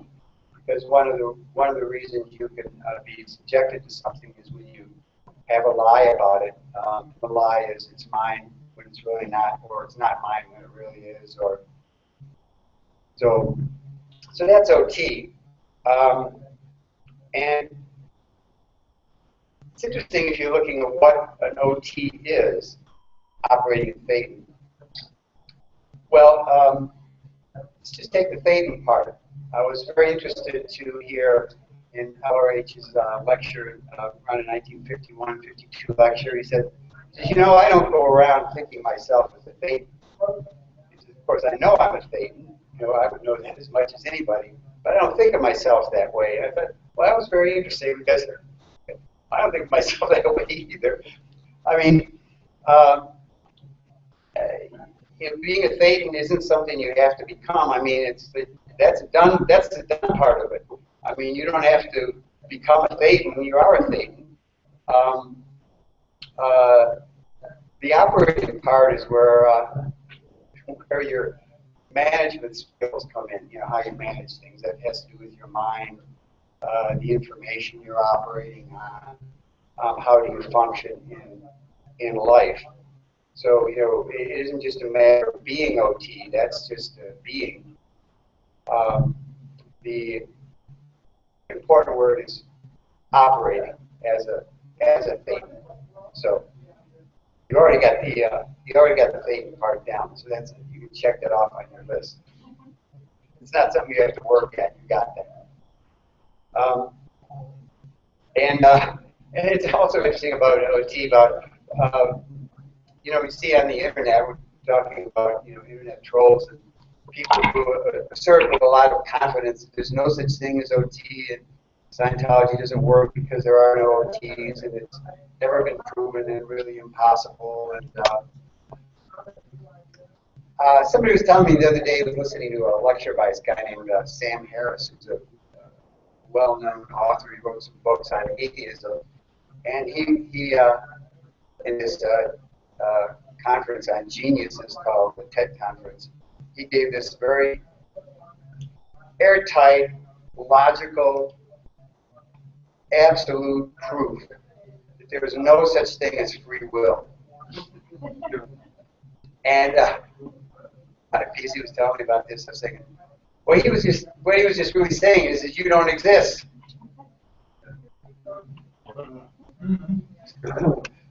So, saying there's no such thing as OT, it's the same argument. It's just saying, well, you don't really exist. Can you prove that you exist? It's a hard thing to do, think about it sometimes. But when you impose a scientific standard on something that's basically a quality, you can always come up short. To me, that's the basic flaw in materialism, is they're always trying to reduce quality to quantity. It can't be done. They're two different things, two different universes. There are a couple of basic things. A lot of this comes from ADVA. That's where I got the certainty processing from. It's a very interesting kind of processing. There's a chapter in 888 he talks about it.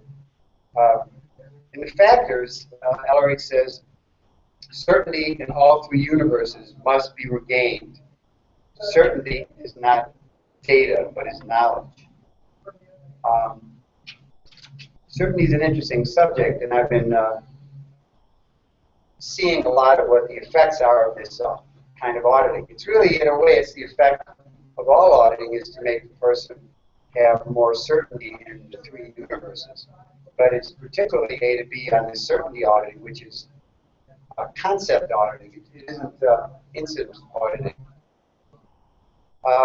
He defines certainty as the degree of willingness to accept the awareness of an isness. There's a lot packed into that definition. Yeah, the degree of willingness to accept the awareness of an isness.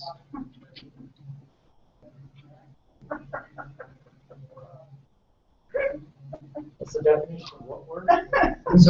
Certainty. Certainty. And then he also defines certainty as clarity of observation. He says sanity is certainty.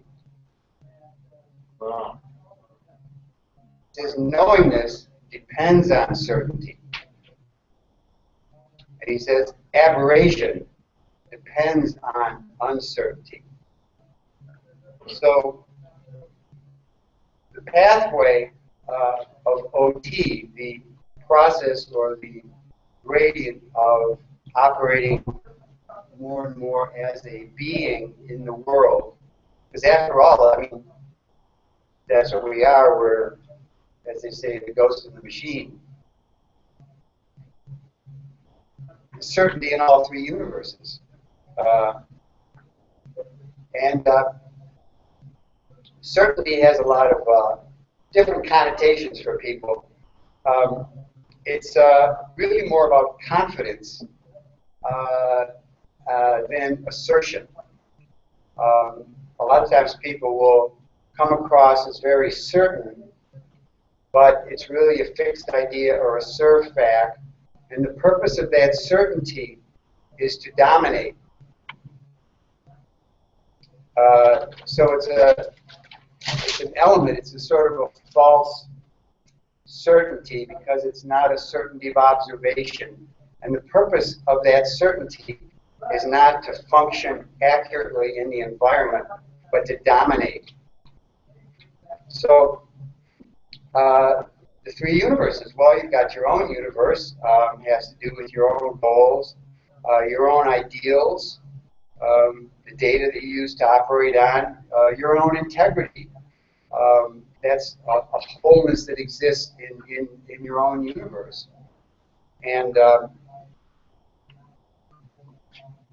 yeah, any auditing strengthens your own universe because, well, one of the things about your own universe is that other universes have crept into it, been incorporated into it, that were not originally your universe. So there, again, ownership comes in. You can buying into nest energy, you can buying into the universe of others. So, you know, what auditing does, it knocks out confusion on what is and what isn't your universe. And this relates, you know, one of the things that a Phaeton uses to operate is, of course, their mind. And the purpose of the mind is to give a certainty.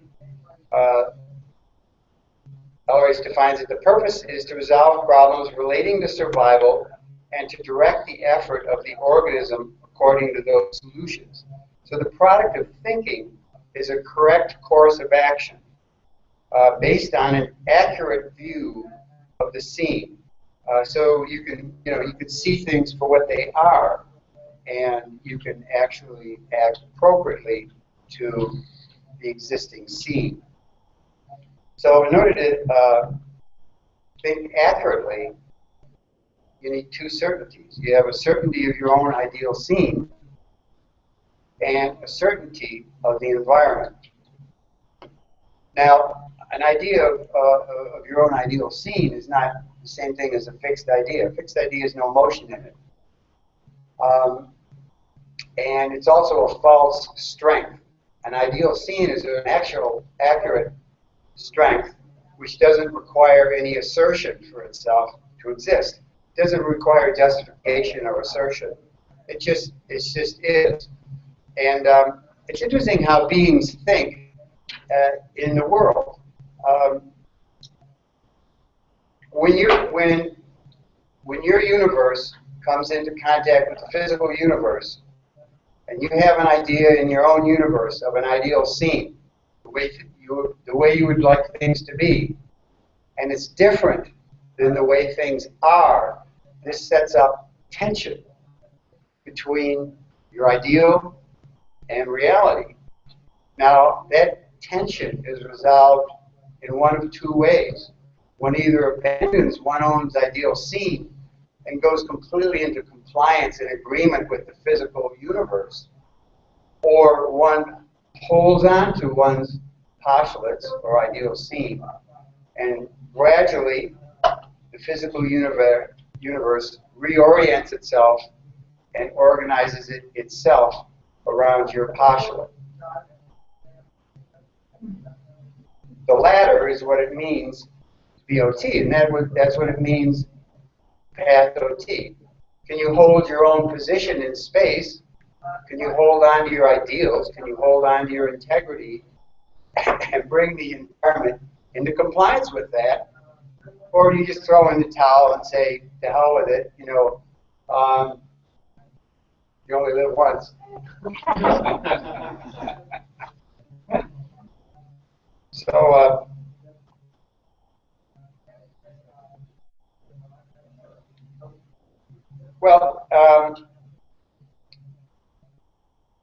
the technology that is involved in accurate solutions is why finding. And why finding is assessing the existing scene, seeing where the departures are from how it should be, and coming up with a sane solution to that situation. And what? Well, the basic idea of why finding is you assessing the existing scene, the way things are. You have in mind the way things ought to be. You look at what are the important departures from that. How are things different than the way they should be? And then what is the best way to get from here to there? People do this all the time, or not, or well or not. But you're always more or less doing it because it is how people think. There's an important definition of sanity. It's actually one of the axioms as well. It says, a tolerance of confusion and an agreed upon stable datum on which to align the data in a confusion are at once necessary for a sane reaction on the eight dynamics. The first part of that is very important, a tolerance of confusion. What is that really? That's TR0. That's being able to be there comfortably with whatever is going on. That's the first step in a sane solution. Because what is a departure from that? The departure from that is reacting to it. If you can't be there comfortably with it, then you're reacting to it. And that's why, tolerance, the road to OT is also a road, the road of increased amount of tolerance for the way things are. And again, if you can do that and still keep in mind the way you'd like things to be, then you can function in life. One of the ways that people achieve certainty is by having a fixed idea. Now, if you get hit by a bullet, that is a certainty and a stable datum. And to the degree that that floats in time, that can become a stable datum on how you think about people, how you think about conflict. If I get into conflict, I'm dead. So therefore, I have to avoid conflict at all costs. I can't tolerate conflict. So then you're going to solve it in various ways, none of which really save you from being in conflict. But, you know, if you're, well, you know, in auditing, they used to talk about auditing the mailman who always gets chased by the dogs. And you think that if you audited out all the mailman's charge on dogs, that the dogs could chase after him and it wouldn't bother him anymore. But actually, that's not what happens. It's just there are no dogs anymore. So,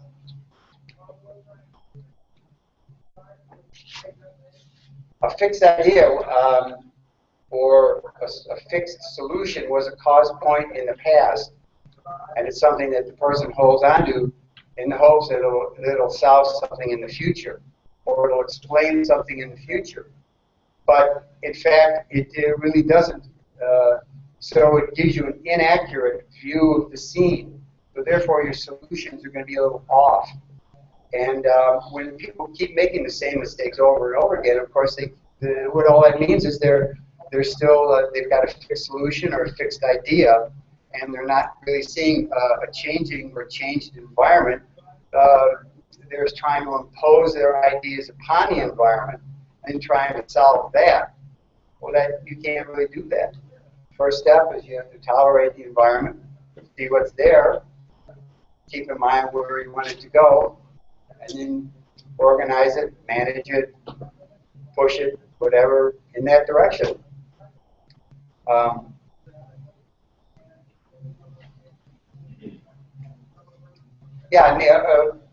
And these fixed ideas are also, remember I talked earlier about importing part of other universes in. It's you know, you import physical universe energy or objects which become fixed points in the mind. Like, what is a ridge except part of the physical universe that you've imported into your own universe and are using as a barrier or a stop or a screen or something like that in order to not see something. Why do you want to not see something? Because you don't feel comfortable seeing it, because you can't tolerate it, so you can't be sane about it. So, you know, confront always comes back to tolerance. Many of the things that people say they can confront, really they're thinking of a different definition of confront. That means making themselves rigid and unaffected by anything. But that's not confront. You know, that's a solution to the inability to tolerate an energy or a situation. I just love that word tolerance.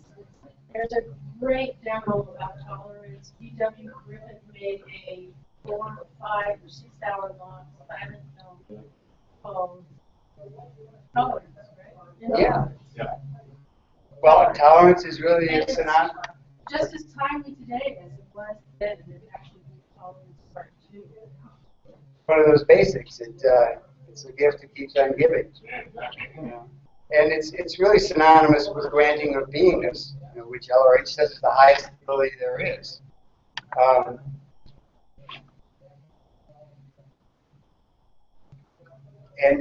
Certainty processing is interesting because he says, well, okay, so going back to a couple of things I said earlier, you know, aberration depends on uncertainty, and certainty is knowingness.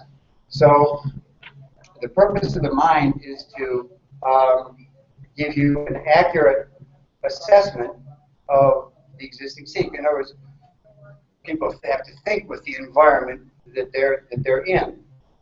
And when you've got a certainty in your mind that's different than the certainty than what you're seeing, it puts you into doubt of, that you're seeing what you're seeing. This is the interesting thing about certainty processing, because it not only gives you a certain kind of certainty, but it knocks out another kind of certainty which is also false. LRH says, you know, at one point you were certain about this, and then later in time you were certain about this. So therefore, when you see this, you're never quite sure whether it's this or this. And then you sort of, well, it goes over this way, but no, but then you get pulled over this way. And these things that people always go back and forth on. Well, maybe I can, maybe I can't. Maybe I should, maybe I shouldn't. Maybe it is, maybe it isn't. You know, if you're certain you shouldn't ever trust anybody and you see somebody who looks pretty trustworthy, you're going, there's something hidden there. I know I can't really trust this guy, you know. Because you've got a certainty there that doesn't allow you to see what's there. So the certainty that is desirable is a certainty of observation, not a certainty of prior conclusion. You know, a prior conclusion that you're trying to impose on the existing scene. So you know, being wants to be right and be accurate. But there's a big difference between being right and feeling right, and this gets into life finding again, because you can have a bright idea and you can, you know, kind of go off, and then you have to see whether it works or not. I would say one of the, in other words, you always have to have a reality check when you're operating in the physical world. You don't have to have a reality check in your own universe. If you think it's right, it's right. But you're not really trying to operate so much in your own universe as you are in the physical universe. So if you have an idea about, well, maybe I'll do this, or maybe I'll handle this way, and then you move forward on that solution, it either is or isn't going to work. So you have to, and you know, always says, what is the essence of koala is humility. You can never correct yourself if you're unwilling to be wrong. And therefore, you can never, you know, change course or adjust your course of action or adjust your handling or adjust your solutions, because then you're just going to, again, keep doing the same thing over and over again. And, you know, it looks kind of odd to other people, and, you know, looks kind of odd to you too, but you're doing it anyway. So, yeah, feeling right is a beingness. It only exists in your own universe. But rightness involves doing and having. In other words, are you getting the right? Are you able to act and get the right product? You get the feedback of I have completed that cycle. I've gotten a good product. One of the things I think that is very key to understanding Miscavige is he is so sure that he is right. He considers himself to be a master why finder. And I mean, he said that. And yet, his whys and the solutions and the handlings based on his whys have done nothing but crash statistics for 12 years. So you must think that there's quite a bit of an inability there to self-correct. I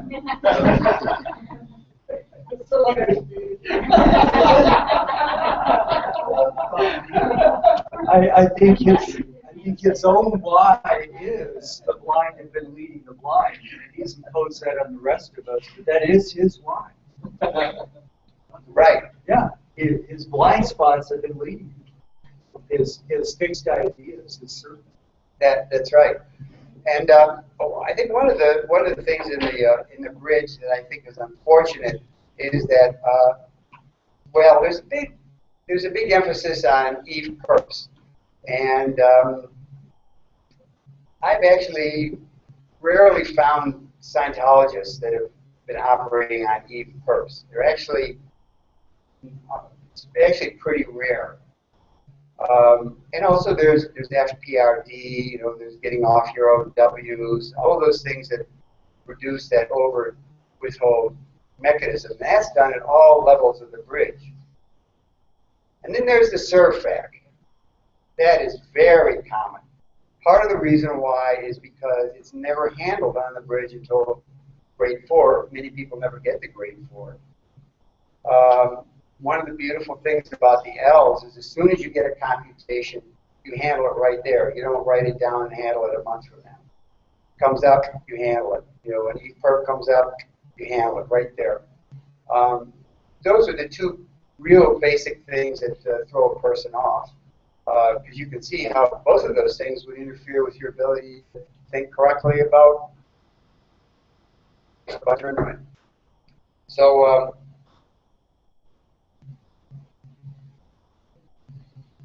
so serve facts play a part. One of the most interesting serve facts is people who assert their own knowingness about something. Yeah, well, that's my knowingness. Or, yeah, that indicates, that indicates to me. Well, on a tape, Ellery says, one of the biggest mistakes people make is they confuse their knowingness with their thinkingness. Yeah, I think it, therefore I know it. Well, Descartes is I think, therefore I am. But it's not true. I think it, so therefore it's right. That's not true. That's the beginning. That's the beginning point.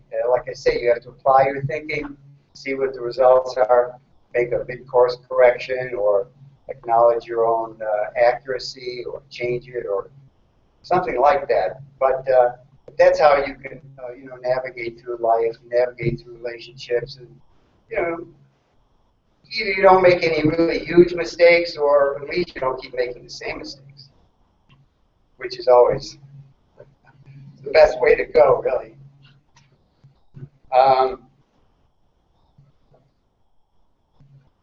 Another certainty point that is a sort of a case point is valences. One of the definitions of a valence is it's an identity that's more certain than you are. Definition number 5 of valence in the Tech Dictionary is a substitute for self taken on after the fact of lost confidence in self. And so, again, you've got this interplay between experience and certainty. Well, one can have a negative certainty. I can't handle that. I can't do that. I can't win. That's a certainty. And to the degree that those kind of certainties are lurking in there somewhere, same thing. Because when you start to think, maybe I can, then you pull back to maybe I can't. You got these two poles that are pulling you. You're in the middle. You're stuck in a maybe.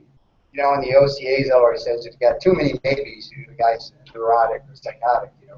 He can't make a decision. So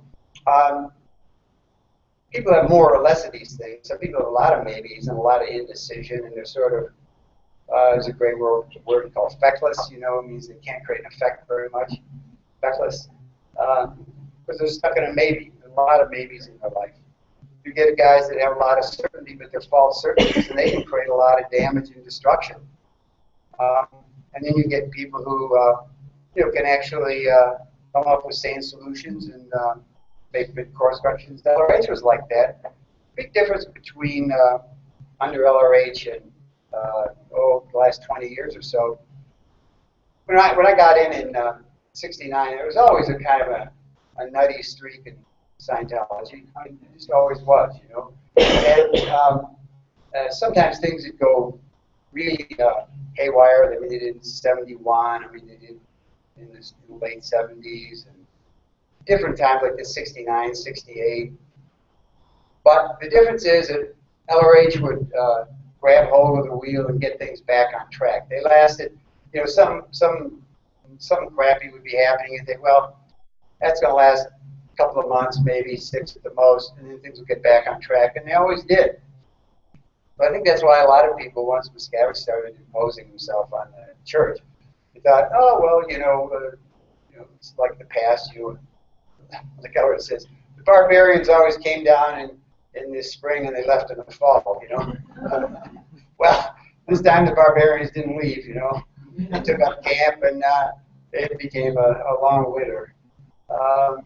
So that's, Ellery made mistakes, but he could think. He could correct himself, He could put out something, it didn't work, he'd pull it back, correct it, and get things back on track.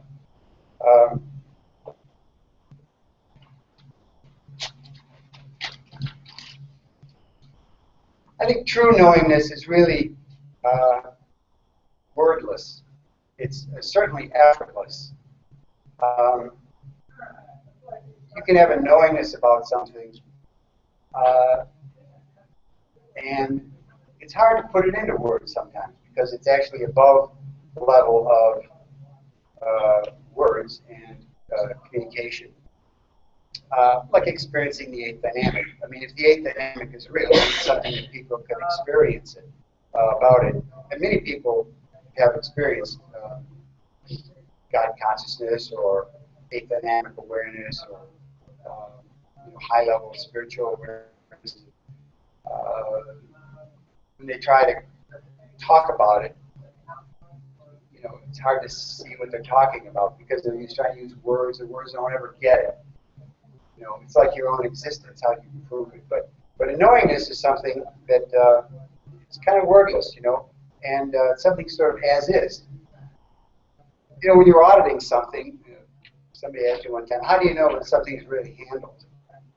Well, there's nothing else to say. Your attention's off. You're sort of as is. You know what it is, and so it's like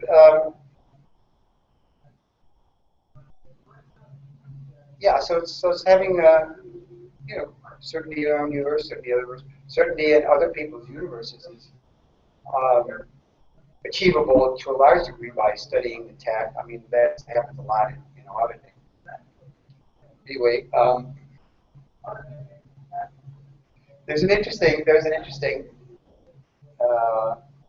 thing having to do with kind of a case situation. It comes up once in a while that was very hard to handle. I never understood it. This is a little bit of a side thing, but I think it's worth saying. Occasionally you get somebody who says, they work for somebody else, and they say, I can always make money for somebody else, but I never could make money for myself. Or they say, well, I can help others get 2Ds, but I can never have one for myself. And actually, that was a big mystery to me. How could that be? And in auditing the L's and becoming more aware of cause and effect, and terminals and off-terminals, of course, one of the elements of a game is have for self and can't have the opponent. So when you win a game, you have the hot dog or the weenie in the game, the football, and the opponent doesn't have it or can't have it. So when you can't have, somehow or another, you become the loser in the game that you originally were playing. You become the other guy, so you can't have. You're the opponent.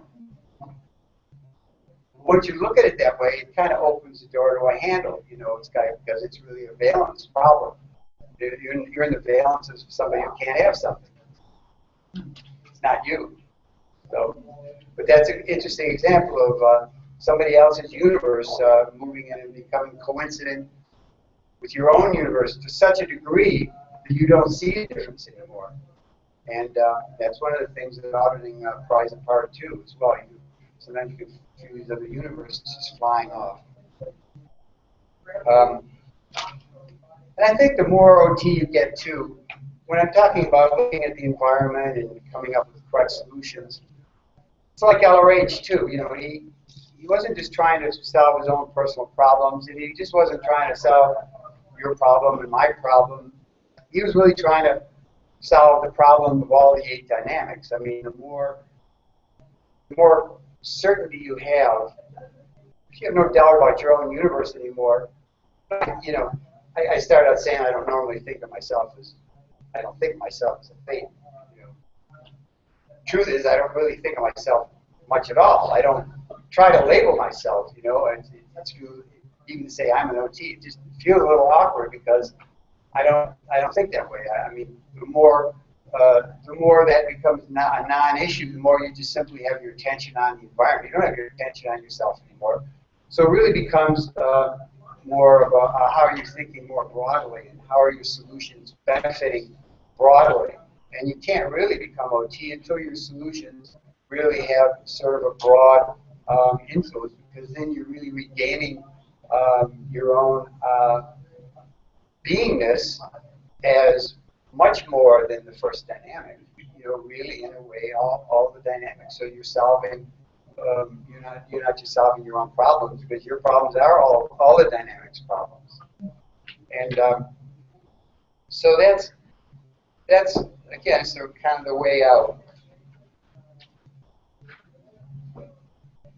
Yeah, certainty, real certainty flows in time, and it changes as the environment changes. Ideals, no, ideals don't change, but how to handle things like driving a car. When the road shifts, you shift the car. You steer the car down the road.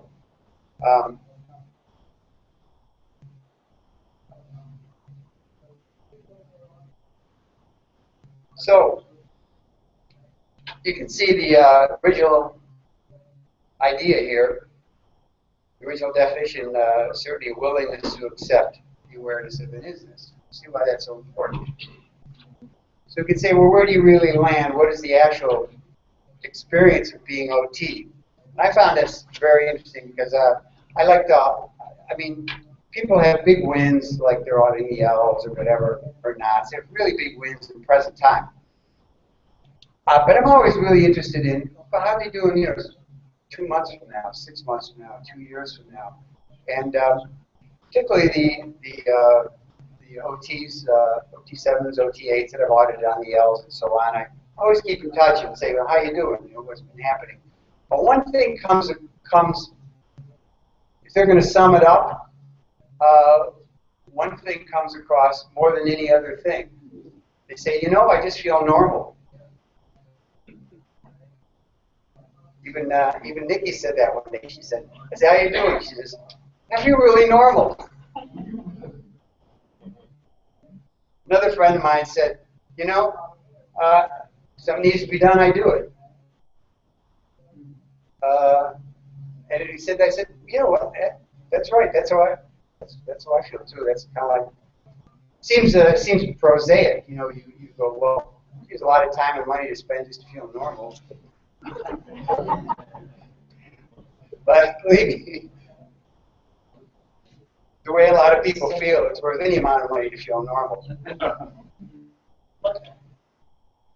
And what is that? What is feeling normal? What is like seeing things and something needs to be done, you do it. It's really a certainty. It's really a confidence. Well, here's the ultimate certainty. That's the way it is. It is what it is. I am myself. It is what it is. If you're living in that condition, in that state, then you're operating as a Thetan in the world. Okay, thank you.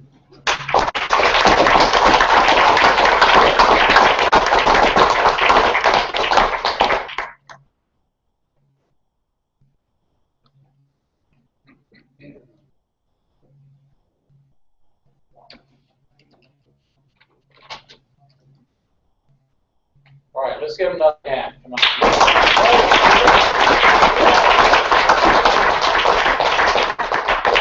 Ray's one of our favorites here. Yep. You hear me? No. Oh. Not through the microphone. Yeah.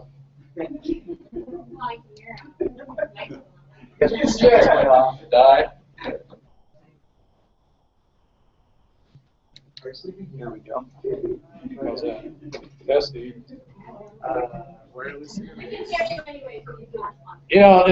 With these apparatuses, it reminds me of the bulletin I read called Almost World. Yeah. Anybody ever read that? Yeah. Almost Planet. Almost Planet. You get a nice radio station, you drive a few miles out of town, you can't hear it no more. It's like it's almost there. Hubbard talks about that. Same with these things here. All the whispering in the back, we're trying to figure out how to show this to you, and we'll get it to you. All right. Okay, almost world. Nothing. Let's take a break. What do you think? Yeah. Take a break.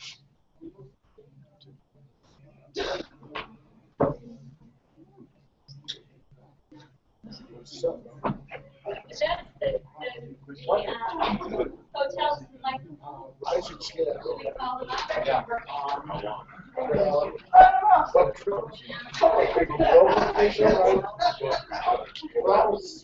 Thank you.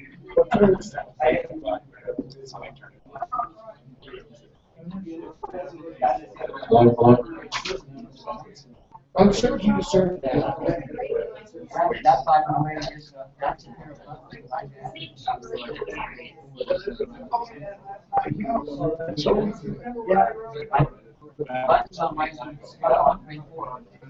You just need a 9-volt battery. I just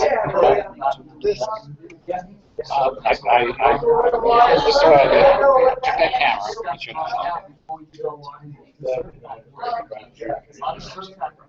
particular website was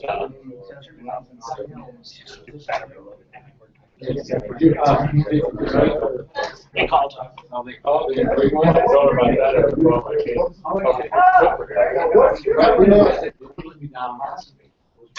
What are you uncertain? And goes back to I don't know if that's the exact reason. Not the item like gut check that item. It's almost like an Second one, yeah. Now,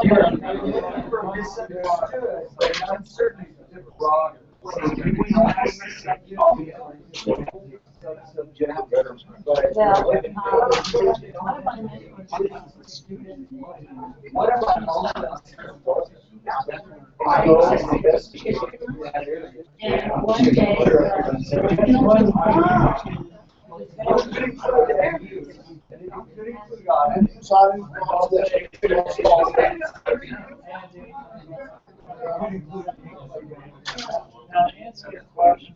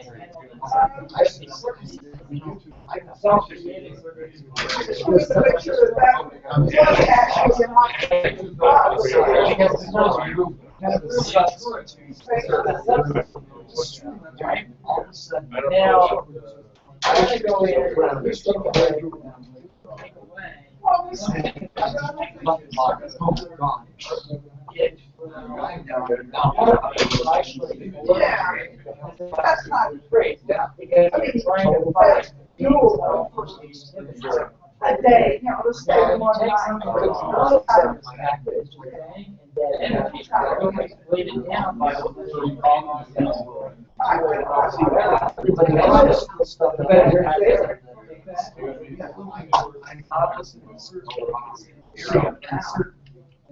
tells me that credit check.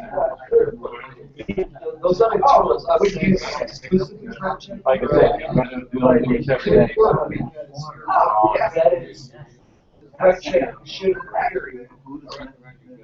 I'm going You would not want to credit check, but how does that make you right? We can do on a certain substitute calls. That's what goes to our offices. Looking for an area of uncertainty versus living with what do I use?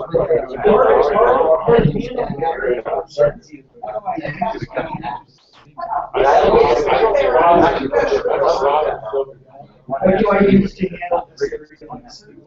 Because it's easier to recognize your operation area of uncertainty. And then from there, you can well, sometimes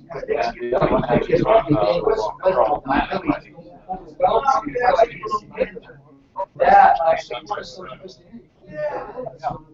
discharge. Yeah.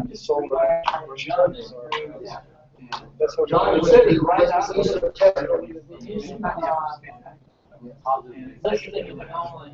Well,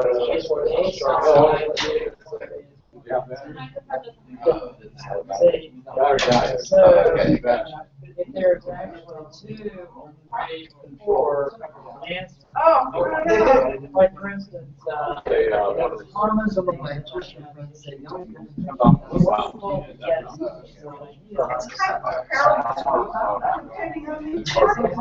no, that's their statement.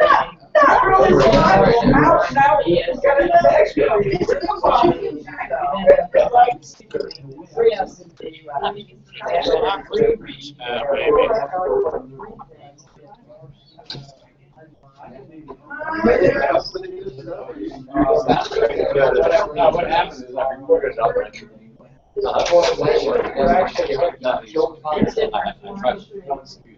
If you see because it's not if you see me slamming I'm thinking like Rob Dawson.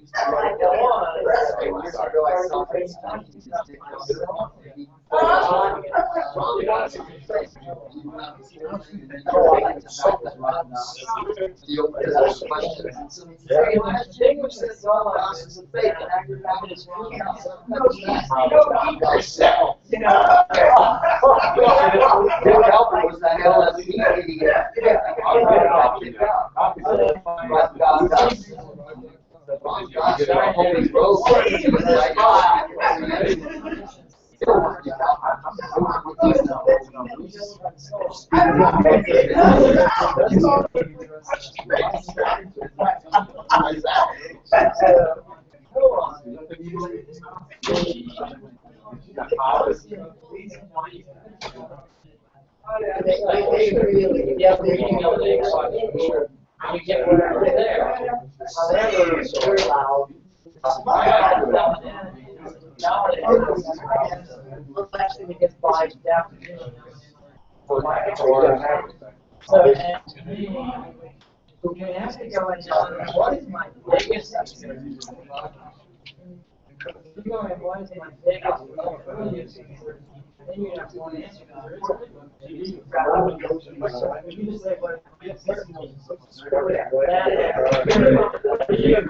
break it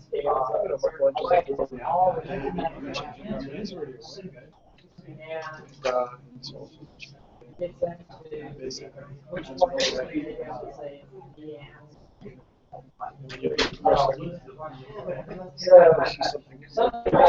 Oh, sure.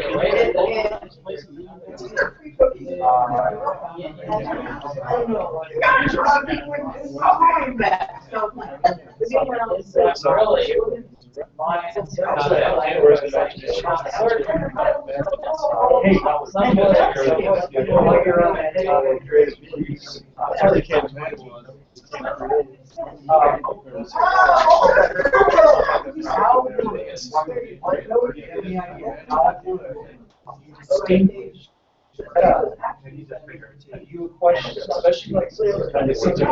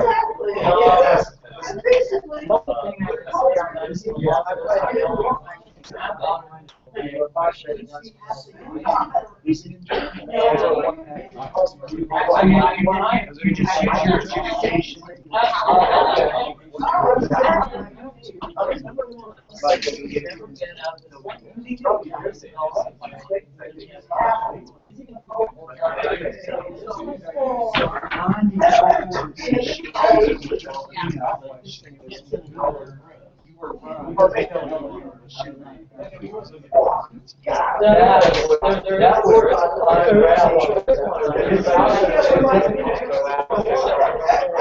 can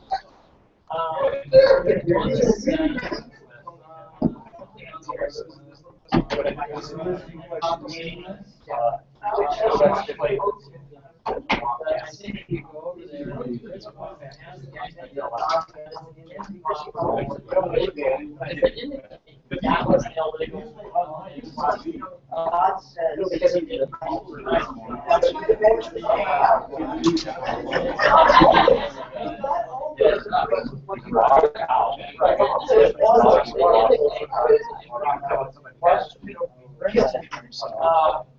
What do you mean?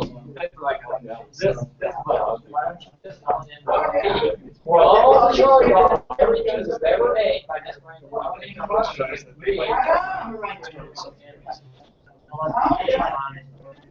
sunflower seeds, and you get the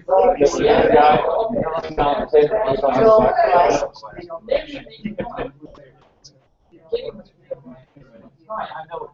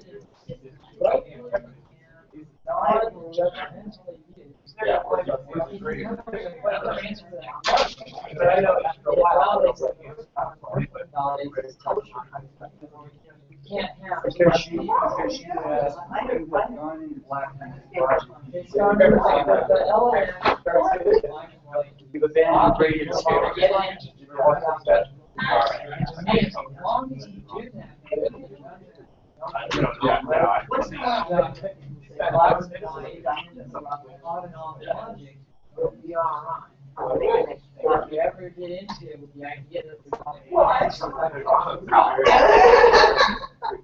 Actually, I do, but it's not out there when I'm right.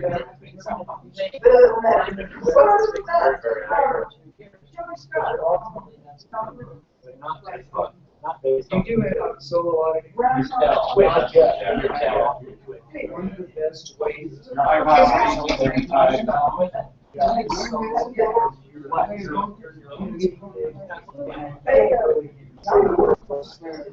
That's you. There is one you mentioned.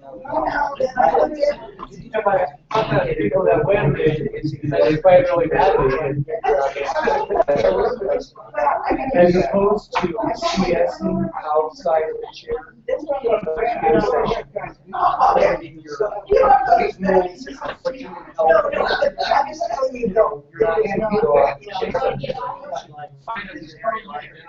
The only trouble I ever got is I didn't get it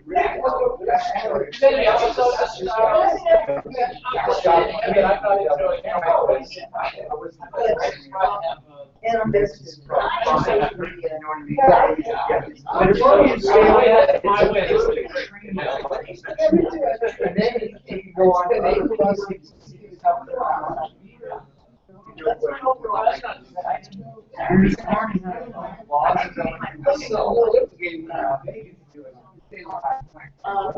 It's a really good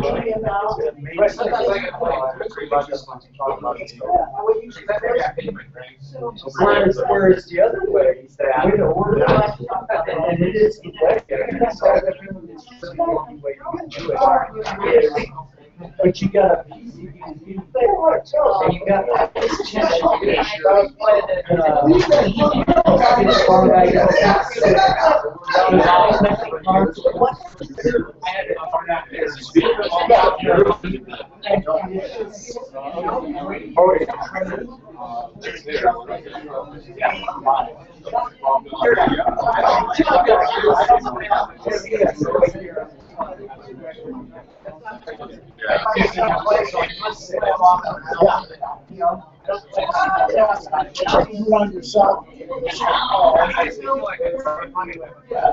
It's a minor.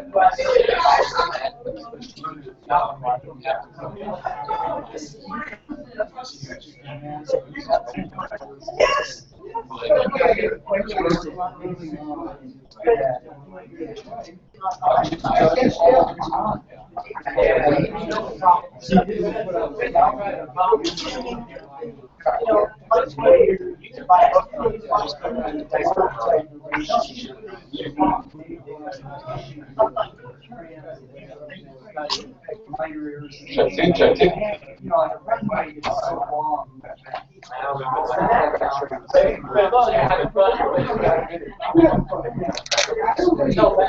You're certainly confident.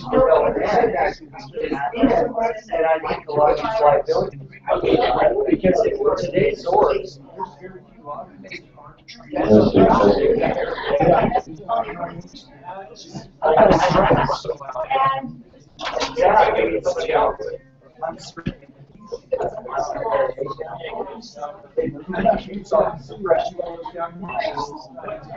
On and off. I'm gonna guess.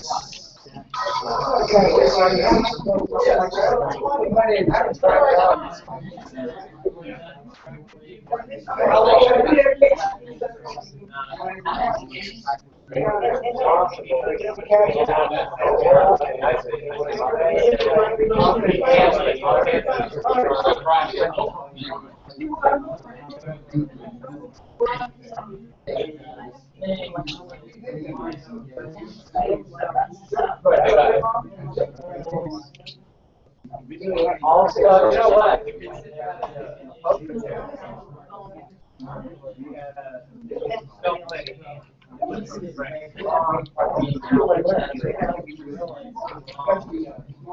Okay, you guys ready for our next speaker? All right, let's bring up Dex. Give him a hand, please.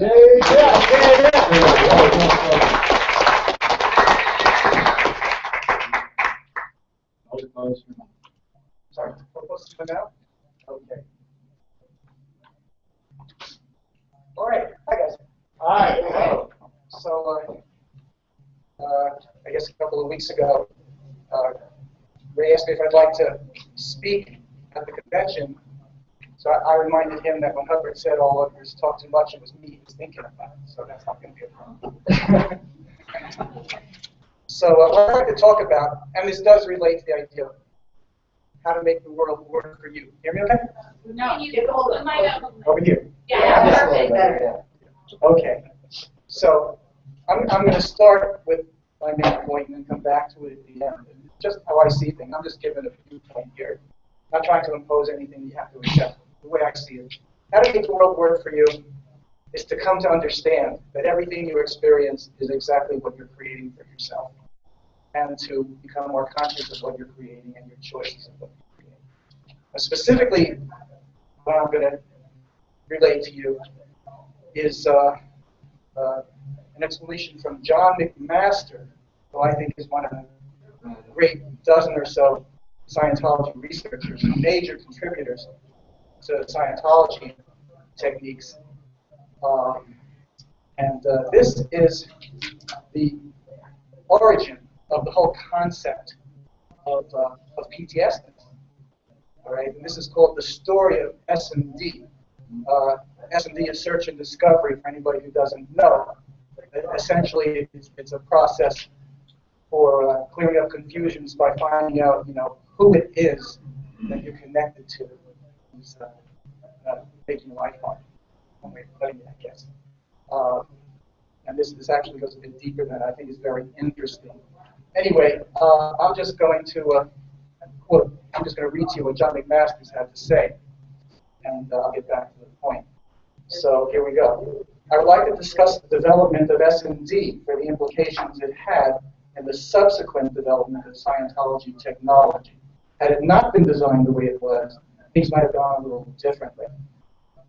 Last summer, 1965, so this is 1966 when he's saying this, the message read, Ron wants you to bring 6 of your best review auditors to his office at 5:15 today, and would you get it all organized? See, at this point, John was kind of Hubbard's right-hand man for research and development.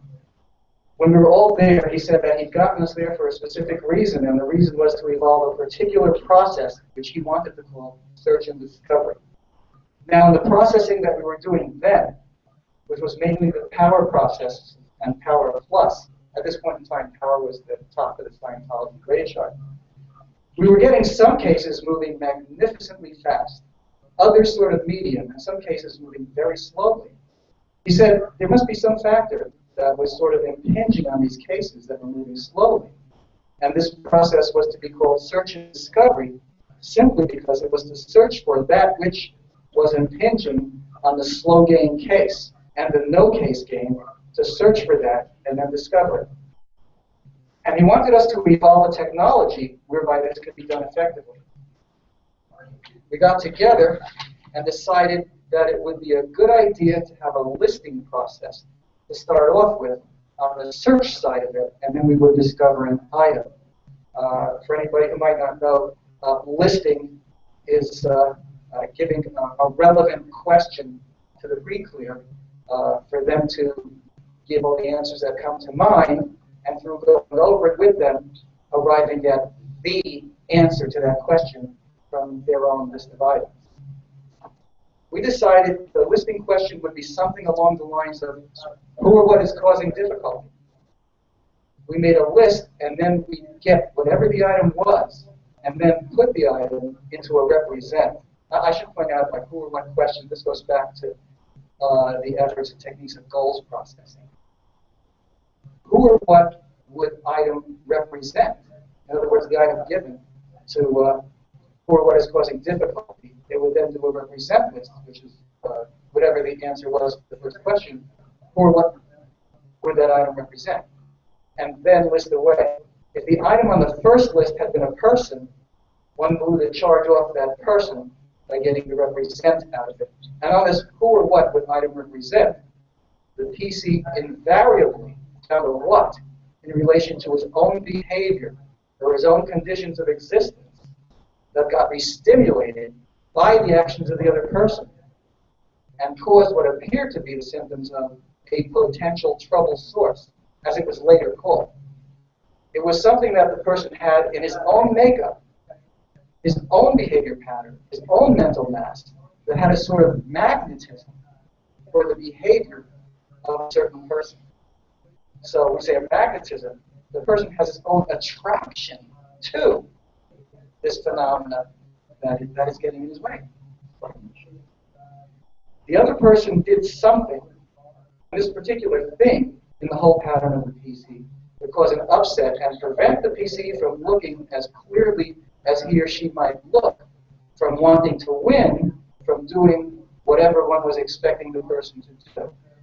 So we ran this listing process and the represent process, and we got what we got and took the results to Hubbard. And as I said, invariably it was a what.